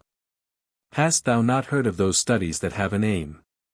Reflect and know the season when thy day shall come, select the noblest and most stable pursuit. 943. Ye who will not consent to give your women in marriage to all the total, men of all castes, ye yet agree to take their daughters in marriage. O ye vile Brahmins! 944. His mother is Gauri, Parvati. His father is Shambhu, Shiva. The troops of lower deities are all his relations. The house of his birth is the glorious Kailasa. 945. Using the terms mother and father they know not the truth being produced from the yoni and lingam. But know thou that the mother is Vishnu and the glorious Shiva thy father. 946. Those men of wisdom, who begin by subduing their mind and thus live shall at last see the abode of bliss. If thou plant a tree shall not thou surely obtain its fruit. 947. If thou know the real nature of noble Shaiva calling, profession, walk in the knowledge of God. Thou shall be as though born as of a tiger and lion. 948. They who revile Shiva all wear the attire of Vyasa and Daksa Prajapati and the rest are shameless like a man who knowing the evils of fornication and yet committing it. 949. The Shaiva creed is the most acceptable speaker of all the 6 creeds. Men cannot comprehend that God is one. The discrimination of persons exists in our fancies, not in the deity. 950. Unless our desires be quenched, our body being set on fire will be vexed. Let us not be tossed about in this house of the body, but know that Shiva exists in the body. 951. Shiva is the radical root in the world. If thou consider it, what they call Vishnu shines as being Shiva. Shiva is Vishnu. O ye who wear the semblance of Shiva and Vishnu. 952. In this vile, Kali Yuga, Iron Age, while all petty rogues, thieving plough-boys, make a sport of all faith in Shiva, shall this hypocritical profession attain salvation? 953. Those scholars in the Veda who are versed in the Veda Shastra, and the sciences, search and seek for thee, but cannot perceive thee in the earth. Finally they fall dead, O Vema. 954. When Brahma with all his reading was destroyed and when the original Vishnu was, ended, slain, then Vemana exposed their emptiness. Let sought their disgrace. 955. Vemana has surpassed the Vedas. Vema is the Vedanta. The Vedas are all different. Meddle not with the contentions about such matters. 956. Have ye not heard of that men of trifling minds, entangled, confused by the intricate 5 letters, Namasavaya, and 5 Vedas, 4 Vedas and 5th the Puranas? In the 5 sects, if thou consider it, Shiva dwells.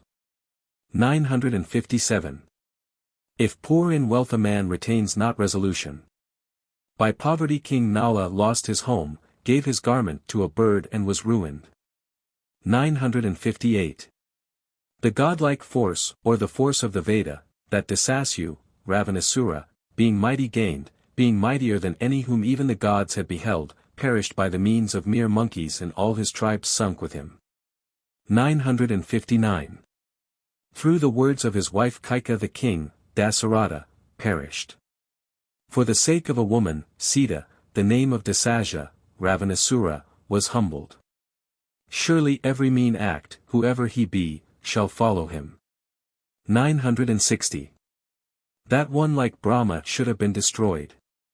That one like Cupid should have turned into flame. Then shall ye who are with a sure life live as though eternity were yours. 961. The original Purana is such as slays the Rakshasas. The Bharata and others are of kin, i.e. benevolent as relations. The Guru Purana is the destroyer of imposture. 962. Among the gods Brahma, Shiva, Vishnu and the rest and among the demigods that roam the 3 worlds and among the excellent men and within thyself O Vema he who acts uprightly is the eternal. 963. The lingam is the highest Shiva. The Zangam, worshipper, is the animated beast. If that animated being be pure, he shall attain Shiva, unless thou know the unknown, how shalt thou attain the divinity? 964. Then thou hast with sport, joy perceived the lingam in thy body, thy mind shall be enamored of that lingam. If thou fix, or restrain, thy mind, in it, shall the lingam dwell. 965. Through ignorance of the secret of our patron, or loved, Linga, the eager fool wanders to the hill of Srishalam. At last he fails of bliss and becometh a fool. 966. Born in a human race, and growing up there from the day he was born in it the man devoted to Shiva becometh noble. Lit. Rich. 967. He that is born in a human race and who grows up therein becometh a man. Hear this who is the noblest in the race of men. He who walks in the sect of Shiva, this is the chief of the noble. 968. The Smritis all declare Shiva to be the chief Brahma. How is it then that Brahmana pays adoration to any other? Should not we call those who believe in Shiva, Bramins? 969. Were fire a deity, by worshipping it should not we attain the dwelling of salvation? Did not the fire turn pale before Virabhadra? 970. Were not the men destroyed, turned into water, who held fire in their hands and reviled Shiva? Do not ye know the troubles that happened at the sacrifice made by Dakshudu? 971. He wears the lingam merely to attain money, thereby, vile and worthless son of a brute. Being for the sake of money they fall into the doctrine of works. 972. The firmament is in our 8 sides. The heaven is widely extended in every part on our 8 quarters. In the midst of that ineffable firmament the divinity is mightily infused. 973. Vishnu and Shiva dwelling perpetually in the soul of a foolish mind is he who seeks for a distinct deity. Like a shepherd who seeks the sheep that is under his armpit. 974. What is the use of a linga that is tied and dangles at your neck and is not let go? Heaven is the witness to the entire world. 975. What is called Veda is in fact mere dispute. Vishnu and Shiva are both combined in the Veda. That existeth everywhere. There is neither difference nor distinction, praise him. 976. False is their creed who declare, in the world, that it is greatly profitable to give up the enjoyment of this life. Can ye not see that the next world shines forth in the present life? 977. That saint who hath learnt to know the difference between sunshine and shade cannot live in this world which he despises from knowing a better, but the glutton saint who worships the belly ever roameth the earth. 978. Truly they call a goldsmith a thief. He is thief who calls him thief. Did not Vishvakarma convert earth into gold and share it out? 979. The Linga creed is the noblest of the 6 creeds. There is none superior in the world and there is no thief greater than the Linga worshipper. Weaver. 980. Sandhya performed out of season is mere idling. What is time? What is the preceding time? If thou rule not time, and pastime how is this Sandhya? 981. If thou see him, the Supreme Being, who slew Brahma the lotus-born who plunged Vishnu into the Ambudhi sea, who sent Shiva to remain fixed on the hill of Kailasa, if thou see him being thyself transformed into Shiva, thou shalt attain the highest of joy. 982. Whether you name it Shiva, indivisible the chief spirit, the lingam or living lingam, the terms indeed vary, but the divinity is all one. 983. The curse of Gautama is terrible as the wrath of Shiva, the poison-throated. It made Indra king of gods, as a debased. The reproach of Gautama the Muni, was an infallible magic arrow. Sanskrit. 984. If a misfortune befalls Shiva the forehead-eyed, let even the wisest condole with him and remove it, Tirku. If, knowing it to be a scorpion you seize it, will it own your kindness and not sting you? That is, meddle not to comfort a passionate violent person. 985. There is one creation possessing redness, whiteness, and blackness. Great in might unknown to anyone possessing power.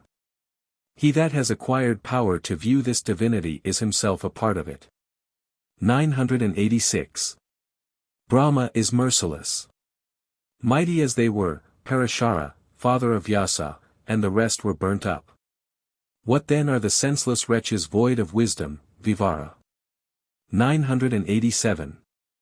There was once a merchant who for a wonder in this earth knowing the deity performed every virtue, and became celebrated. But failing of reverencing Yama he drew near to Shiva. 988. Both the evil and the good done by us in a former birth regularly become our portion in this life. How should either good or evil that we have not done in the first birth betide us? 989.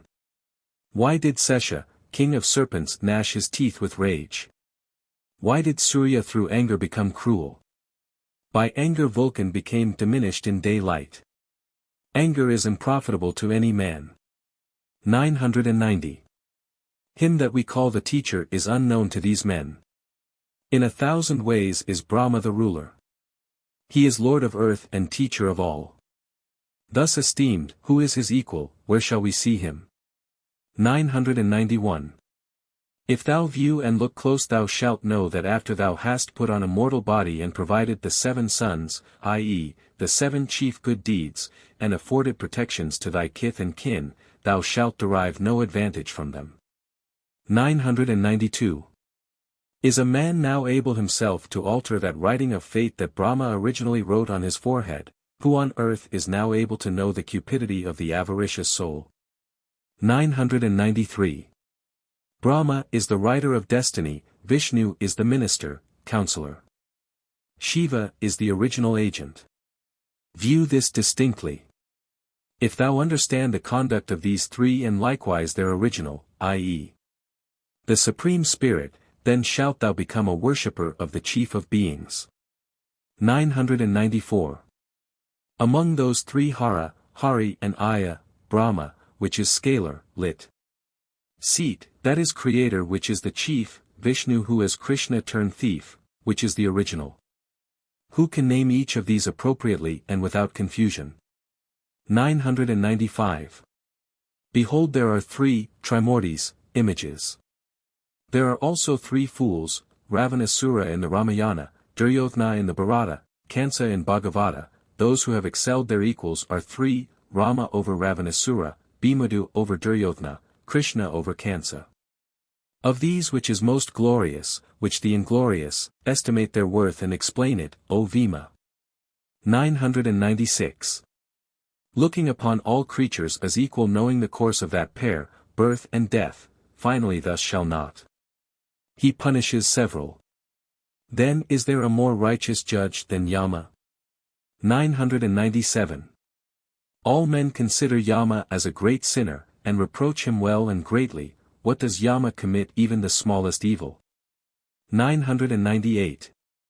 However often we talk of that day or once upon a time, i.e., a former birth, it is no nearer to the present.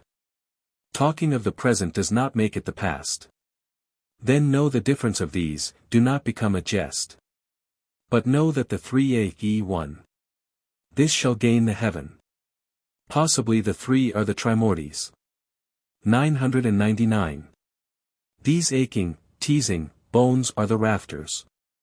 The entwined nerves are the laths. The strong skin may be considered the covering ale. The doors are the 9 apertures. With pride the 5, senses or pranas, if we go to look at them have exceeded through cause of hungers and thirst. In the body, like to a vest, the strong family of consanguinity dwells. His acts are the covering cast over all. In this house imbued with the nature of dung and urine and in such a dwelling how shall we dwell? The firm sage alone knows that which is fixed and permanent. 1000 to 1099. 1000. If you one day put your anus in your hand and wash it, what have you gained? How much soever you wash the scales off your teeth, will its stink ever depart? 1001. Of gifts, the gift of food is the noblest. In music, the melody of the Samaveda is the sweetest, in meditation that of Shiva is the noblest. 1002. Burn him, cries Pluto. This is more talking like a magpie. He cannot see what the truth is, that he is himself but a component part of creation. They who participate in the deity cannot themselves see God. 1003. Let us adore and glorify the Pranalinga, prime spirit. But for what offense do ye bind it about your neck? Joy, i.e., the deity, is a witness to us of this folly. 1004. Wearing ashes of things that are bhavi, i.e., not lingamite, he calls this a form of Shiva devoid of shame. But surely all animals are gifted with the linga. Ye are as proud as a dog with 2. 1005. Stupid fools are they who hide their wealth in the earth, and again dress their food in the earthen vessel of the body. Why should ye be so foolish for this muddy life? 1006. To the whole of the Shiva sect, Hari is teacher, by a refined explanation, and Hara, Shiva, is teacher, to the Hari creed. What sort of teacher is the wretch void of qualities of excellence? 1007. He that is unborn, Aya, Brahma, shines betwixt Vishnu and Shiva, and in the midst of these does the yoni shine, it possesses a peculiar kala which however is unperceptible. 1008. When one life is past the fool shall again be born. Again shall he love and again feel affection, again shall he roam the countries and villages like to a homeless monkey. 1009. How long does the soul, unprotected continue to die and be born again naturally? Sahaja is born with us. To live without forgetting him is perfection. 1010. When all those who talk of the high deity as in unity, are freed from the body, then shall they be secure from sorrow and sin and enjoy happiness. 1011. To know the nature of the fluctuating and that of the changeless, is in the power of astrologers, who can inspect the body. Like as the swan is said to discriminate between water and milk. 1012. In the 5 faces of Shiva the 5 letters, Namasivaya, produced, by them is the world supported. Then how is it that they fail to praise the 5-faced? 1013. The goddess of earth as they call her is clay, seeing that all men know how that goddess was produced, she became very weighty, they even call that goddess equal to Shiva as sustaining all. 1014.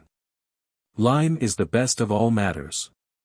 Lime displays the present world and the earth, and it also shows us heaven. 1015.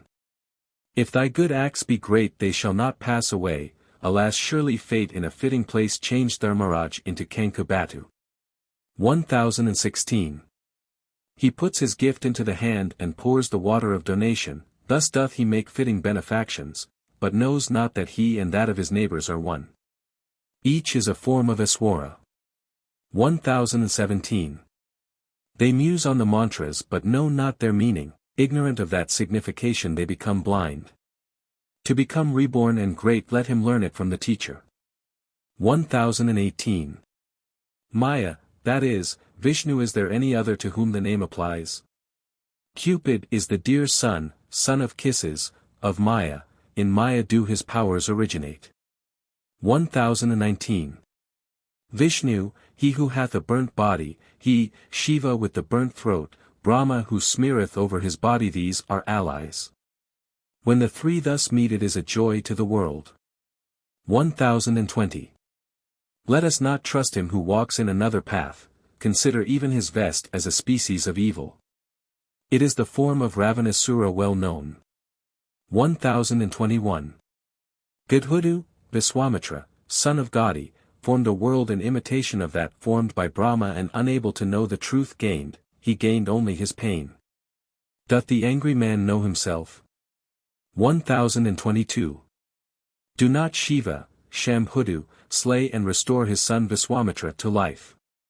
Did not Vishnu revive his son Manmath? The Vedas give numberless meanings of these stories. 1023.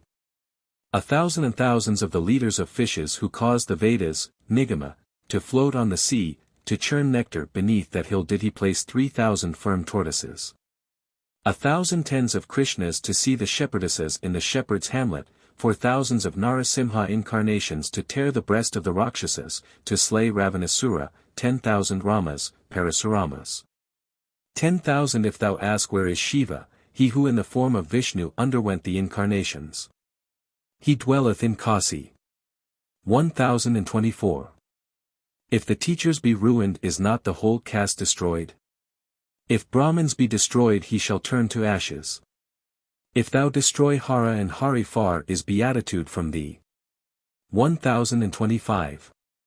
Our limbs to the god of fire, the bones, when burnt to the goddess of earth, the excess of wealth to the kings, the entire soul to lovers, stubbornness to fools, the Sankara Vismriti to Periyars and to the great avenger, Pluto, wrath belong. 1026. In whatever direction each man's desire is, in proportion to his desire, shall Vema cause them to attain the blessings of this and the next world. By the favor of Shiva shalt thou render them acceptable, O Vema. 1027. They think on the mantras, but know not their meaning. How are those twice born who are ignorant of the meaning? He who comprehends the signification, this is the only Brahma Rishi. 1028. The wild melon leaf is still more poisonous than the margosa. The heretical Prathama Shaki, sectary, is more venomous than a serpent, and a black-complexioned Brahmin is worse poison than musk. 1029. By not quitting the assertions, violence, of the 8 creeds, the holy have all become ruined. If you hold dung in your hand, why cleanse it externally? 1030. Soul and the divinity exist in full force in the diverse forms that are in this world. But the Jangams, ignorant of this, cannot find the path. 1031. What means Brahmin, what means devotee, what means enjoyer, what means donor, however diverse their names, Plato's realm is their portion. 1032. Those of the Buddha sect consider the intellect to be the divinity. They reckon, with degraded minds, which is highest and which lowest. They have left of discriminating both good and bad, the vile calves. 1033. The unholy wretch who joins the skull sect is ignorant of the beginning and the end of life. And in folly reviles Shiva, alas he is ruined. This sect is atheistical and Epicurean. They deny both creation and destruction. 1034.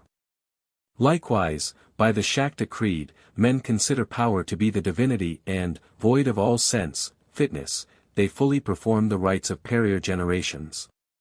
1035. What sort of caste is that of rishis? Inquire and know. They became lovers of God. They became the divinity. Finally, however great they be, they are devoured by the funeral flame. 1036. Born in the Rishi tribe, thereafter they are exalted in the Gotra tribe. They are not descended from Brahma, how then should they be Bramins? 1037. Those sinful ones who undertake to walk in luxury, eating and resting, and hard conduct, these shall not escape being bound in hell and cast into the mills of Yama. 1038. The life we enjoy shall not pass in all one manner, wealth and poverty await us all in this iron age, even Hari, Hara and Aya look upon evil and good as one. 1039. Holding Shiva the Lord, the body to be his temple, and attaining rest, he who uniteth his soul with Shiva, this is the Shiva Yogi. 1040. Brahma has given wealth to one man and a liberal disposition in the mind to another. May Brahma perish and his wife's marriage cord be broken at the wharf. 1041.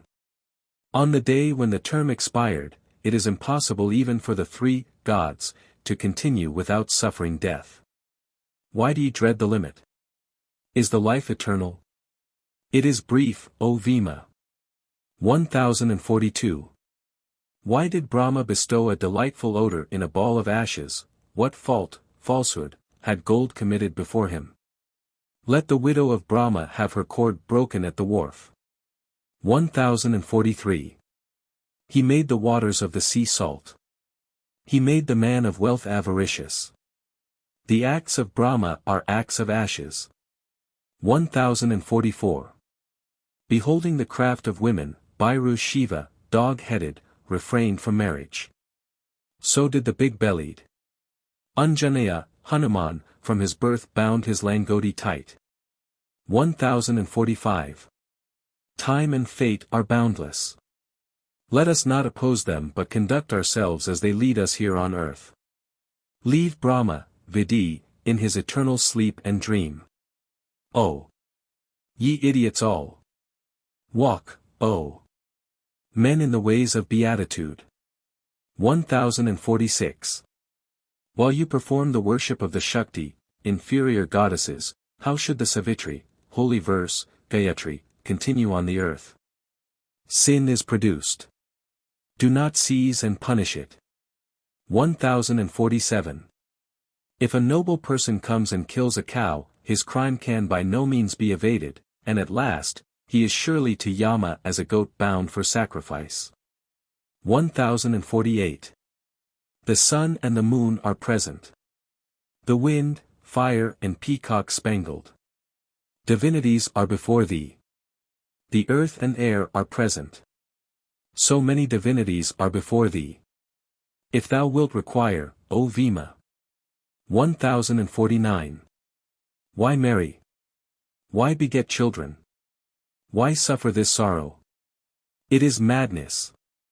Like as though a man lifted a rock upon his head. 1050. The divinity himself became the universe. And was born when he hungers he shall eat this universe with desire, lit, its noble juice, in contradiction to his former acts he shall devour and destroy it. Alas! What do they call this? 1051. The deity became man, he became woman leaving sorrow and having those desires that never relinquish in each age he is born. O ye wise! Behold this noble object of meditation. 1052. In the various tribes of animals the deity was repeatedly reborn, like as if confused he roamed and roved. Were we to call this body eternal? Would not the deity laugh? 1053. Who is the living man? Who is he who bore him? Who is the dead? No one knows this course.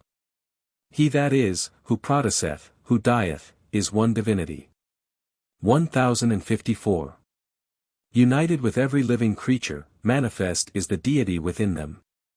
Consider this deity carefully, whether it is female or male. 1055.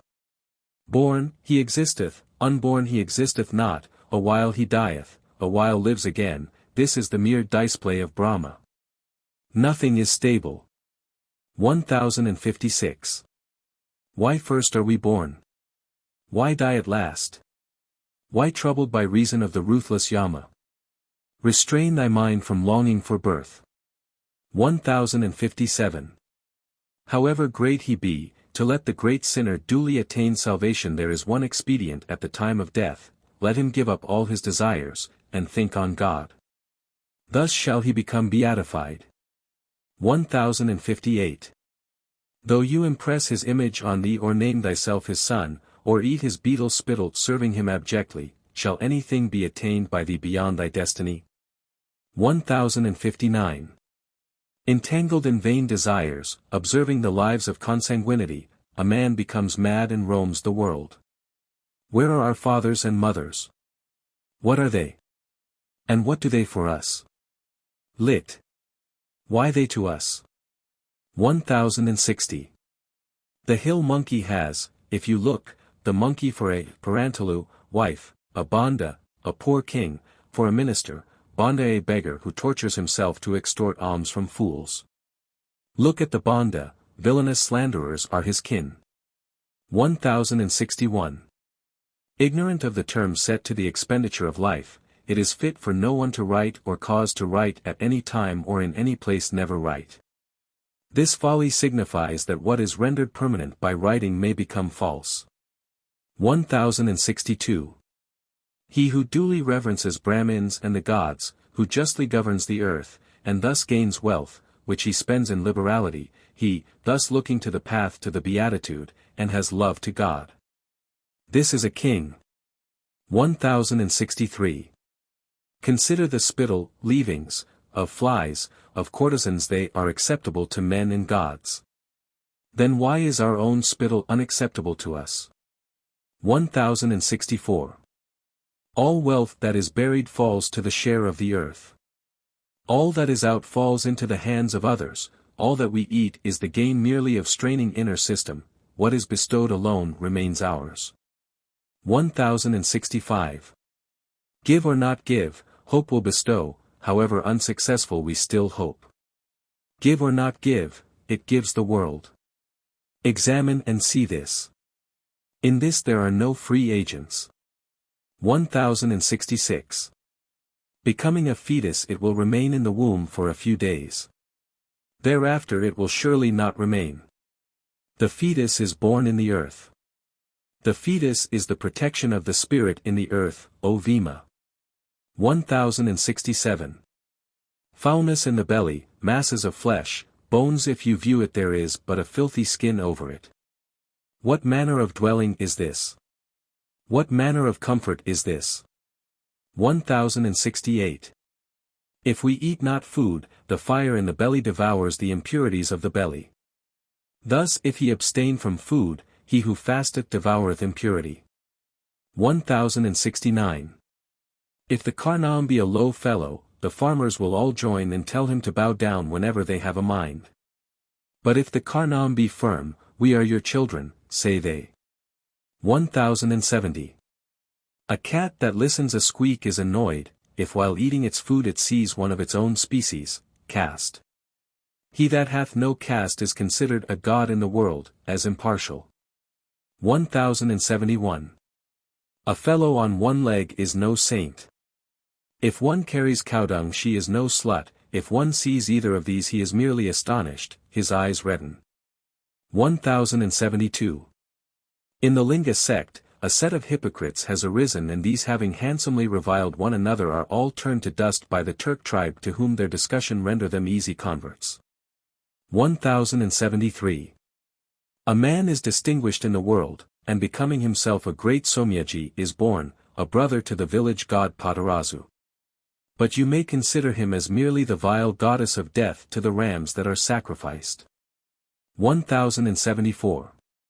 He who saith this, external, figure is thy form, and beholdeth in his internal image, him that is worthy to be war-slipped of all worlds.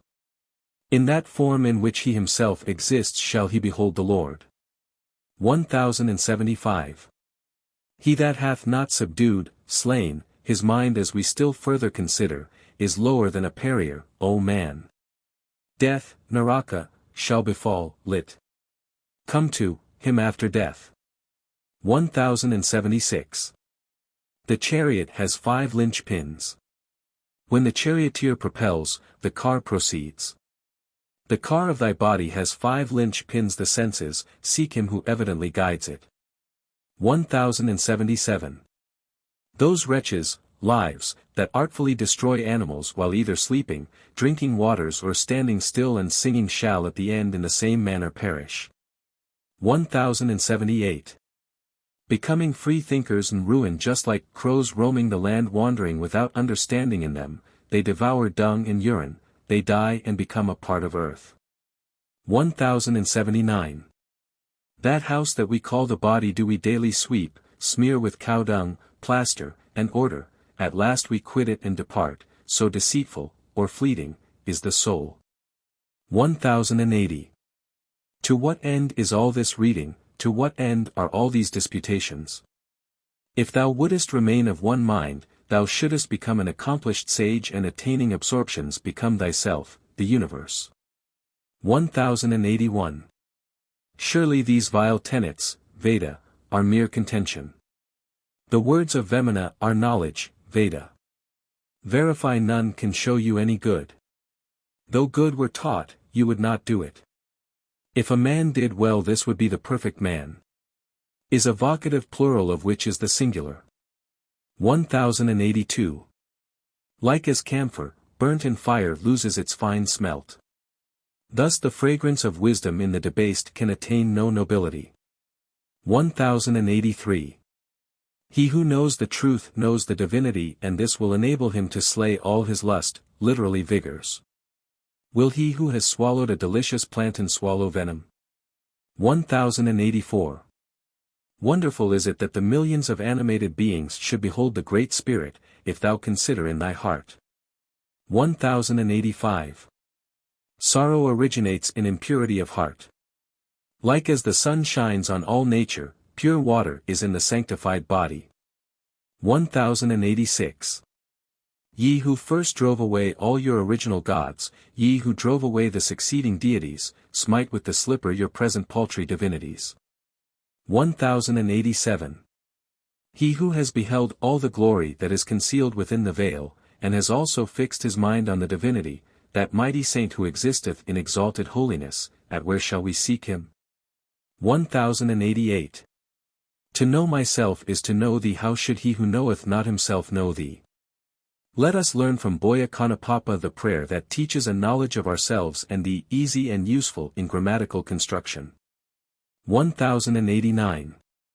That deity that alone comprehendeth the scriptures is found by constant seeking. The Lord seeketh the man that seeketh him. Are there any who are wise and have learnt to seek him? 1090. If we love him, he will love us. If we love not him, he will not love us, in the world. All our gorgeous apparel, any our devils, are all of no avail in the world. 1091. Without self-possession the mere favor of learning will never remove the doubts of the aspirant. No more than darkness will be dissipated by a painted flame. 1092. By gentleness every object is pleasantly attained. It is a true victory, by it our vows are performed, I will lay you any bet. How great were the difficulties that Dharmaraj conquered by means of gentleness. Admirable and easy. 1093. When the men of this world see the exalted saint they will censure him but cannot comprehend him. What difference can the hand perceive between nectar and any other taste? 1094. From his birth onwards how many diverse evil thoughts the sinner entertains. Like to a lame dog that is in imagination eating meat. 1095. If he have learnt to speak prudently, lit. Knowing abstracts, why should we consider his youth or age? May not a letter written by a child be respectable? 1096. Continuing to live and see, as in houses, listening to modes contrary to sense, do men pass away like an old song, listening to this they go on and become a tale. 1097. As they who have lost their eyes or legs seek each other's aid, and as the beggar unites with beggar alone. Thus wealth and poverty associate together. 1098. Is not the dying of some of our kin before our eyes an evidence to us? Can we look upon our frail lives as eternal? 1099. Like as the lamp of the sun enters into water, thus does the eye behold the deity. Like as the glistening of the soil of the desert in the mirage. 1100 to 1199. 1100. If we kill, sin is contracted, by not slaying virtue attaches but to the omniscient, whether he slay or save, neither attaches. How can that death be slain that thus slays Shiva? A very difficult grammatical construction to translate. 1101. You may straighten a tree to prevent its being crooked. You may duly rectify stone but you cannot straighten the mind that it become not more crooked. 1102. Whatever anyone at any time advises, a man should listen to respectfully nor be hasty. After learning the truth he will become a steady character. 1103. When their crimes fall on their head, they think of God. When they fall with their heads under, live headlessly they think not on God. Like sinners do they make a noise as if in, or seeing, a dream, see they this? O Vema. 1104. Words are produced by the thousand, let bags of words come. Yet by well weighing words, they become magic gems. By knowing the composition of words, thou with thy words gain perfection, O Vema. 1105. The mind is of tender age itself. The mind is still youth in all men. Mind witnesses to mind. No decrepitude affects the minds in the world, O Vema. 1106. Though you have gained wealth you may not have got liberality. The wisdom of Brahma Deva is the wisdom of a fool, lit. Slave. He gives wealth here and liberality there. 1107. Looking and looking at himself he cannot perceive thee, O God. Looking and looking at thee he would forget himself. He that sees thee is the true saint. 1108. The water poured at the root rises around the root and greatly increases the entire tree. In the same manner the soul pervades the entire body. 1109. Surely the Vedas are all mere contention. Let ashes fill the contentious man's mouth. Surely the vanquisher of the Vedas is Vemana. Surely it is our great object to know what is true happiness. 1110. If thou plant a tree carefully but give it no trellis, it will not grow but perish in this world. Thus it is with him who desireth wisdom but can obtain no teacher. 1111. Shall not we cut down the forest of ignorance with the sword of knowledge? Let us not think on ignorance in our mind but look to the places where the light of wisdom is fixed. 1112. Alas, none knows intuition, Eureki for Evereki. Though thou teach none can understand, by teaching and teaching understanding is produced. Excellent, or divine, is understanding if thou will view it.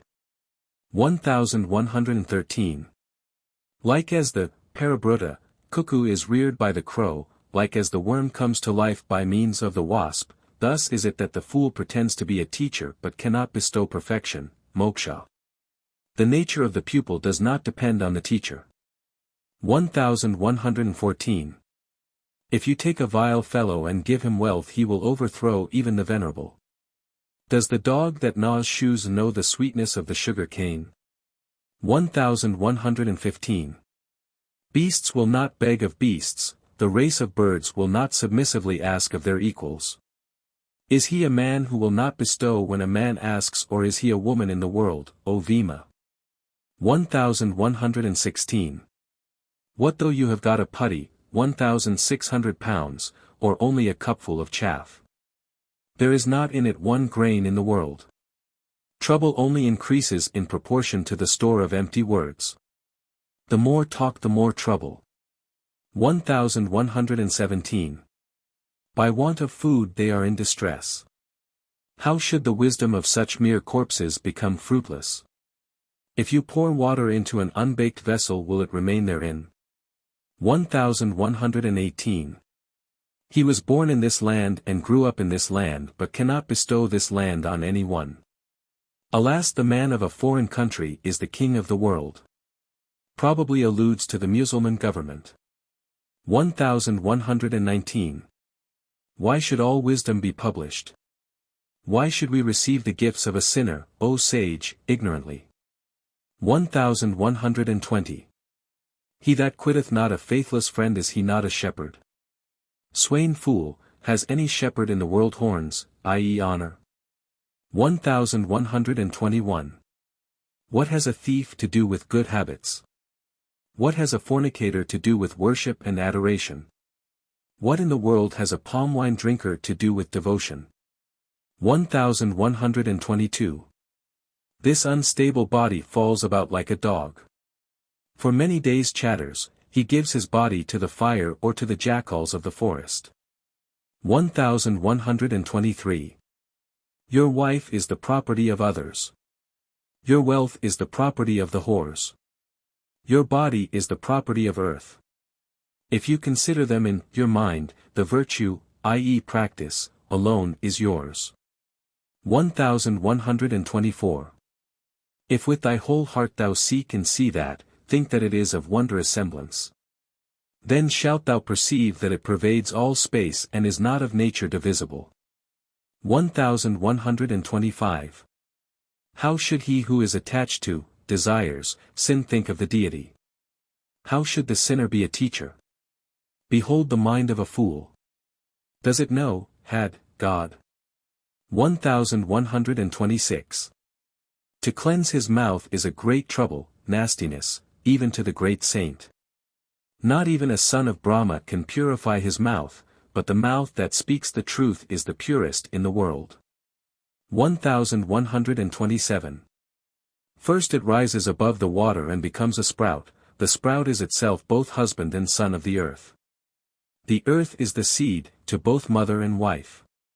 1128. Who are the kings who always being engaged in the earth nourish the world?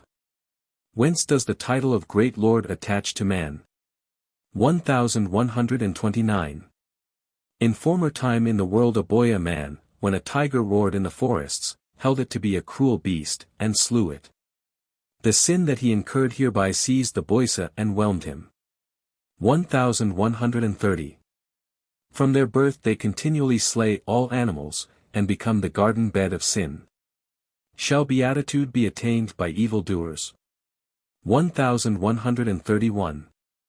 Animals that have tails, they get and cut their throats, they break the necks of all the goats of the flocks, and as for the rest of the animals they burn and eat them.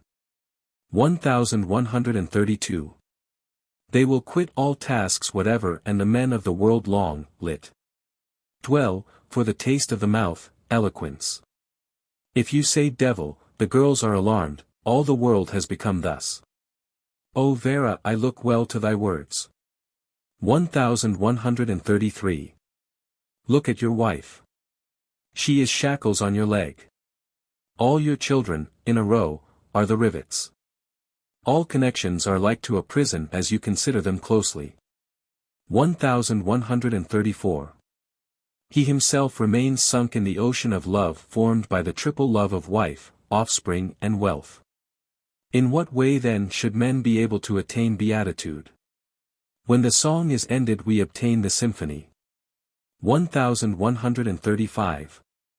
Through those desires that have been wound about us ever since we were children, thus high are we entrapped by the names of relations, called younger sister, elder sister, mother and father. 1136. How many are thy mothers and fathers? How many births hast thou had? Again, how many are the places where thou sufferest pain, or live? The fool knoweth not, this is stable and this fluctuating. 1137. That cannot perceive that life is unstable, thus mad men. They are puffed up here in the earth. All souls are surely in the sight of Yama like as goats bound for sacrifice. 1138. When your father and mother are dead, you and your wife unite and look to building your house agreeably. Like as though a thief already fixed on the impaling post should ask for food. 1139. Increase or decrease, consider, occur to all, however great. The body is not real, if you think on the facts. They cannot know this. What can we say to this? 1140. Through a selfish spirit it is that we say of any one thing, I cannot live, or get on, without this. To have it, but to know you cannot perceive it, go to. This is the bond of the worldly life. 1141. What though we learn and know whence we came and where we go, it is but like the coming or going of sleep. The birth and departure of the soul, these behold, form the divine state and are alone of importance. 1142. All men are bound in the cords of their lusts, shining in their dignity. They cannot sever it with the sword of wisdom. 1143. Who are ye that ye should be able to walk independently of the endless course of time? Relinquish all your idiotic properties and walk, O men, in the paths of beatitude. 1144. What has become of all the noble race that lived of all? They might have exalted them in the world. To crush their enemies none has prevailed besides Shiva. 1145. Things that are produced from earth we separate from earth and dress them again in an earthen vessel, at what strong love we feel for the earthen vessel. 1146. Vegetables without salt are to the taste vile as, salt ground, barren land. A ruined wretch is he that hath no shoes, and the man out of debt is the richest of the wealthy. 1147. The egg in the womb dwells in the body. By the course of breath it pleasantly rambles. This is like austerity in a vineyard, under a palm tree. When shall he attain bliss? 1148. How is instruction gained? He cannot see the top of his head. It is good to seek him, the deity who dwells on the top of your head. That skillful man who comprehends his head, takes beatitude by violence. 1149. In truth, worth is the source of a faithful intention, devoid of faith thou shalt not attain bliss. What is this we call bliss? Thou art thyself its origin. 1150. Formerly Boya Cuddapah drew near to the three-eyed God and became beatified.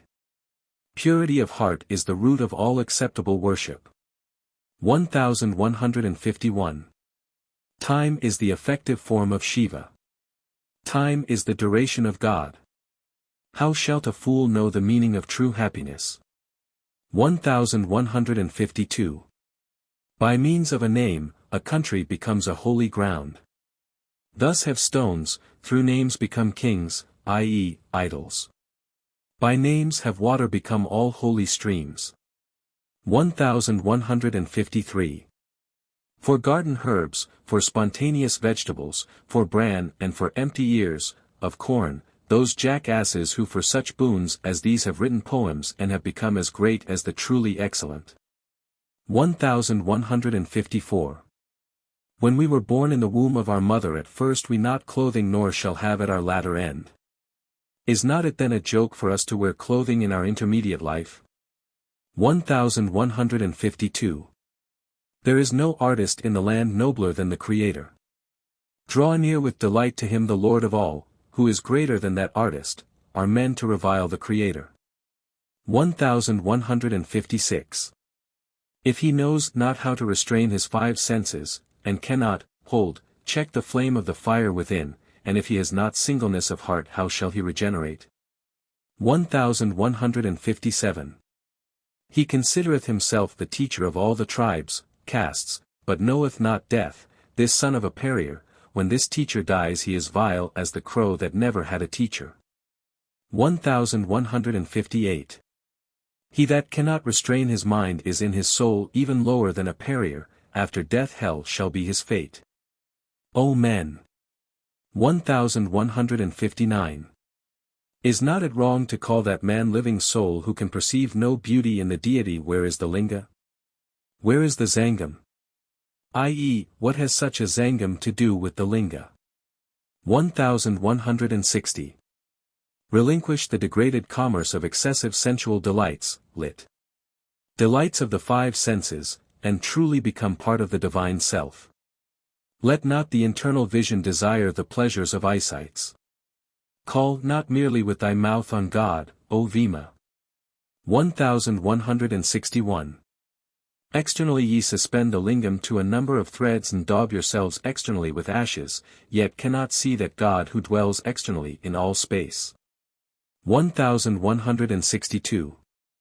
When God ordered the world to proceed by means of death and birth, the name of teacher is attached to him.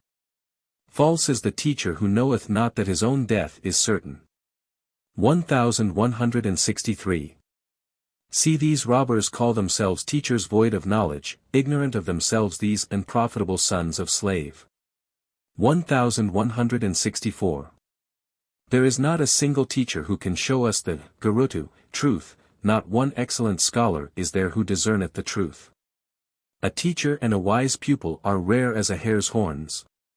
1165. Setting up a teacher in even each religion, not even one man hath attained bliss. They worship unblushing teachers. 1166.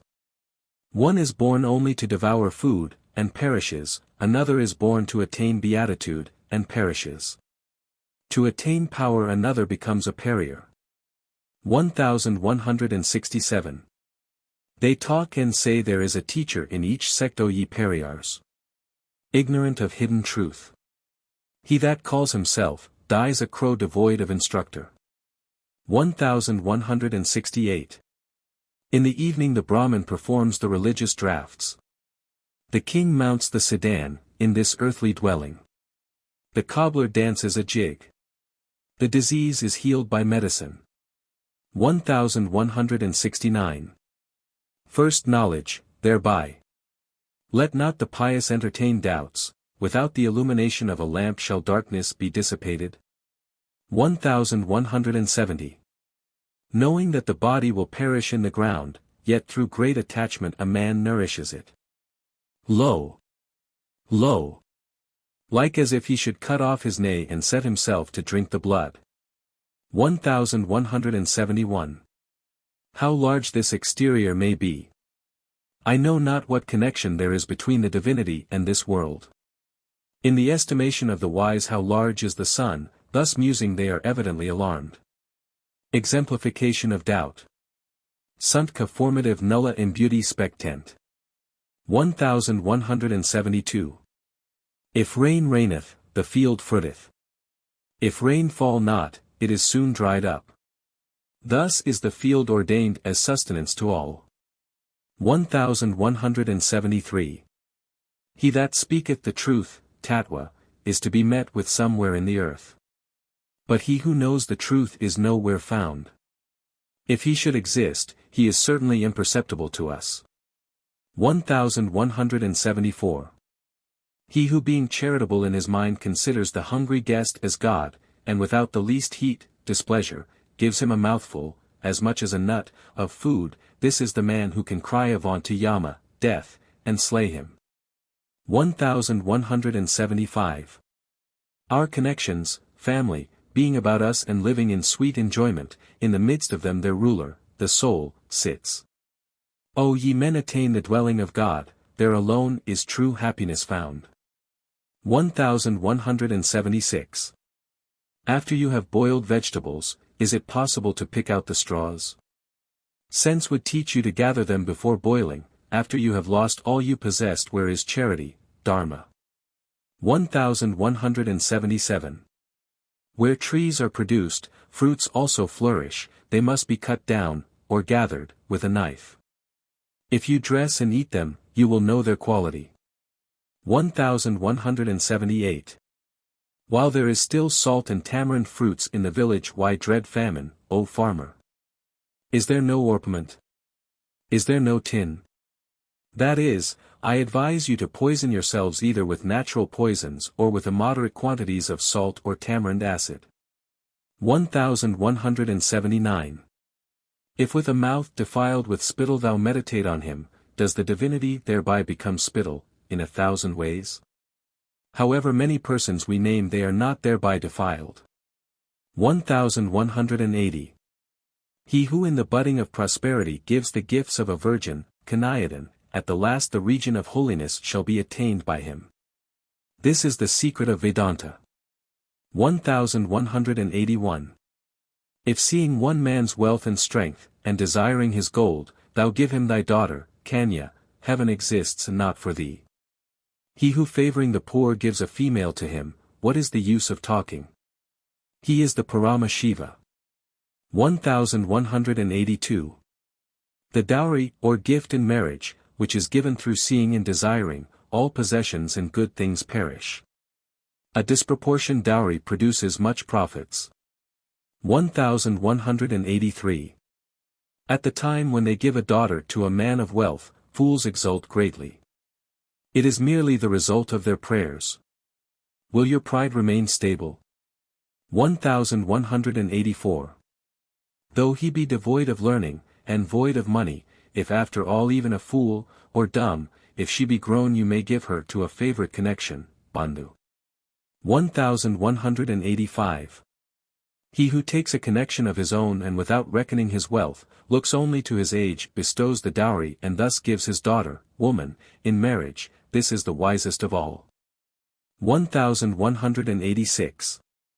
If you bestow your daughter in marriage looking to wealth, it is as if you gaff her for a price. The dignified way is to give her to an equal. If thou give her to a poor man, they remain entwined in close attachments. 1187. Giving one's daughter to a rich man is like the water of a well flowing into the sea. But a woman given to a poor man is like watering a lime tree with sea of water. 1188. Through a man's wealth he gets an excellent wife, Panyavati. Thus a fit husband is also gained by an excellent woman. By the fortune, Bhagam, of both, friends and good sons and the 8 blessings will be gained. 1189. When a marriage contract, Manuvu, is made by a rich man with a poor one, wealth and poverty became thereby united. What then is possession and what is poverty? 1190. Mother, father, friends and relations, and all others will seek and desire a young man. They will give him the girl but not fortune with her. 1191. There is no place that exists not in the mind, it is closely united with our acts, if we meditate on God in our hearts. 1192. During his life he doth not restrain his lusts, but when death comes, he turns recluse. Without thou quell thy mind, is beatitude attainable. 1192. If thy eye be single, the knowledge shall be one, like a man in this earth is united with a woman. Then shall thy interior be full of light like to the Lord of the world. 1194. Born in the dark, we grow up in the darkness. Why are we ensnared in the concealment, darkness of delusion? If thou understand this darkness, this whole world shall appear to thee. 1195. Not seeing the might of time and imagining that this present is perpetual, they merely weary themselves. How is it that the men of this world can never discern this noble boon, the lapse of time? 1196. Through worshipping the three-eyed in ignorant faith, in former time, Boya Cuddapah became a sage. Did this happen through his worship? Wisdom was the cause. 1197. If while we own the error of another we ourselves participate therein, the fortune we enjoy will perish. Is it not enough if water leaks out of a cracked pot, i.e., defect is merely less obvious? Alya ala melamopraktion of pellet. 1198. Shall the amorous, or he that is enslaved to cupidity or for wealth, or that is engrossed in attachment to his family or the stubborn, or he who makes his face half, turns away his face, see heaven? Though these turn out of the way, shall the words of Vemana ever fall to the ground? 1199. By the spread of the passing wind, water touched by it, water acquires coolness. There is another secret hidden near to this. If men would understand it, the mind is similarly affected by outward occurrences. 1200 to 1215. 1200. In this world there is not the blessing of complete happiness, they say. How then should that happiness be attained in the next world? If death were not present with us from the first, how should it at last visit us? Our ultimate good or bad fate is but a continuation of our present lot. 1201. This frail body suffers numberless changes in many ways. Do we nourish and foster it? At last it is given to the funeral flames or to the foxes of the wilderness. 1202. If a soldier skilled in war serves a base master, he will disobey and turn again from seeking his favor. He will roam the towns and hamlets like a monkey. 1203. Sand, coals, stones, grass, skin, dirt, sticks, where is the sinner who does not bless his teeth with some of these things? 1204. Will not those who are ignorant of swimming fall into a deep well? How should those who understand swimming fall into the pit, alas, so as to be reduced to powder? 1205. If numerous vessels be placed in one house, they are all in various shapes. If this diversity be removed, all will become space. 1206. Why, O ye men, do ye always think on the body? Cannot ye perceive that the body is perishable? Like to a bandicoot caught and dying in a trap. 1207. If thou consider the deity far removed from thee, he shall be far from thee. If thou consider the body as his dwelling, he shall dwell therein, and if thou hold life to be his vehicle, such men shall remain stable as gods. 1208. Classes and customs vary, but birth is one. Viands differ, but hunger is one. 1209. The sun, moon, Tusta, Woden, Boma, Thor, Lit. The teacher, Brihaspati, Frida, Sukra, and Saturn, these are signs only, but each day is the same. 1210. What is borax? A substance that is luminous coalesces with metals, uniting them in love. The life is united to the body in a similar manner. 1211. He proceeded from woman and longs for woman. Why all this love of woman and affection for her?